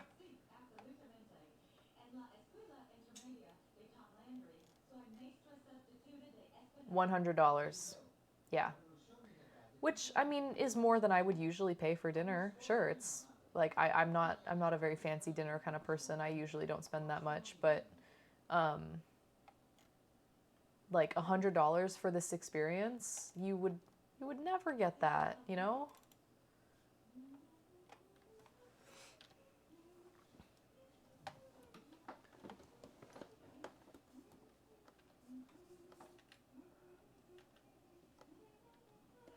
This is Chira Island. Yeah, $100 a head. It is cold smoked sea bass with fried, like a fried potato crisp, chicharrones, cashews, and a honey and lime glaze. It was freaking good. It was like a cold smoked sea bass. I don't know how to describe it.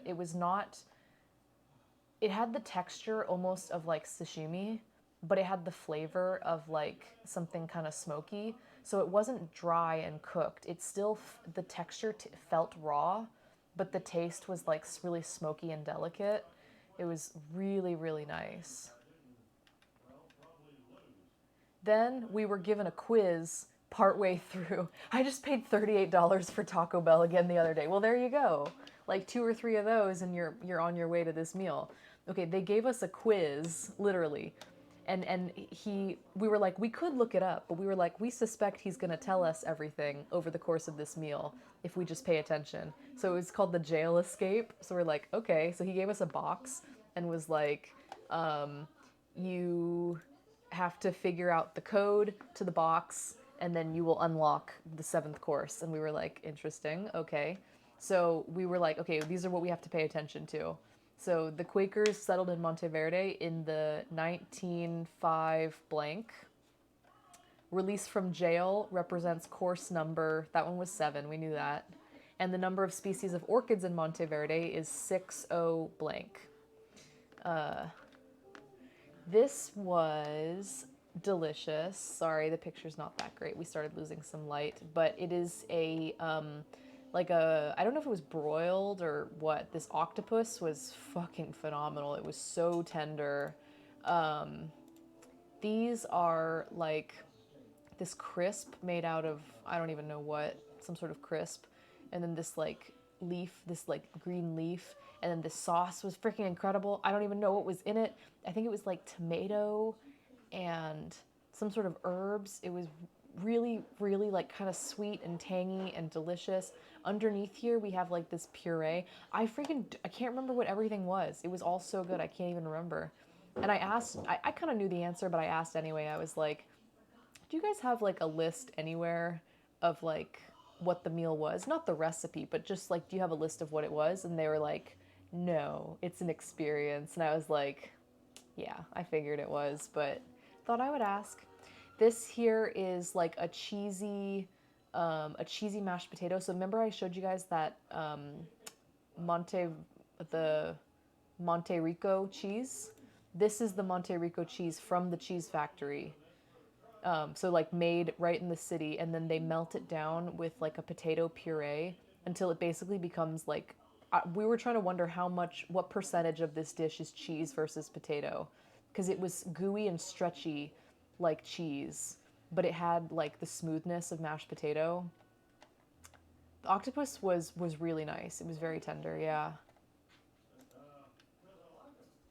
This was the coffee, the altitude coffee was the name of the course. This is course number 5. I went for lamb. My picture doesn't do it justice at all. The lamb was fucking perfect. It was so tender and it was so juicy, and it like was infused with all these amazing flavors. It was served with this kind of like green leaf. I forget what he called it, but to me it tasted kind of like chard. This is the dish you would pick if you could only pick one. This was my favorite dish. These over here are like, this is some sort of like pickled fruit. It almost tasted like an apple, but I think it was something different. And this was like some sort of pickled squash. So they were like kind of like sweet and crunchy and a little bit vinegary. And then down here, this was like a weird granola, but it was sort of sweet and sort of savory. It was made with oats, lentils, and seeds.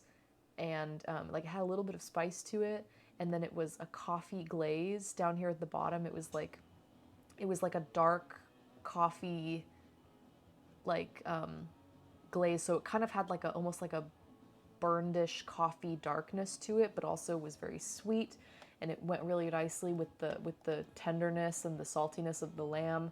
It was really, really good. So they gave us blankets. That was part of the experience. They were like, if you get chilly, let us know. We have blankets. And so, of course, we were like, we want the full experience. So we were like, we're cold. Let's have some blankets. And they were so cozy and, like, comfortable. Then we have a little birthday candle thing. Okay, this was the dessert. This was the we want plates thing, Dave, that when you said that we want plates, this is what we were talking about literally this night, because this is 3D printed, and we were like, is this food safe? Because you can tell it's 3D printed if you look closely. You can see the filament. So we were like, wait a minute. This is us solving the code, by the way. The Quakers arrived in Monteverde in 1950. The jailbreak represents course number 7, and the amount of orchids in Monteverde is 600, so the code was 070. We didn't have to look it up. We did solve it. Lucas, what And so we unlocked the code. you got there? What is that? Okay. Christian, feliz cumpleaños. Feliz That's a cumpleaños! cacique. You know cacique? That's what you get. That's what you get. They gave him a shot of In Costa Rica, cacique. we love cacique. Yeah, we've been drinking. And then they also gave us some homemade jams and pickled stuff, which I have the jam with me. My friend has the pickled stuff because it was liquid and he brought it in his carry-on, so I have to get it from him at some point. Sophia only prints with food safe filament. Well, I would hope that's what they used, but who knows. It was very beautiful. So it was like this nice little dome, and then you open it up, and I kind of fucked up the light here, but Special gold dome. yeah. You have this like lovely panna cotta with, this is like a very dense plantain wafer. It was like a little hard. It was like a little too crunchy, I think. It was just like a very thick, dense wafer. And then this was some sort of like berry sorbet. It was really freaking good. And then fresh berries. Super refreshing, super tasty. And that was course number 6. And then course number 7 was the jailbreak. Also, they gave us photos in the box, like in our locked box, were photos that they had sneakily taken of us. Basically, they said at the beginning of the meal, they tricked us. They were like, okay, now is the time when we have some good light, let's go take some photos of you guys together. And so we're like, okay, great. So he's like taking our phones and taking pictures. And then sneakily, our waiter took his own phone and took a picture of us without, without me noticing. Well, I think maybe, I think Afresh said he noticed, but I didn't notice. Or they noticed, but they thought it was just for like a guest book or something like that, or, a Facebook page or whatever. I didn't notice at all. And so then we opened the box and there's like photos of us inside. We're like, what? This is a cute dog at our Airbnb. I think her name was like Bali or something like that. She was super, super cute and playful. Did you guys know that dung beetles save USA cattle ranchers $380 million annually in poo removal service? And that's from 2006. I feel like that might even have changed. I saw this in a bathroom and it made me laugh. Because the beetle's saying, just roll in my poo.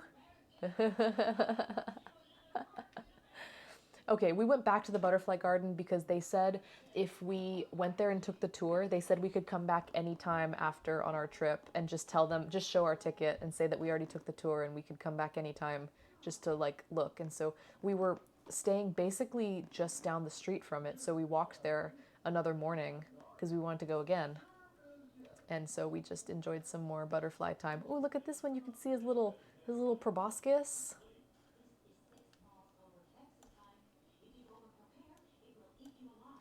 Yeah, so they were like, yeah, you can just come and chill. So we did. We just came and walked. Ah, oh, shoot. I thought we were out of the woods. I just did it again. Fuck. Yeah, all these butterflies getting drunk. They're so cute. Okay, then we saw a freaking coati on top of one of the butterfly enclosures. And we were just cracking up because it looked just like a cat. Isn't it cute? Yeah, he's just lounging. He's lounging in it like a hammock and was like rolling around. Let me see. I don't know if we captured it on video.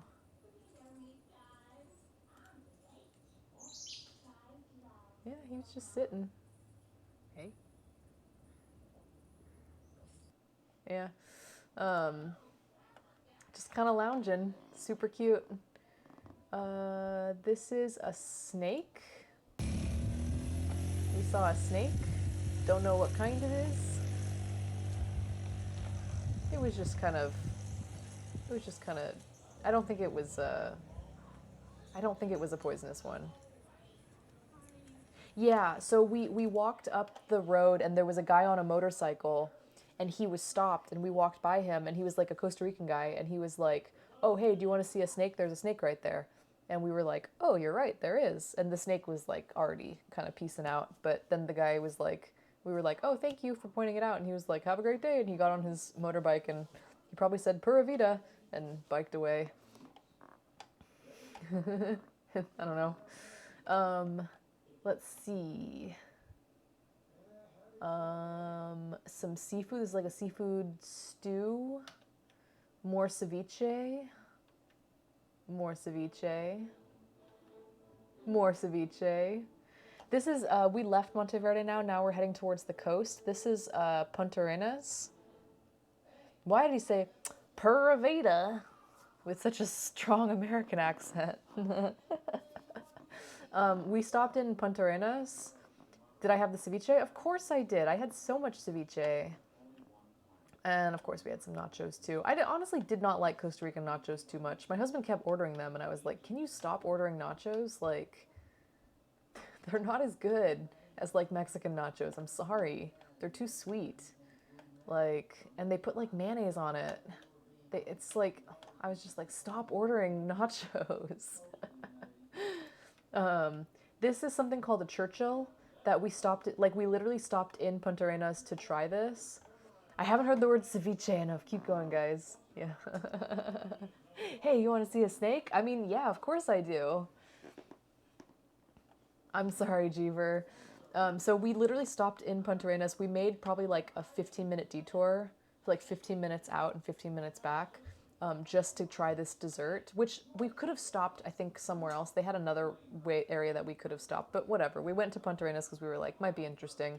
It's like this little town that kind of sticks out on this peninsula, and it wasn't too far out of our way, so we said, oh, fuck it. So it's kind of like a shave ice with like a sweet syrup, almost like a grenadine, condensed milk, and milk powder, like literally like powdered milk and sprinkles. It was really sweet. I don't know if it was good. I honestly don't know if I liked it. I prefer something like halo halo or like shave ice with condensed milk, maybe some fruit or something like that. The powdered milk was a little much, and the syrup was not like a fresh fruit syrup. It tasted kind of like a grenadine. So it was good, but it was really sweet. Basically, it's named after some guy who like used to go to this ice cream shop and order very like weird he used to order this weird thing, and so they thought he looked like Winston Churchill. So, hang on, give me 1 second. Hang on. 1 second.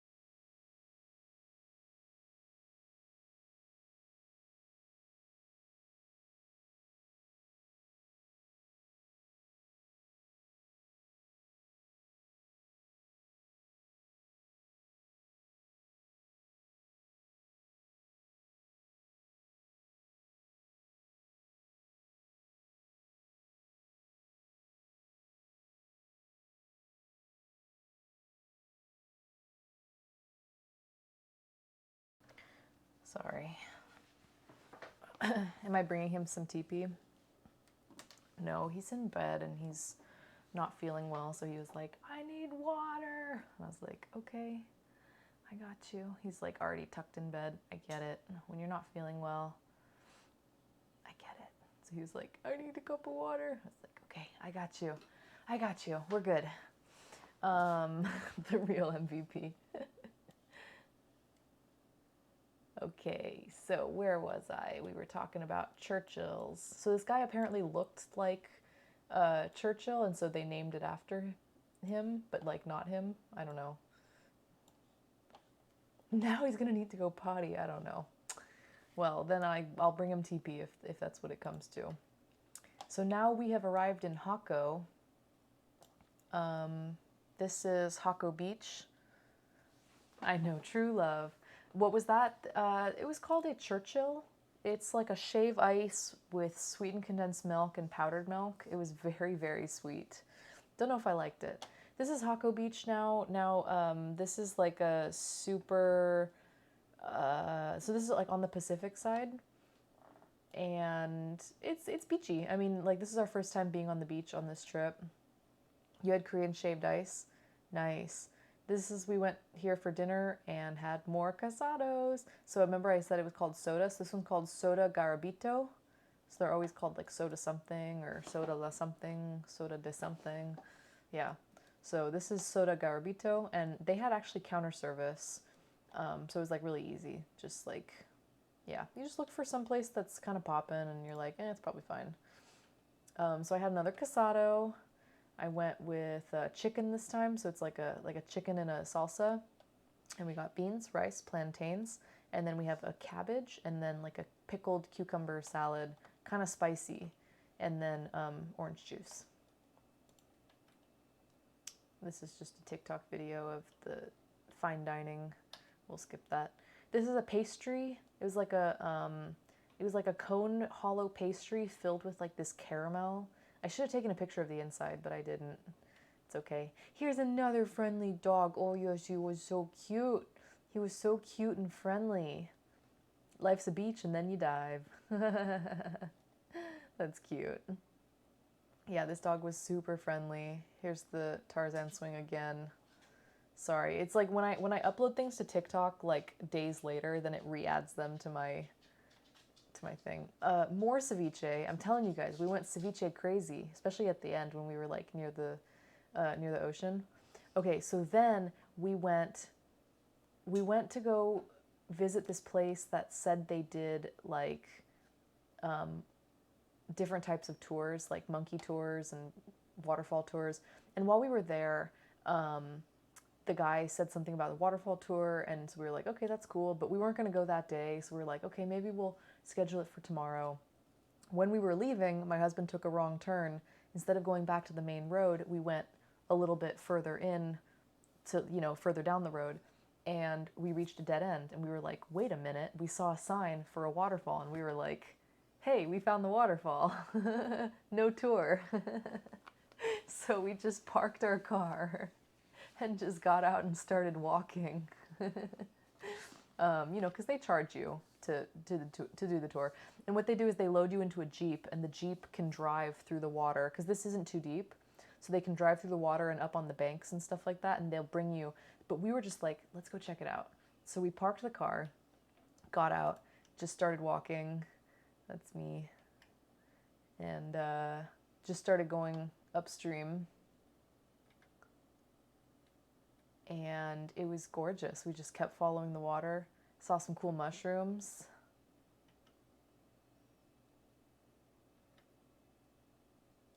Climbed some cool rocks.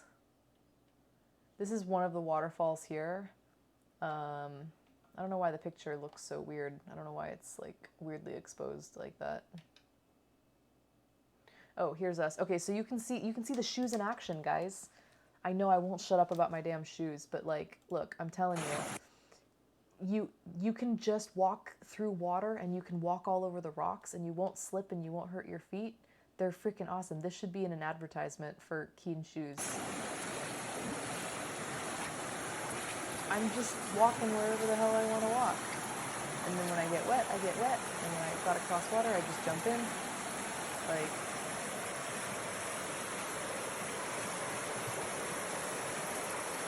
post it on Twitter and tag them.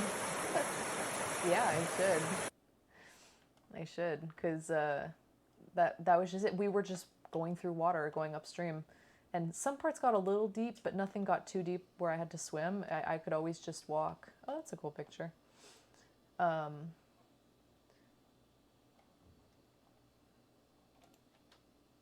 This is one of the waterfalls.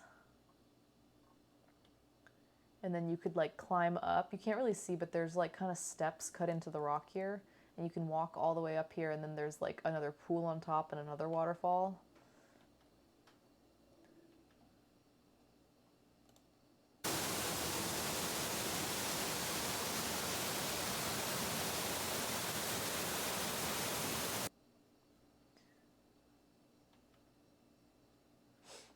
Yeah, it was awesome and very secluded. And then weirdly, when we were about to leave though, a whole bunch of people showed up.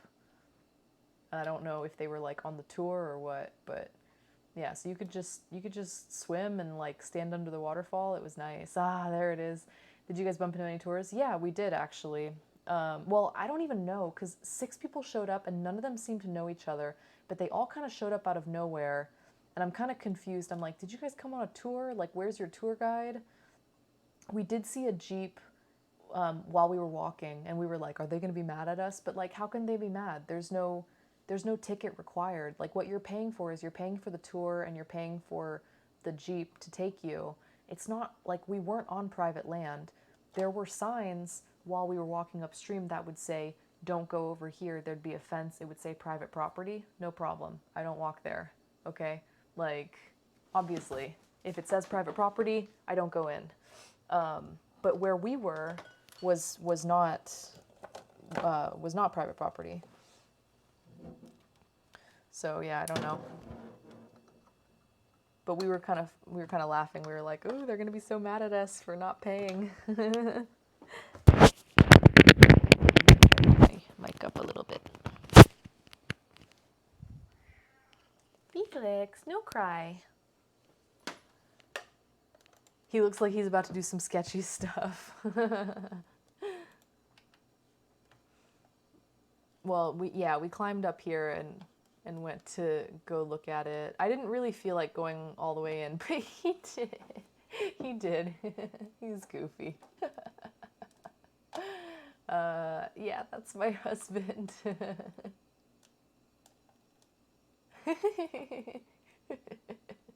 What are you doing?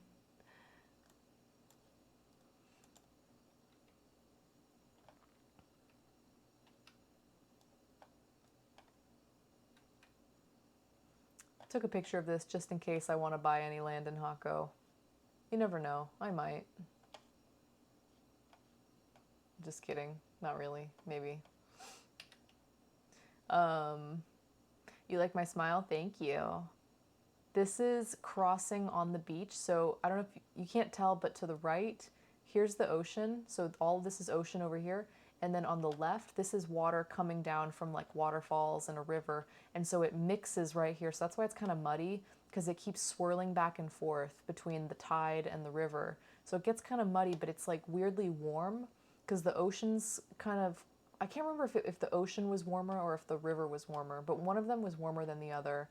And so it's kind of like, you know, warmer water and cooler water mixing together. And to cross it, you have to pretty much go waist deep. So yeah, he crossed it.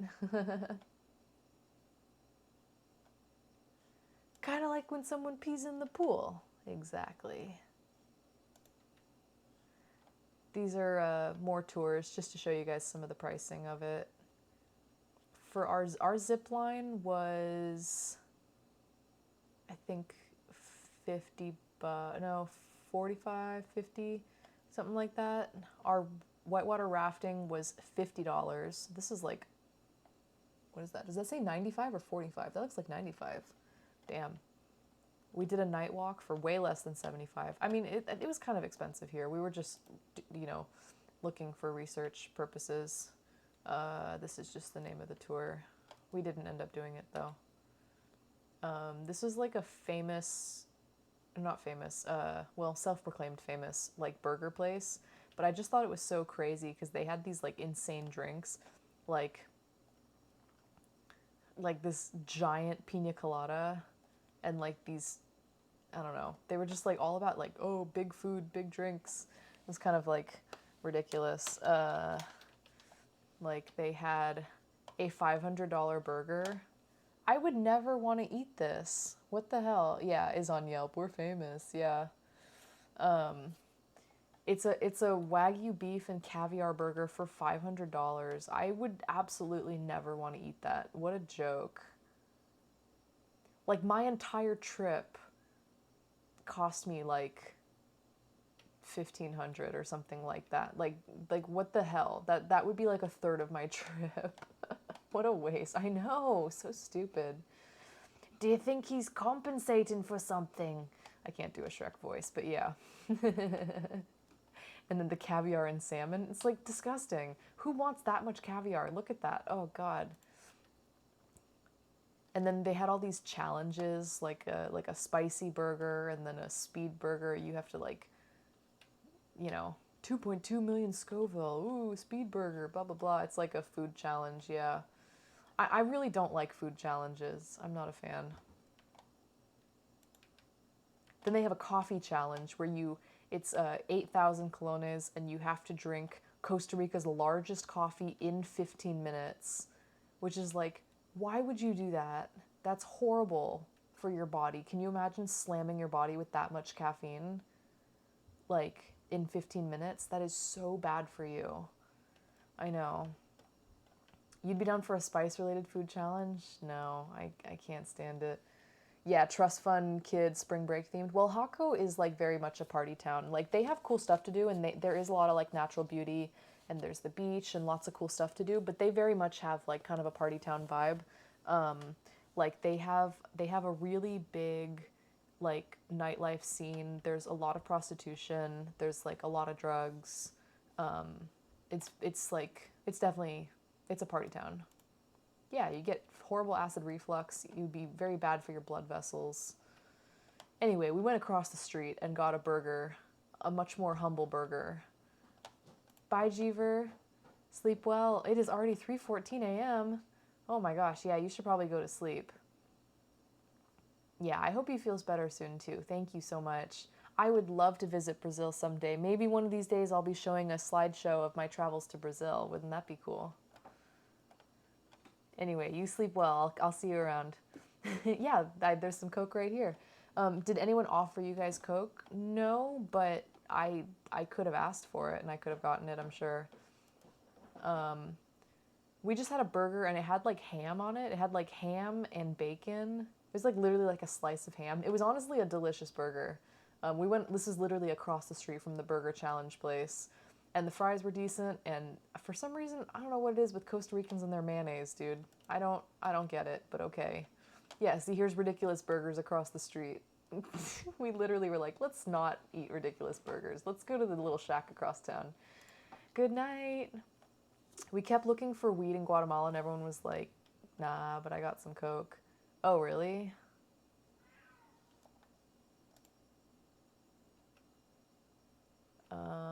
Here we are at the beach, so it's a black sand beach. It's chill, it's nice. We scored weed and Coke in Costa Rica. I didn't do Coke. This was like back in 2008, yeah. Yeah, it was really beautiful. It's like a really, really gorgeous black sand beach. Super pretty.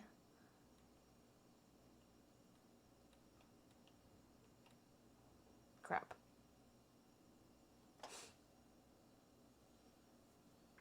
Prime growing conditions. I talked to someone who said he was like a week and a half clean off of crack. And he was, and I was like, hey, that's really great. I told him, I was like, I hope you keep it up. I said, I know it's hard, but I hope you stay clean. And he was like, yeah, I hope so too. He was like a local guy. I don't know. He was telling me his life story. And he was very recently sober, and I was like, yeah, you know, do your best. Try to keep it that way.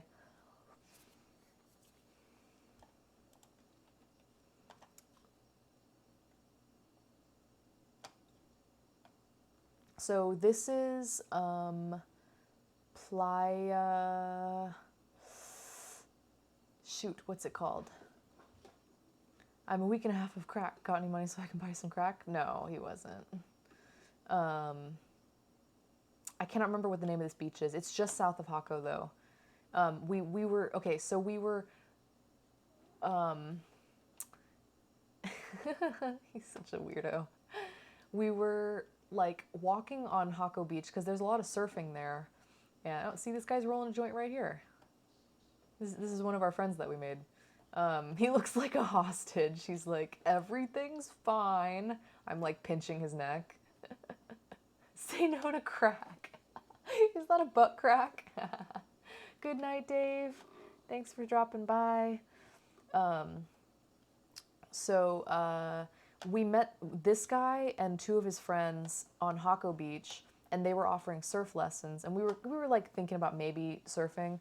So we were like comparing prices, and we started chatting with them, and they were like, honestly, if you guys don't want to do surf classes today, that's okay. Here, take my number, like for WhatsApp.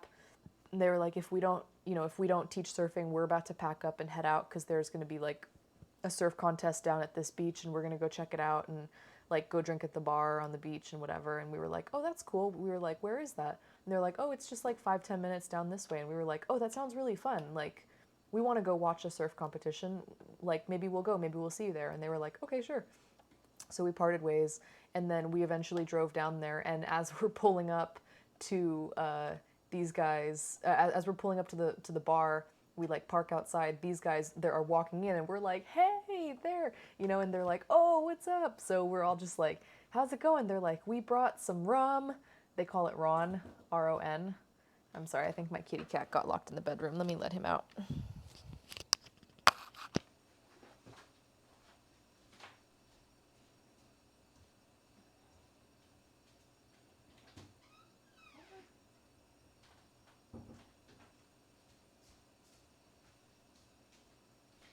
Dexter. Naughty boy Dexter. Sounds like a fun way to live. Who, these guys? Yeah, so we show up and we're like, hey, we made it, you know? And they were like, oh, it's so good to see you. They're like, we brought rum, we got weed. Come on, let's go party. We were like, okay, sure. So we went to the bar, got a couple beers, shared some of their alcohol, just like hung out. Yeah, just surfing, teaching people. I asked this guy right here. I said, do you have other jobs or do you just teach surfing? And he was like, right now I just teach surfing. And if I just get like, you know, a couple classes, you know, 1 or 2 lessons a day, like it's enough for me to live and I'm pretty happy. And then I mean, it's not like he doesn't do anything else. Like, you know, I'm sure he does other like odd jobs from time to time if he needs the money, but he was basically like, yeah, it pays the bills and I'm decently happy and then I get to hang out. And so here he's like hanging out with his friends and yeah. So maybe he sells weed to tourists, probably. But yeah, they were super cool. They like shared their rum with us and we just like kind of chatted. Someone built a bonfire later. We were just hanging out, drinking beers on the beach. It was nice. Yeah, someone made a bonfire. And then we had more ceviche. Oh no, wait, what was this? No, this was not ceviche. This was something different. It was similar to ceviche though. I forget what it was called. I ordered something because I didn't know what to get, and so I like literally randomly picked something. I don't usually do this, but I literally just randomly was like, I'll take that. And this is what it turned out to be. Sorry for the sideways picture. It's a whole bunch of plantain chips and then like a pureed black bean, a salsa, and like this really tender beef with like peppers. And you just like take the plantain and you like dip it in these and eat it. Yeah, I don't know. It was nice, but I don't usually do that. And then we met another really, really cute dog. Doesn't he look so wise? He looks so old and wise. Okay. 200 years of Pura Vida. Because like I said, it's their 200th, their bicentennial independence. Whatever. Some cool art. Okay, so now we're in Manuel Antonio. This is called Manuel Antonio National Park. It's a national park that's about an hour and a half south of Jaco. We weren't sure if we wanted to go to it. However, I think it was worth the drive because we wanted to see like monkeys and wildlife and stuff. And it's like, this is really where you want to go for it. It's like a combination of beach and rainforest right now. Oh no, sorry. Oh wait, hold up. We're not there yet. This is on our way to Manuel Antonio. We're not there yet. Okay, now we're there. Okay, now we're there. The other one, we weren't there yet. Poisonous plant, don't touch. Okay, so here's all the hikes. You show up up here at number 1, and then there's all these hikes you can do. There's like a waterfall over here. There's this area where you can go around the point. There's a lookout over here. There's a lookout over here. I swear to God, we like completionist did this national park. We walked almost every trail. We did the waterfall and came back. We walked this route, we went this way, we went this way, came back, we went this way. We skipped this lookout, so we skipped this part, but then we went this way, then we went this way, then we went around the whole thing, then we went this way, this way, this way, this way. So we did the entire national park except for this little arm right here. I think we walked about 8 miles that day. This is a sloth. We saw some sloths. Oh no, maybe this is the monkey. Wait, no, I think this is the sloth. We saw sloths, and I love sloths, and I was really hoping to see some. So he's right here. It's not a good one. Well, there's a better one coming. This sloth was pretty cool. Oh, this is a crab. How many miles? Well, I checked my health app because I had my phone on me and it said I walked about 8 miles. This is like these crazy like red crabs, but it's weird because they're like in the jungle because you're right next to the beach because the jungle is right next to the beach. So there's like these weird little crabs. You can't really make it out, but this is a sloth. I have a better picture of a different one later because spoiler alert, we saw another one. It was freaking gorgeous. Blue water, beautiful forest that leads right up to like white sand beaches. It was absolutely stunning. It was like something out of, I don't know, it looked like it was something out of a movie. It was just gorgeous. And then apparently you can see whales migrating sometimes. I looked, but I didn't see any.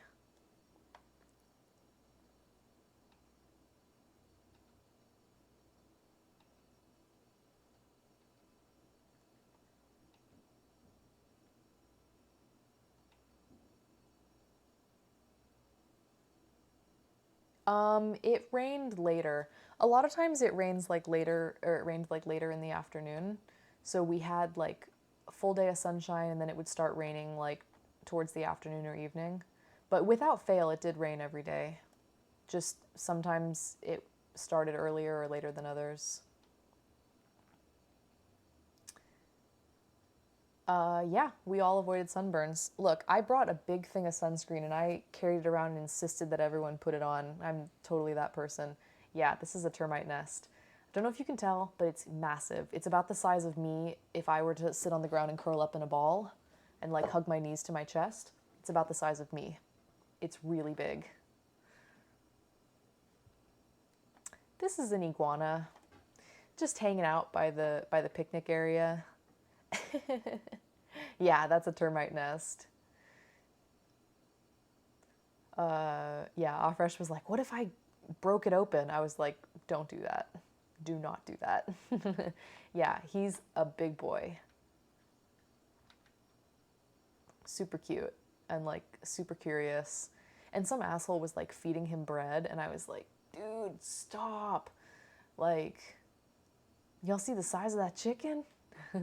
This loser was feeding him bread and I was like, please stop feeding this poor lizard bread, dude. And the guy was like, you know, he even said at one point he goes, I think I saw a sign that said no feeding the animals. And in my head I was like, oh good, like we got there. And then he kept doing it and I was like, you're fucking dumb, dude. I wish I could have gotten a picture of him. There was a sign 5 feet away from him behind him that said do not feed the animals, and this man's like feeding. And I wish I could have gotten an action shot of him throwing bread to an iguana with that sign in the background. Even better if it's a picture of like the iguana biting his finger. Cause yeah, I was just like, dude, you're dumb. Don't do that. It just pisses me off. Anyway, beautiful beaches, really warm water. You can see people are swimming. I wasn't really in the mood to swim because I knew that we were still going to be hiking and I didn't want to like hike with wet clothes. I hate like having a wet swimsuit like under my clothes. I hate that feeling. So I only like to swim if I know that I can like dry off and change afterwards. Yeah, you don't want to sit around in a wet swimsuit. It's gross. But the water was really nice. I did wade in and it was lovely and warm. Everyone was swimming. It's almost like a private beach because you have to pay park admission to get into the national park. So everyone here had paid admission. So it's almost like a paid beach. You gave an iguana some of a mango ice pop to distract it from coming close to you once. I feel like a mango ice pop is better than bread. Like, in general, you don't want to feed animals because you don't want to encourage them. Like, you don't want to make them sick. B, you don't want to encourage them to be too friendly with humans. But, you know, whatever. This guy was just being an asshole.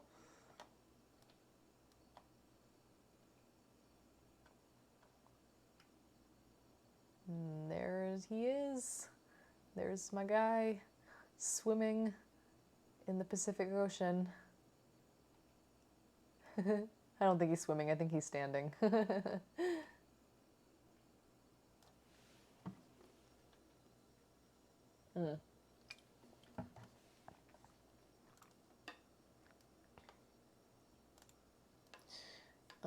Let's see if this is what I think it is.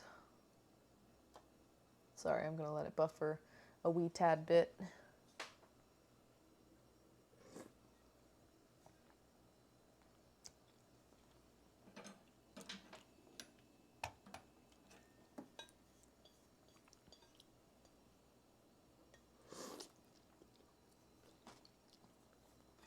I just realized I didn't have dinner.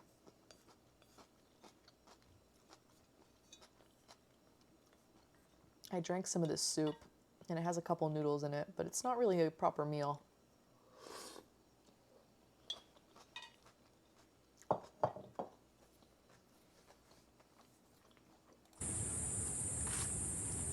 don't know if you can tell, but that is a monkey with the baby on its back.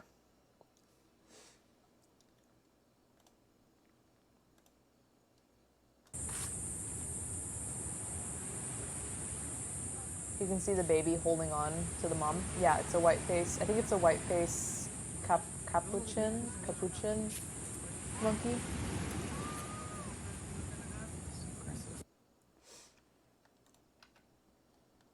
I have a whole bunch of them. People were like going nuts for these guys. They're really freaking cute. You can hear a bunch of people like chattering though, because everyone's trying to, everyone's like trying to take video, because they're just so cute. Yeah, and we wanted to see monkeys, and we saw a lot of monkeys, so that was cool. Because that was like one of the reasons that we came to Manuel Antonio. Excuse me, was we wanted to see some monkeys.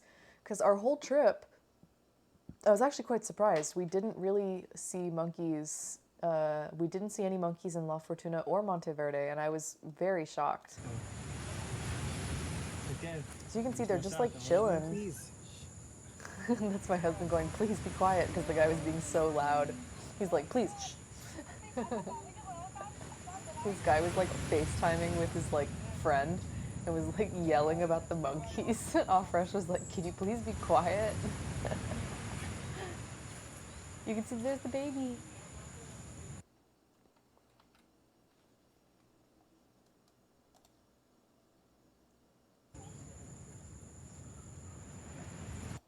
It's better if I let it sit for a second. This guy was really playful, and he kept like playing with this food and like throwing it around. Oh, the howlers were scary. We heard some howlers. We saw them really high up. Didn't get a good view of them because they were really high in the tree, but we did see them, and then we heard them. They were super loud, but they weren't where we were staying. It was only here at the national park. I saw monkeys the last time I walked at the Coney Island here, and I freaked out because they were by the exit. Monkeys are kind of scary, and they can be aggressive. They definitely can be very aggressive, and they can scratch and they can bite. I don't recommend getting too close to them. My mom left me, and I was like, help your adult child here. Yeah, you're like, mommy.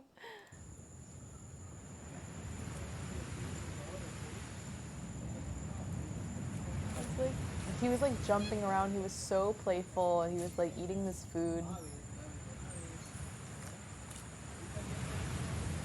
You can hear like the waves crashing.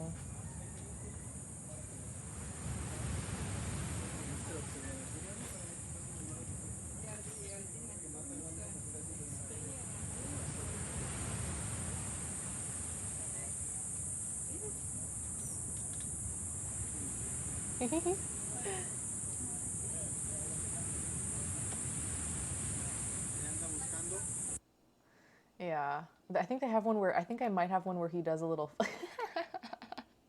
Or he does a little flip. Look at this one. This one is giving strong Felix vibes. Oh. Do you guys get the strong Felix vibes?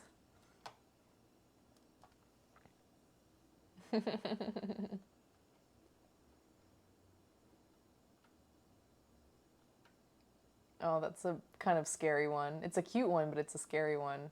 Monkeys are freaky. Look at that.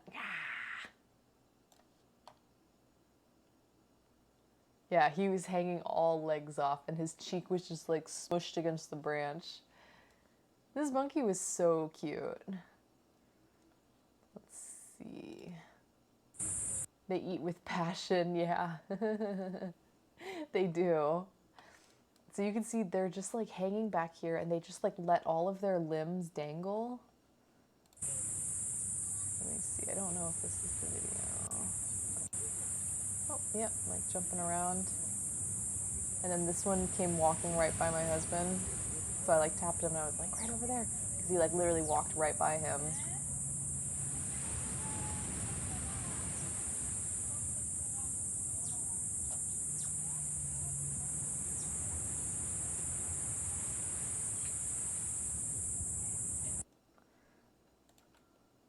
I think this is the one where he does the little flippy.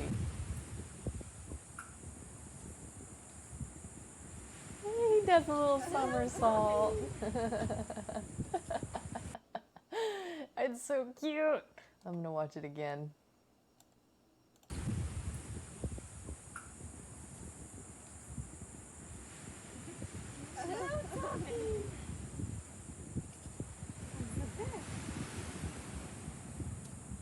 That monkey was a character. He was really goofy. I think he was showing off. Okay, here we found our sloth content, guys. I told you guys there would be sloths. It's too bad everyone went to bed. Not everyone, but a lot of people went to sleep already. But that's what VODs are for. Guys, we saw a sloth like really close in the wild.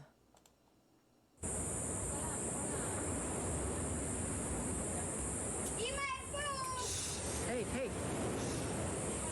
The kid kept yelling and it was stressing the sloth out.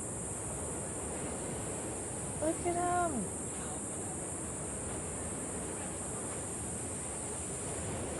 This kid was literally yelling. We were up in like this, we were kind of like in an observation tower that was like about 3 stories up, 2-3 stories up, and the sloth happened to be right next to it so we could get a good view, but this kid was in the tower yelling down to his mom, and we were like, go walk down there and talk to her yourself. Stop screaming because there is a sloth here who is just trying to hang out, you know? Have a good night, DL. Thanks for hanging out. So we were just like, can you please be quiet? Because this kid was just like yelling. And the sloth like was obviously like kind of agitated and was like, I would be too.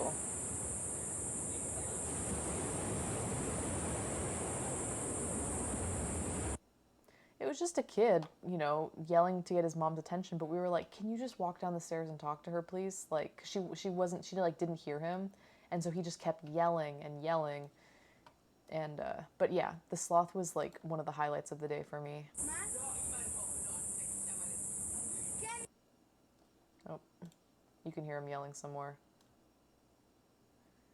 This kid was really loud, like unreasonably loud. I think we told him to like please be quiet. Yeah. Please, stop it. We were like, shh. He keeps yelling. This kid was just screaming. My husband got so mad at him. He was like, can you please be quiet? Like yelling at this child. Do they not have many park rangers? Not really. I mean, they have them, but I mean, not really. So we were just like, shut up. I think he finally did at this one. But like, how cool is it to see a sloth like so close up like this? I feel like you never get to see this. And he was cruising. Look at him go. Scoot, scoot. No, not in a zoo. Not in a zoo or anything like that. This is just in the wild. We just happened to have a good view because you could see we're in this like observation tower and the sloth just so happened to be a couple trees away from it. So we like tried to get a whole bunch. Eventually he moved, probably because he was annoyed at that kid. He like tried to move to a different tree. And then by the time we did a different hike and came back, he was in a different tree and we couldn't see him as well from the observation tower anymore.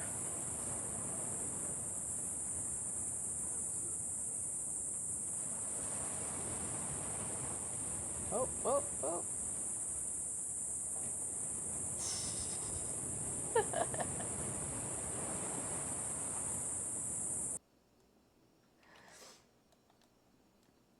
This is what introverts feel like. He's pulling some sort of maneuver. I don't know what he's up to.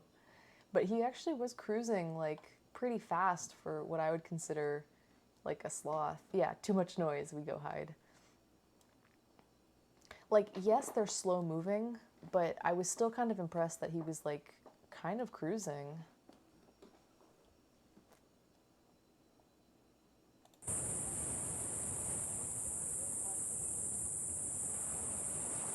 Yeah, really deliberate with like how they grab and like how they move. They don't really expend any unnecessary energy.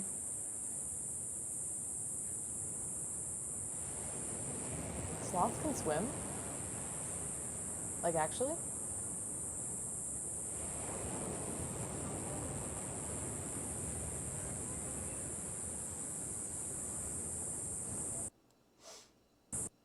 They're graceful swimmers. No way. Oh, yeah, I want to see that. They're graceful swimmers. Wow. I wouldn't have guessed. Oh, we saw another big boy. Look at him. He's having a beach day.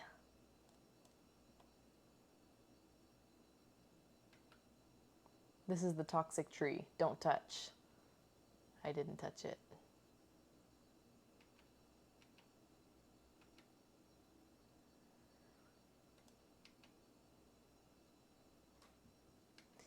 No, Tokar! Then we went down to that little tip where you could do the loop around the edge of the park on that like little sticky outy part. It was a nice little loop, very scenic. And you're like on these like really sheer cliffs. Oh, this one? Yeah.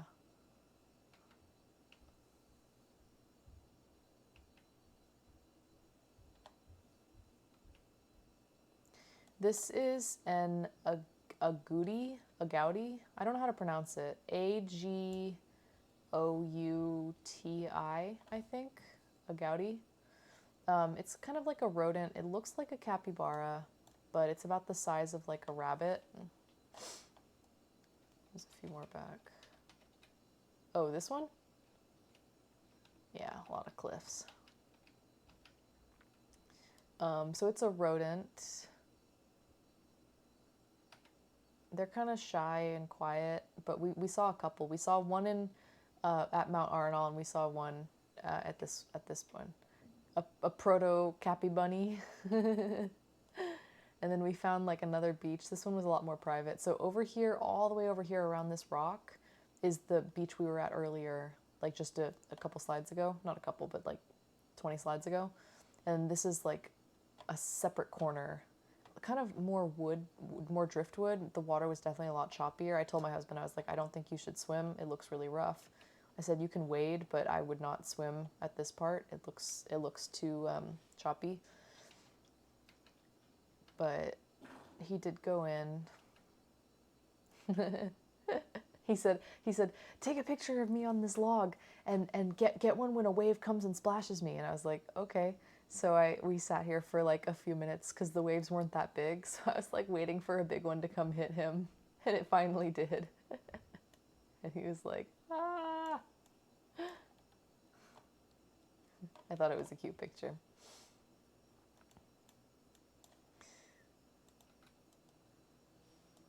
I can't remember what this picture was of. Oh, is that the sloth? Oh, it is the sloth. There he is. It's the same sloth, but he moved to a different tree in the time that we took our hike.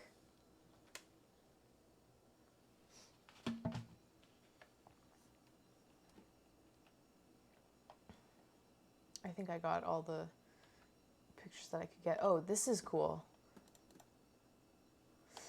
This video weirded me out because I was walking and I took a step and suddenly the ground started moving, so I freaked out. And it was a shitload of hermit crabs.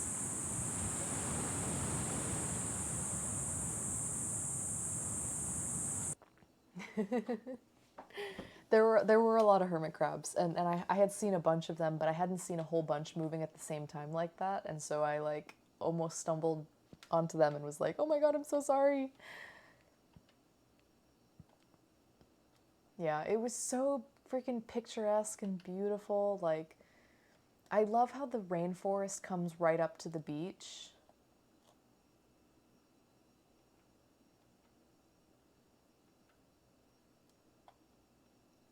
That one seems to be a panoramic that didn't load, which is okay.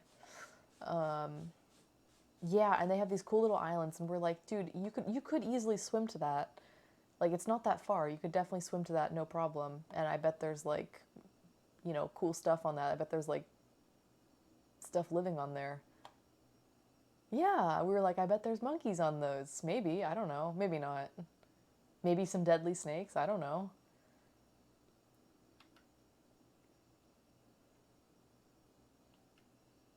So yeah, this is Manuel Antonio National Park.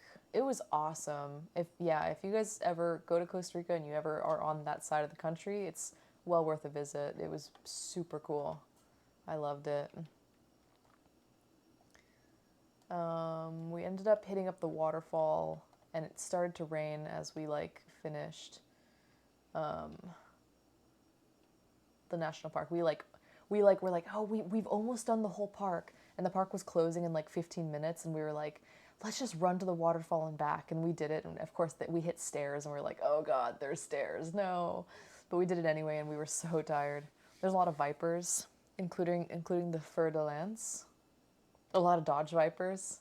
Then we stopped at Pollolandia. This place is called Pollolandia. It's just like a fried chicken shop. It's a chain. It was good though. This place was kind of weird. It was like they built all these, it was like by the side of the road, and they built all these restaurants down here, and then all of these are living spaces. And this whole area seemed to be very much like filled with expats. Like, all these people seemed to be like American and European, and we were like, what is going on here? It was super weird. Like, I felt like it was built for expats. It was kind of strange. There was like an Italian restaurant. I don't know. It was like really weird. And there was this one guy who was wearing like a US military shirt. So I asked him, like, you know, where are you from? Do you live here? Do you live in the US? And he said, oh, I'm originally from the US, but I've lived in Costa Rica, I think he said for like several decades, like a really long time. Crazy. But he was wearing like an American flag mask and like army sweatpants and a t-shirt that said like remembering the lost blah blah blah of whatever war or whatever, and I was just like, you are all decked out for someone who's lived in Costa Rica for I don't know how many decades. That's really weird. Like, you're weird, sir. I didn't say that, but I don't know. I saw a double rainbow. Pollolandia. Okay, so we got sushi because we wanted to try something different, and we were like, let's see if the Costa Ricans know how to do sushi. Maybe he got his clothes at the Trump closeout sale. Yeah, maybe. So we tried the sushi to see if it was any good. It was okay. It wasn't great. It would have been fine if they just got the rice correct. The rice, though, did not have enough vinegar in it, which is such a crucial part of sushi, and it had, like, not enough vinegar, and so that kind of made the whole thing not so good. The rest of it would have been fine if the vinegar level had just been correct. But it's just like some pretty basic rolls. We were cracking up, though, because this one has plantains on top. You can't get away from the plantains. They're on your sushi and everything. It was pretty good though. Like honestly, like sweet plantains on a sushi roll, actually not bad. Just if only the sushi rice was better. Here we got some foggy fog.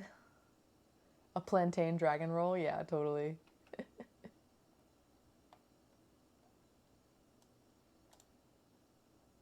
Let's see.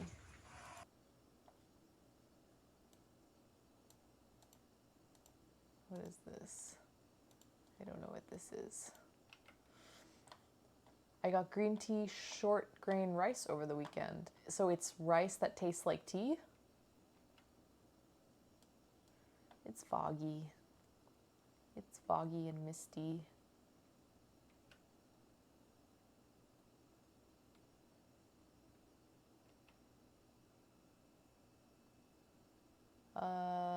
These are, okay, now we're in San Jose. Looks like a machete cut that trail. Yeah, probably. So we spent our last day in San Jose, which is like the big city. That's where the airport, that's where the main airport is. And we thought we would go there and do some shopping and just kind of hang out and be close to the airport. And I'm glad we did, because it just made that last day like a lot less stressful. Because we did, like I drove us from Jaco to San Jose. It wasn't too long. It was like 2-3 hours. Not horrible. But then it was nice because then we were already there, and then we just had to drive like 15 minutes to go drop the car off. So this is like a whole bunch of spices at this market. It was like this indoor market where they have everything from like clothes, bags, souvenirs, food, restaurants. We're almost done. This is my last full day. I'm pretty close to the end. So here we are walking around downtown. This is like downtown San Jose. And it was very busy. And I don't know if you guys can see, but I don't know if you guys can tell, everyone is wearing a mask, even though we're outdoors. So, because some people were asking me like, you know, what was it like traveling during COVID? And honestly, I feel like Costa Rica was super, super COVID safe, super like COVID conscious, like, they really take it serious there. They really do. And so even when you're outdoors, people wear masks. As long, like, if you're by yourself, you don't. But if you're in a place where you're walking by other people outdoors, they do wear a mask. And also, you have to wear a mask in any time you're indoors. You have to wear a mask, except when you're sitting at a table eating. Just a cultural courtesy, yeah. And then the other thing, solar panels, these? Maybe. I'm not sure. The other thing that I thought that I really liked was most places had a sink with hand soap and running water outside, like a restaurant or a shop or something. And very frequently, people would stop me and be like, oh, can you please wash your hands before you come in? And then you're like, oh yeah, of course. And it would be like a step pump. So you step on the little foot pump, and it pumps a little bit of water. Wash your hands, soap and water, clean paper towels, boom, boom, boom. And then you got your mask on, and they're like, okay, come on in.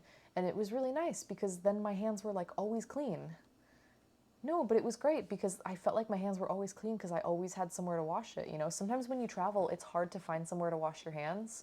Sometimes restrooms cost money. Sometimes they're dirty.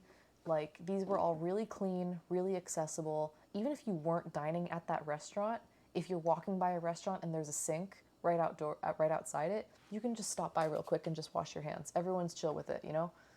Yeah, with the ecotourism being so crucial, I can tell that they're really trying to be safe, and it made me feel so much better being there, knowing that like they actually were taking it seriously. Most of the people that I talked to about COVID, so like people on like the tour guides, the hotel people, most of them said like we're all vaccinated because like obviously in the more remote areas, the poorer areas, and the less touristy areas, they're not going to be as vaccinated because there's less contact with the outside world. There's maybe less resources, or maybe less like knowledge of how vaccines work and the importance of them, you know what I mean? But anywhere where there was, like most of the places we were that were touristy, the people were like, yeah, we're vaccinated because they want life to come back to normal because they really need tourism. So I generally felt extremely safe. And you guys know I had to take a COVID test to come back to the US and I tested negative. So like, it seems like their measures worked. I'm also vaccinated too, but still, like, you know. So that was awesome. I loved that. This is like a square. This statue is a guy sweeping. I don't know. I'm wondering if it's like some sort of like celebration of laborers. I'm not really sure. SJO is San Jose. That's like the airport code for San Jose, if you're wondering. This is me in the jungle. I'm back in the jungle, guys. You guys thought we came back to the city? No, we're back in the jungle. Yeah, we're just being stupid.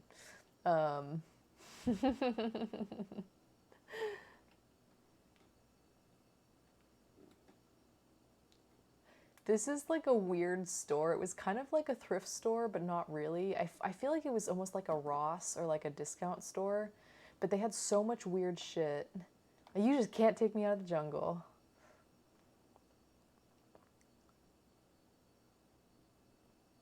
I wonder how many people have this as their main jungle experience on the trip. Probably not that many. I think most people come to Costa Rica to do ecotourism. I don't think most people come to go to San Jose.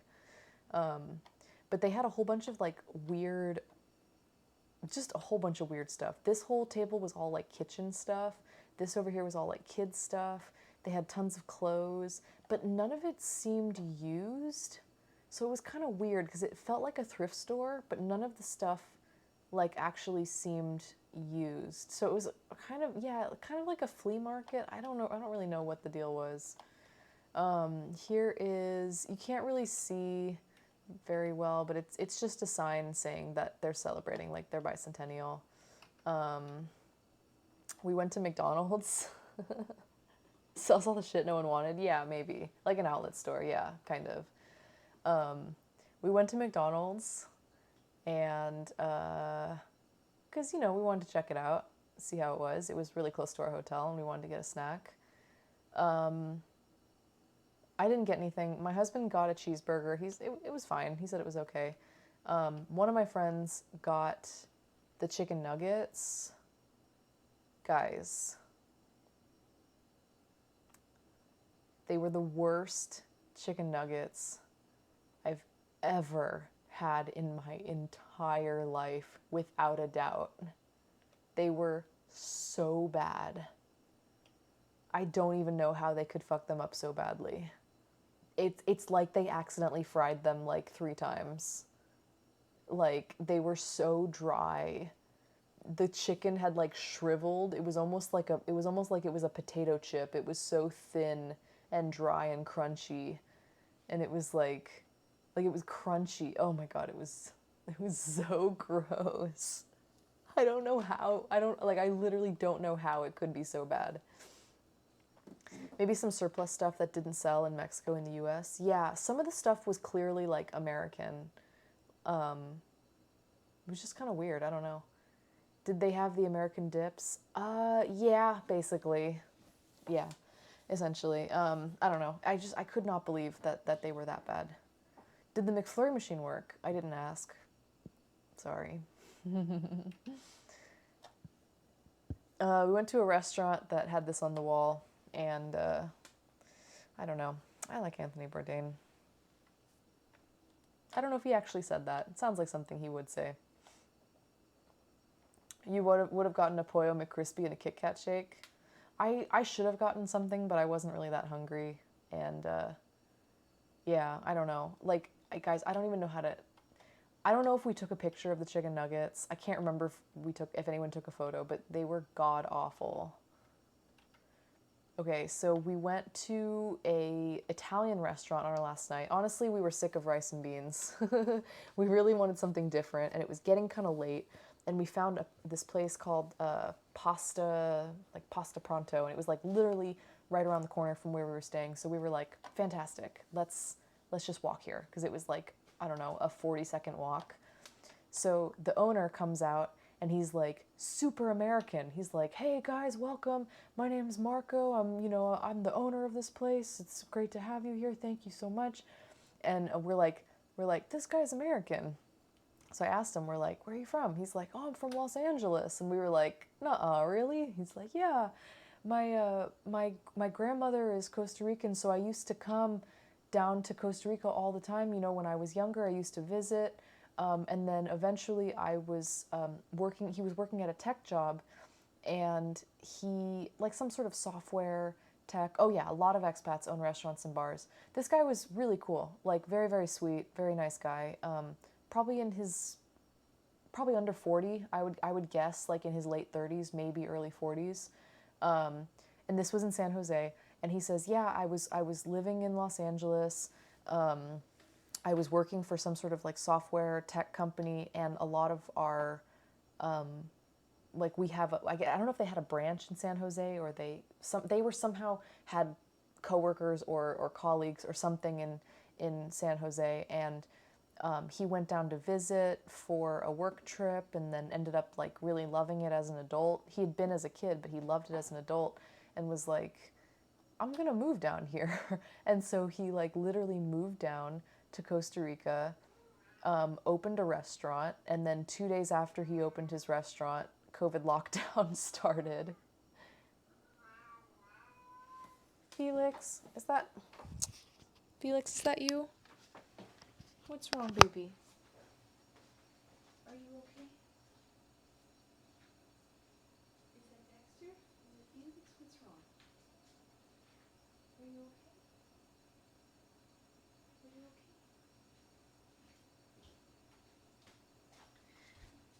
Almost sounded like someone was doing the barf cry for a second. I would expect people from LA to be the most common U.S. city for long-term expats. I was more surprised about the Bakersfield lady. Yeah, totally. Yeah, I heard someone going, wow, wow. And it almost sounded like Dexter's, like, help me, mama, I gotta throw up sound. Anywho, so he opens this restaurant. 2 days later, the country goes into lockdown, and he's like, fuck. But he transitioned to doing a lot of catering, so they managed to stay afloat throughout the pandemic, and we went there, and the food was really good. And here's like a garlic roll. This is a caprese. He literally gave us these for free, because we were just making small talk, and he's a small, relatively new business, like trying to get off the ground, and so he was like giving us samples of stuff. He like gave us this roll. He gave us the caprese for free. He gave us this fancy drink. Well, no, actually, sorry, we paid for this one, but he gave my friend a free sangria. Most precious, meow. Is that an old one? That's an old clip, huh?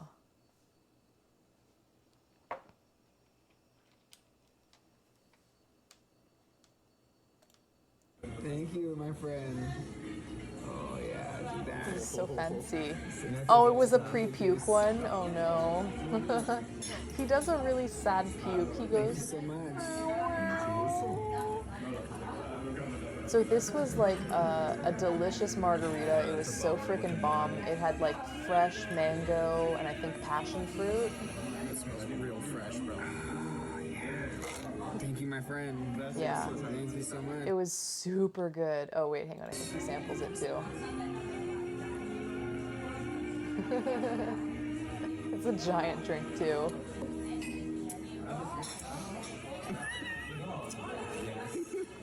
It's very good and very strong. Thank you. Yeah, it's like super fresh fruit. We weren't even gonna get drinks, but the guy was, he was a good seller, and he was just like, yeah, all of our stuff. He was like, I get all of our stuff, like almost every day fresh at the farmer's market. Like we supply our cheese from here, we supply our meat from here, all of our fruit. Like we make fresh purees every day with like seasonal fruit. And he was like, today we've got mango and I don't know, some sort of berry and I think it was passion fruit and something. So he was like, we can kind of infuse them into any drink you want. So if, let's say you want to do like a mango mojito or something, he was like, we've got a like a mixologist on staff. It was a whole, you know, it's a nice operation he's trying to run here.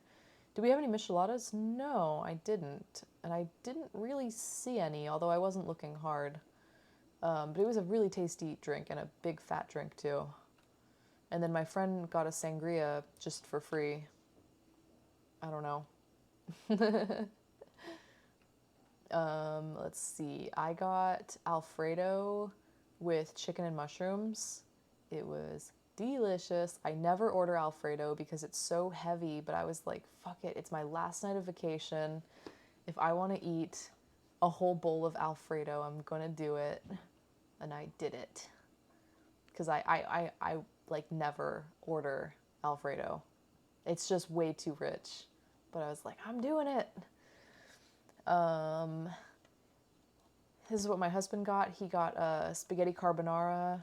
He got like kind of like a dinner combo. It's funny, they called it an Italian casado, playing off the rice and beans dish, except the idea being it's a pasta, a meat, and a salad. So I was like, okay, that's cute. It was plenty of food. And so this carbonara, like a breaded chicken fillet and like a house salad. This is a kind of like a Caribbean pasta. So it had carrots and zucchini and onions and shrimp with like a savory coconut, kind of like a, not curry, but like a coconutty pasta sauce. So it was kind of like Caribbean flavors, kind of some island flavors. That was pretty good. And then pesto. See, the great thing about traveling with additional people is additional food photos. Every time we eat, we get double the food pictures because there's 4 of us instead of 2. So that was great. I had like double the food pics. Yeah, the pesto was really lovely. That's the place of it. There's Felix again. Don't ask, I don't know. This was my breakfast. They gave me a hot dog. I don't know why. This shrimp one is my favorite so far. What? Photo? This? Like favorite food photo? The pancake was a little bit burnt, Kenny. Oh, of the pastas. Yeah. Yeah, they were all delicious. I tried all of them. They did singe my pancake a little bit. I also asked for scrambled eggs, not sunny side up, but it's okay. You know what? I lived to tell the tale. We went to an art museum on our last day. This is our last morning, like before we left. It was a free museum. It was the Museum of Costa Rican Art. Totally free to enter. And it was built in a building that used to be an old airport, like a small local airport. So all of these works of art ranging from, I think, maybe like the mid 1800s to like present day.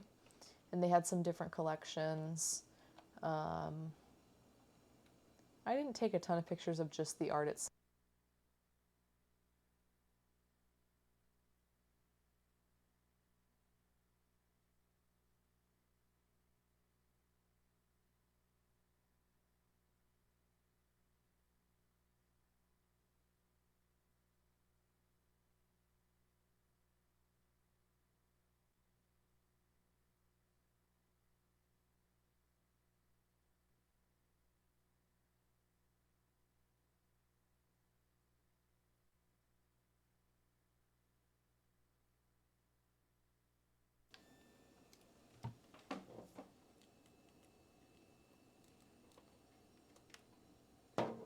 All right, can you hear me?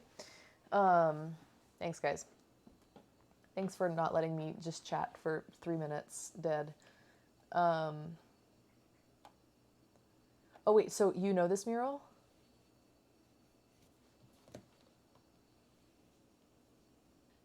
I thought it was designed for this room. Are you saying it's not? Oh, the previous one. Really? This one? I thought it was designed just for this.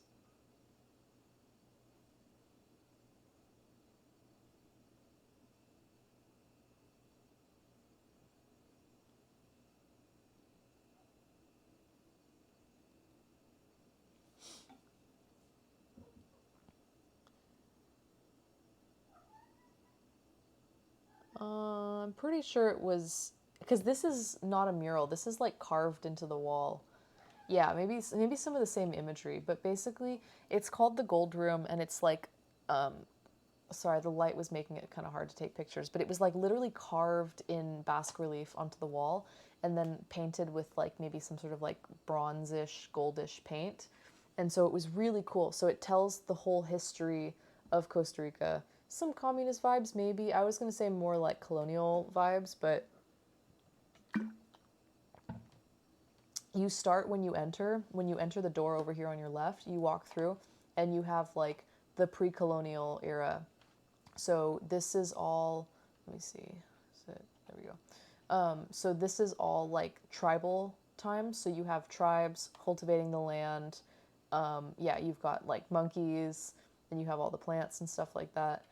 And then over here you have the arrival of, I guess, the Spanish. Yeah, I think the Spanish. So you have like the arrival of the ships, the Spaniards, like the meeting of two cultures. Yeah, one man's colony is another man's commune, sure. And then it continues over here. I didn't get pictures of this corner, but over here you get to like some conflict. Over here you have like kind of colonial era where you can start to see more infrastructure being built.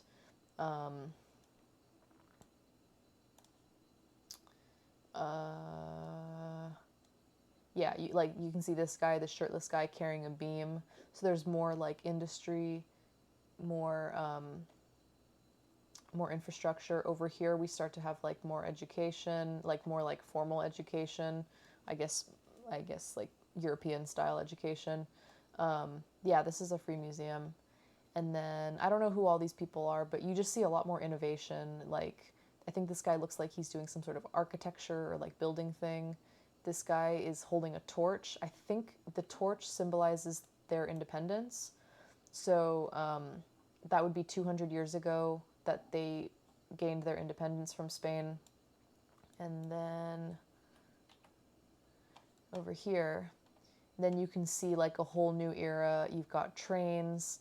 You've got like this guy holding this thing. I'm pretty sure it's like an architecture thing. You've got like builders, doctors, laborers, and they're kind of like, oh, I went back too far. Yeah, kind of like a more industrial era coming towards the present day. So I don't know, it was very cool.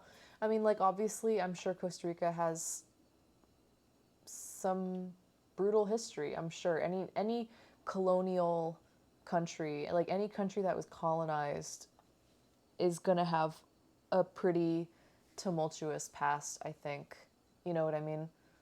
So, for better or for worse, it shaped the country, and so it kind of like tells the whole story of how Costa Rica came to be. It was very cool. It was a very, very cool room. Plumb bob? What's a plumb bob? That little dangly thing? What did you call me? Yeah, so this is the second floor. So all the way in here, you can see in here is the gold room. Did you learn if Costa Rica had more Aztec or Mayan influence? I think it was a totally different tribe.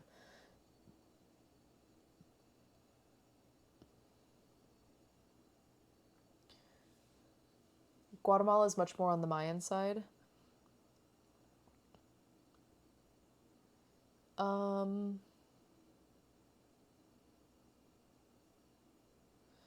Okay, so the tribes of Costa Rica, there are 8 indigenous tribes in Costa Rica: the Huetar, Maleku, Bribri, Cabacar, Brunca, Ngabe, and Broran. Oh, sorry, and Chorotega. They constitute about 2.4% of the total population. As far as like Mayan, Aztec, Inca, let's see. Guatemala is like more Mayan. I'll be honest, I totally mix up Mayan, Aztec, and Incan all the time. I cannot keep them straight. Trying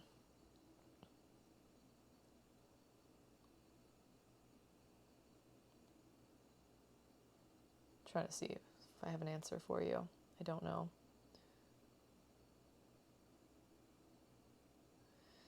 So these tribes can be traced back to possibly the Mayans and the Aztecs. I don't know though. Yeah, blame Disney. Thanks, Bitter Dan. Bitter Dan did the research for us. Costa Rica never had a thriving indigenous culture such as the empires of the Mayan, Aztec, or Inca people. That's what I thought. The native people were culturally influenced by Mesoamerican tribes from Central America and cultures from northern South America, basically like what is now Colombia. Kind of a melting pot, but that's what I suspected because I feel like when you go somewhere that has a very strong like Mayan culture or Aztec history or whatever, they really lean into that as part of their tourism, as part of their like heritage, part of their cultural story. And I didn't really get a lot of that. And so that's why I was like, I don't think so, because I feel like if that would be the case, I would have heard about it. You know what I mean? This is a park outside the Free Art Museum. It's a nice little park. Sorry, loading. I can hear my dog snoring on the ground. The land narrows so much around that part of the continents. Yeah, so you have a lot of people. You probably have a lot of people passing through. So I'm sure it's like a huge mix. Sorry, loading. Come on. We're almost at the end. We almost did it. Hard to find flat ground for farming. Well, I mean, Costa Rica does have a lot of mountains and hills and stuff, but Costa Rica has some insanely good farming. I feel like they've managed to do pretty good for themselves in that department. So it was like a nice little public park here. Oh my God, is every single one gonna load like this? Holy Jesus.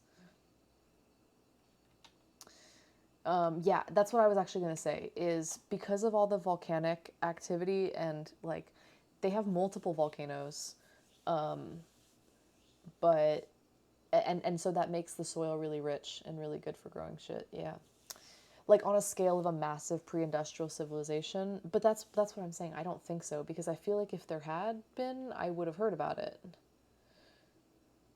because they probably would have leaned into it and wanted to play that up for the tourists. But the fact that they don't tells me that that wasn't really a part of the history. So they had this cool little like lagoon with flowers. It was so peaceful. This is just like a big public park, really huge. Like to walk from one, it was like a size of a rectangle. We walked from one corner to the other and it took like maybe half an hour. So it was pretty big. It's like a pretty big park.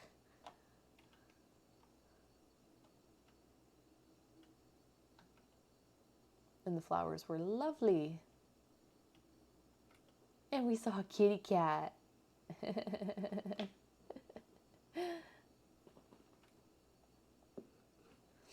We were like, dude, I bet that cat like works hard. I bet there's a lot of mice to eat in that broken building. He's a very cute cat. Then we went to the Natural History Museum, which was not much of a museum. They had a lot of specimens, but basically no description. So it was kind of just like a giant, I know, isn't it so cute? It was kind of just like a huge collection of specimens without a lot of explanation at all. But it was like $3 or $4 to get in. So we were like, yeah, whatever, we'll go. Why not? You take that back. Better than the tar pits. So they had a lot of cool shit here. I don't know if you guys can see, but this says Zilapalos. Remember I said Zilapalo means petrified wood? So, oh, here it is. Here's our Zilapalos. So these are petrified wood samples, ammonites. They had a really good collection of everything from like fossils, shells, insects, butterflies, taxidermied like mammals, reptiles, birds, even some dinosaur bones, sea creatures. They had like a really They had a really good collection. I know you're serious. It was very cool though. There was a lot of specimens. It's just like it didn't tell you anything about them. So these are all the crustaceos, the crusty CEOs. So we have all sorts of like crabs. The lighting alone puts it on top. We have a whole bunch of like giant prawns, lobsters, and crabs. Sea bugs. Yummy. A bunch of like snakes and turtles. There's some weird shit. We definitely saw some weird shit. There was a jar with a human fetus in it. I didn't take a picture. I thought it would be upsetting for people.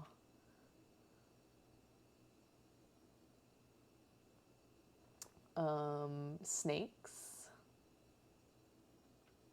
More snakes.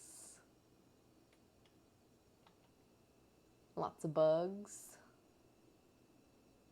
Everything got bigger back then because of the oxygen levels were higher. Is that really why? So we got a crap load of beetles here. Here's the Hercules beetle right here. This is the one that I held. Sorry for the glare. So they had this really cool room. All of these in the middle, so all of these shelves in the middle were all shells. And then all of these on the outside were all butterflies, moths, and insects. That's one of the theories. That's really cool. I didn't know that. I've never heard that theory before. Shouldn't they be able to test that, like, somehow? Shouldn't there be some way of proving that? I guess correlation does not equal causation. Do they know that oxygen levels were in fact higher? They just don't know for a fact that it's like causation? Is that the thing? Easier to supply it to the bloodstream. I guess what I'm asking is like, is the oxygen level being high like true, and they're just not sure if one led to the other? So we saw a ton of butterflies. They had many, many gorgeous samples that were really like neatly arranged. They know all the atmospheric composition. Oh, okay. So it's just a correlation. They don't know if it's causation. That's like one of my all-time favorite phrases. Do you guys know this phrase? Correlation does not equal causation. It's something that we talk about a lot in like sociology, like political science, any sort of like data-driven kind of like qualitative or quantitative type research thing. I guess it works in a lot of sciencey things too, not just like social science. Okay, anyway, the point is correlation does not equal causation. So just because two things correlate, so if you graph them and just because they might look like they have a similar curve, does not mean that one causes the other, right? It led back to how hard a heart would have to pump in order to support larger animal structures. That makes sense. So animals could be bigger because they could get more oxygen more easily. I had a girlfriend who wouldn't believe me that causation was a real word. I feel like that's a really easy argument to clear up. Can't you just Google it?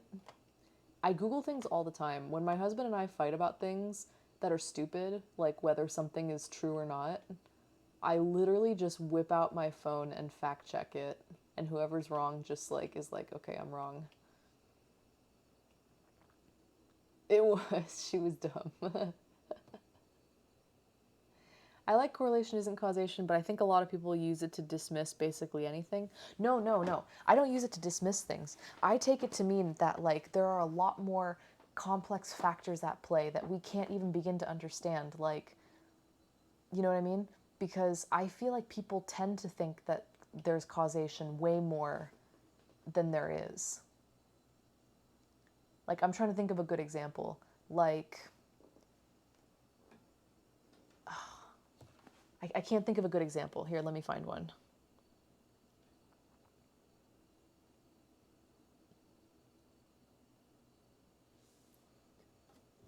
I think people lean too much into causation, personally. And so that's why I like to keep it in mind.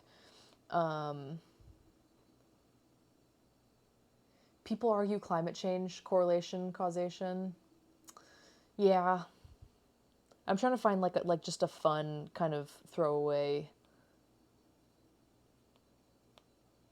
Trying to find a good one. There's some like really silly ones that you wouldn't think, but in a way they sort of make sense.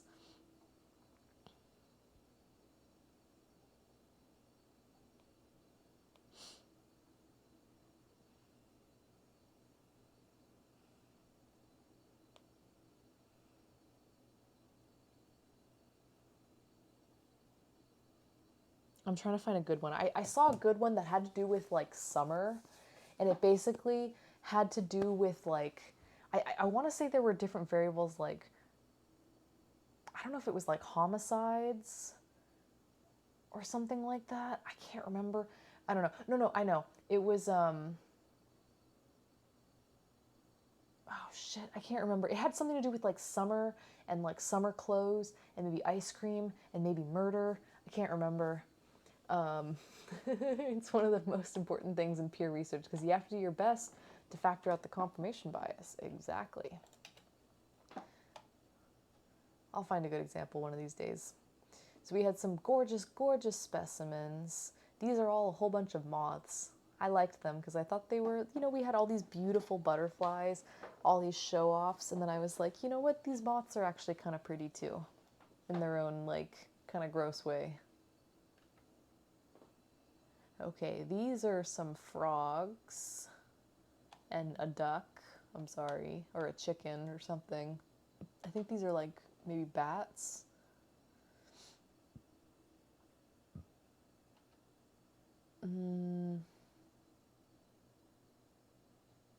I don't know.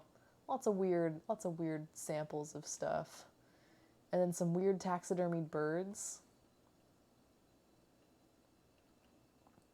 More weird taxidermied birds. I know, it's weird. Some of the taxidermies were like very old. You could tell that they're getting really tired. It's probably a really old museum. Okay, I had asked my husband earlier in the trip, hey, do you think hawks eat sloths a lot? And his answer was like, yeah, of course. He was like, probably like the really big ones, like the eagles. And I was like, huh, okay, that makes sense. I'm sorry, I know this is dark, but look at the sloth's face. He's like, oh, fuck. I'm sorry. It's a harpy eagle. It's, you know what, this is nature. It's kind of funny, it's kind of dark. When I saw the sloth's face, I laughed so hard because he's just like, oh shit, not today.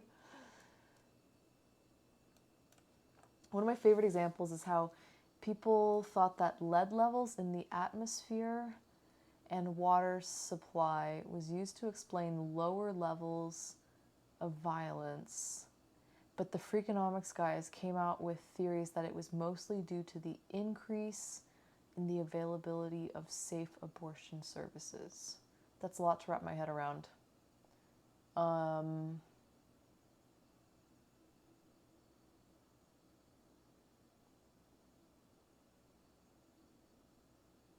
Okay, so lead levels in the atmosphere and water tied to lower, so basically higher lead, they were saying, oh, higher lead leads to lower levels of violence.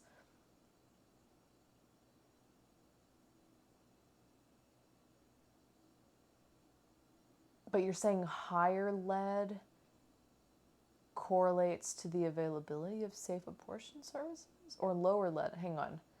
Lower levels of lead. Okay, got it. So like low levels of lead equals lower levels of violence, therefore lead causes violence, right? Wrong. Okay, so what you're saying is that areas where you are less likely to have lead tainting your water supply are also going to be areas where you will possibly have safer abortion services, and therefore safer abortion services equals less violence?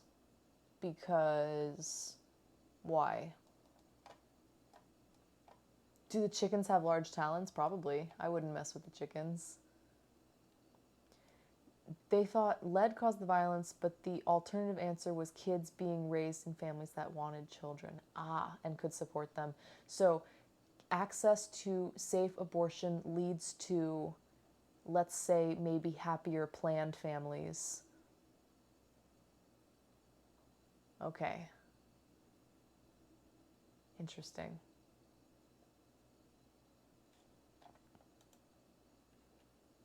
Anyway, here's a bunch more sloths. These ones aren't being attacked.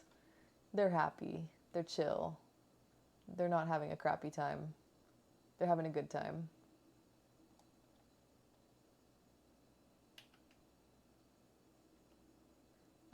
This is supposedly a two-headed calf. I don't believe it, though. There's like a stitch right here. I don't believe it. I think it's fake. Now, I know that I'm pretty sure two-headed animals do exist. Do I know how to tell a two-toed sloth from a three-toed sloth? You count their toes on their front leg. I don't know. Is there another way? I think there is. Okay, I'm pretty sure that two-headed animals, smart. But it's only on their front legs, because I'm pretty sure their back legs both have three. Okay, I think two-headed animals do exist, don't they? You think this one was legit? Really? I wasn't sure because it had this like weird sew, and I was like, why is there a stitch down its back? That just looks like you sewed two animals together. Hold on. Higher lead content leading to aggression is a proven thing still, but they concluded it wasn't enough to explain decades-long decrease in violence. Gotcha. I have seen a living two-headed snake. Whoa, that's cool. True, yeah. Two-headed animals I feel like I've seen before. I'm just like, I don't know. The other taxidermies didn't look like they had such a strong seam down the back, so I was not totally sold on this one, but hey, maybe it's real. I don't know. Seems like anywhere along the spine it can get split. Yeah, I've seen a two-headed cow, which basically the heads were like almost fused together, so they were like, it was basically like one really big head, almost, and then I've seen ones that have like two necks. You know what I mean? It's very interesting. I don't know. Nature's crazy.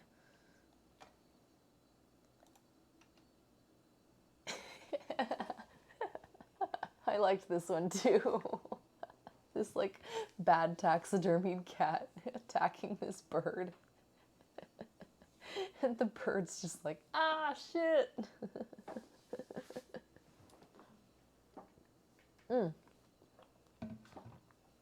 They can have a third eye, like three eyes. Whoa, that's crazy. Yeah, nature's wild. Okay, I don't know about these. Do you think these are real?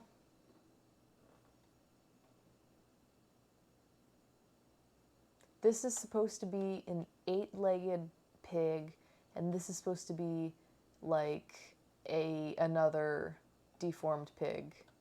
Yeah, you think so? That's pretty wild.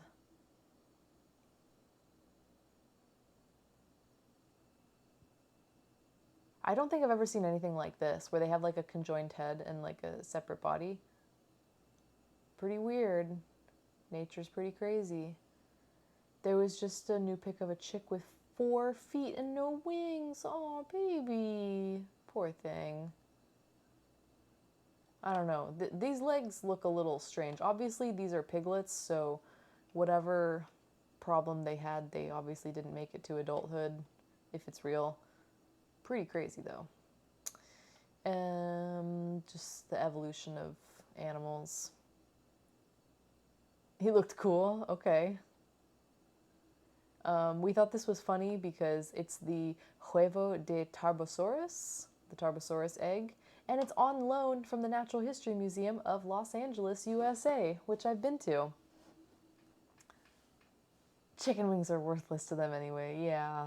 We need to grow four-breasted chickens? Nah, dude, dark meat. I thought this was cool, because, like, I'm like, hey, I've been to the Natural History Museum of Los Angeles.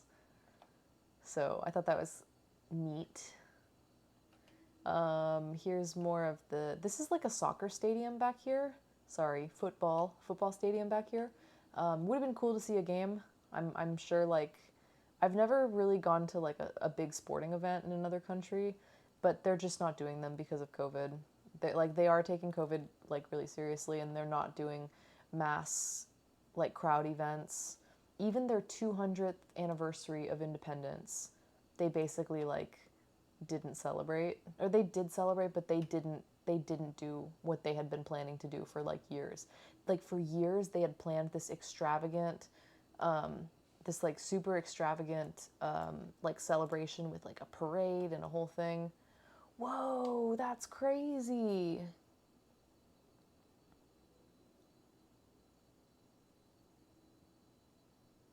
Whoa. Okay, that's really cool. That's really cool. Yeah, look at him perching there. When he perches, he looks like a gorilla.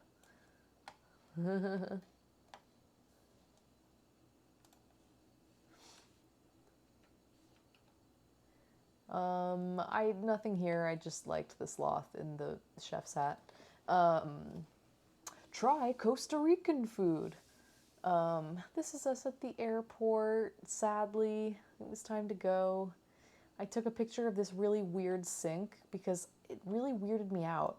You had to, like, you had to reach your hands really far over this counter to, like, this center divide, and then the water spout just, like, came out from the center, like, underneath the mirror, and then same with the soap, but you had to, like, really lean over there, and then it just kind of, like, splattered really, like, ugly in this flat area, and then, like, went down into this groove, and it was, like, the ugliest sink. I don't know. It was a really ugly sink. I didn't like it. And then it was time to go. It was raining like crazy. It was pouring rain at the airport. Our flight was, like, super delayed because of bad weather. Yeah, it sucked. Anyway, I had my husband take a video while we were leaving. Let's see what he got. I haven't seen it yet. Yep. So sad. You can hear they're doing the safety announcements. Yeah. Oh, we got another one.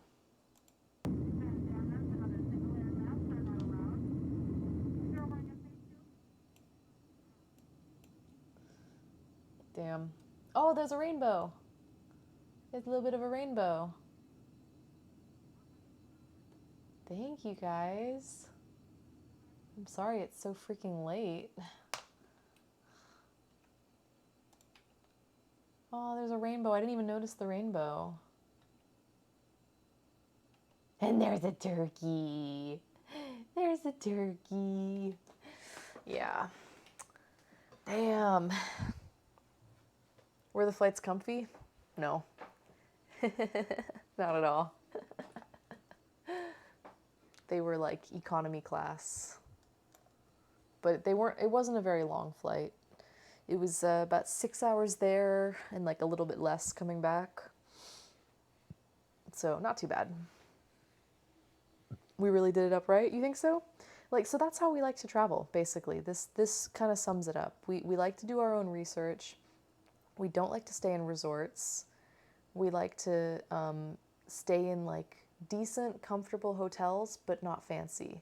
Most of them didn't have, like, many or any amenities. Like, no pool, no bar, you know, whatever. A couple of them hadn't served breakfast, which is, like, a nice thing, but not necessary. And yeah, you know, we don't need to have anything fancy, like room service or anything like that. More fancy nights, but just to sleep.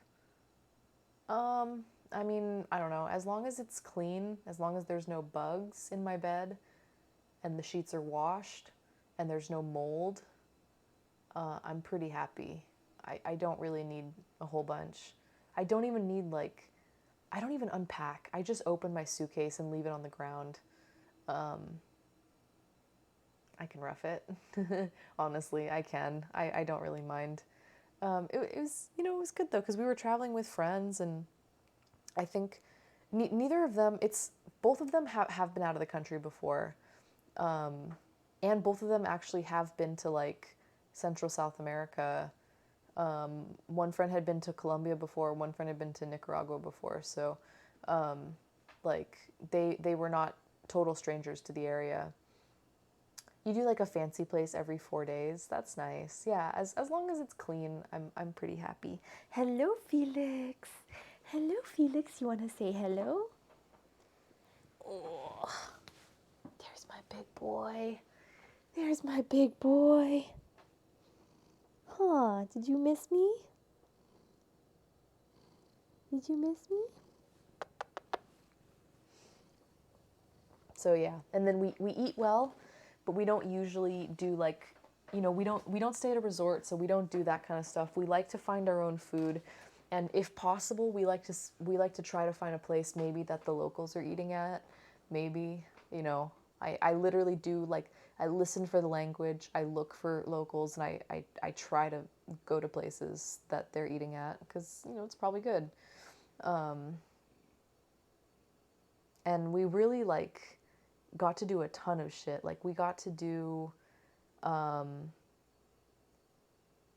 zip lining, fine dining experience, whitewater rafting, hiking, swimming, shopping, night tours, wildlife. We went on 2 different nighttime walks, a coffee plantation tour. We got to do so many cool things. And the trip was not that expensive. I mean, it cost a little bit. Yeah, it cost a bit. I had to save up for it. But all things considered, it was an extremely affordable trip. The whole trip was under $2,000 a person. Bye, Bitter Dan. Take care. Thank you for hanging out. Really, it was a pleasure. No, it's not slumming it at a crappy hotel in a huge city. Not at all. But we do our research. We do our research really. We read the reviews. We I make a whole spreadsheet of different places, mark out where they're located, what the price is, what they offer, and then we kind of narrow it down. Were people there racist? Not to me. I don't think so. A lot of the cost was the flight. The flight was about $400 round trip, so not too bad. The flight was about $400 round trip. The hotel stay and the rental car was about $400 per person. The rental car actually got quite pricey because what happened was yeah, it is. The rental car was supposed to be under 300, and it ended up being over 600 because when we got there, the car that they had promised us, they didn't have it. So they were like, well, we're going to upgrade you at no extra cost. We're going to upgrade your car. So we're like, okay, great, fantastic. We get a slightly bigger car, fantastic. But then they're like, oh, well, because you have a nicer car, we now have to charge you increased insurance. So instead of paying, whatever, $10 a day for insurance, you now have to pay $27 a day for insurance. And we're like, oh, what? Which adds up, Hi, Cece, how you doing? So that was kind of annoying, but you roll with the punches. And then, yeah, all things considered, the hotel stays were fairly reasonable. So for 4 people, we broke it, we divided it in 4s. So the hotel cost and the car ended up being fairly reasonable. And yeah, it was good. And then we did all our experiences and our shopping and our dining, and we just,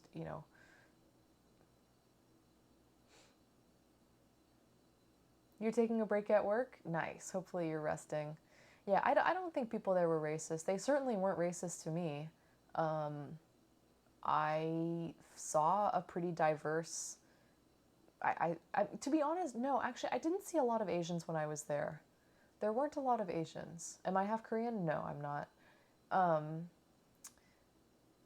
I actually saw very few Asian travelers, now that I think of it. But, like, there were I would say most of the tourists were probably white. I would say the vast majority, some black, some Latino, maybe a couple Asian, not that many though. Mostly US and Europe, yeah, I think. Like mostly US and Europe nationals and mostly like white people, I would say. But you know, we saw a few. Like we ran into that Indian guy. He was from New York, cool guy. The Indian dude that we did the zip line with. So we ran into him at Manuel Antonio days later. Totally different location, hours away, in a national park. And we were sitting at the picnic tables, like having a snack. And we like literally look and we were like, "Yo, Krishna, what are you doing here?" And he was like, "Whoa, guys, what are you doing here?" It was cool. Is anyone watching Squid Game? I haven't. I've heard people are into it. I haven't watched it yet though. I might. I think people are, like, I've heard that some people say it's pretty fun. I kind of look like one of the characters. Y'all, it's late as hell. I need to get out of here and go to bed. I also didn't eat dinner, so I'm gonna eat some dinner and crash. This has been a really long stream, but I'm glad I did it all in one go. Anyone have anyone they want me to pop on over to? Anyone good? Oh, let's go raid the only deaf guy. Because I was just chatting with his uncle, brother, someone who came in here and said they were like related to that only deaf guy. That was like yesterday.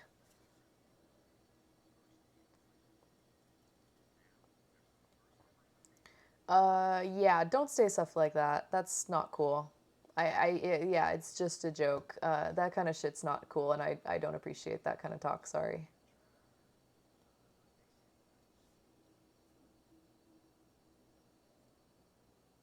Alright, we got the only deaf guy. Cafe cooking in the UK. I don't know what he's doing. I see some bacon, maybe? I forget who it was, but he specifically said, I stream with someone called the only deaf guy. And here they are. I found them. That's okay. I understand. It's, you know, just kind of an edgy joke, but it's not really an edgy joke that I like. I don't appreciate it. I think it's, you know, low-key racist, and yeah, I'm not into it, so don't do it again. We're gonna go raid the only deaf guy. If you guys are still, it doesn't matter to me, I can't stay long. We'll come along, earn the points. And we are going to go raid the only deaf guy, and it's gonna be chill. I know a lot of you guys have probably already dozed off, but thank you very, very much for coming along with me, watching our adventures in Costa Rica. It was very fun sharing them with you, and hopefully we have many more travels in the future, and hopefully I have many more fun times to share with you guys. Make sure to save the VOD. Yeah, I should. Okay, I'll back it up and save it on YouTube. I'm not going to edit it though, okay? I refuse to edit it. Okie dokes. Thanks, guys. Here are my social links. Oh, crap. Hold up. Hold the phone. All right, here's my social links, guys. If you aren't already following me on Twitter, Instagram, or TikTok, you can do so right there. You can also join my Discord. And yeah, if you liked my travel photos when I do travel, even just domestically, like going out of town for the weekend, I post pictures all the time on Discord. So if you like kind of seeing my adventures, jump in the Discord. And yeah, we're gonna go head on over to see our new friend in the UK, the only deaf guy, cooking in a cafe. I don't know what he's making, but we're gonna go check it out. Jeffrey runs the soda in Brazil. Oh yeah.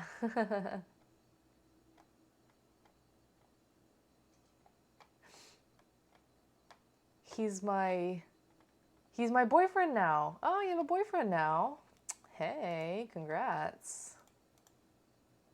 Jeffrey runs the soda in Brazil. Yeah, soda Jeffrey. Soda la Jeffrey. All right. Thanks, guys, for hanging out. Here's the raid call. Feel free to copy and paste, or don't. It don't matter to me. Come up with your own. Thank you so much, guys, for hanging out. Soda de jefe. Okay, I'm getting loopy. Thanks, guys.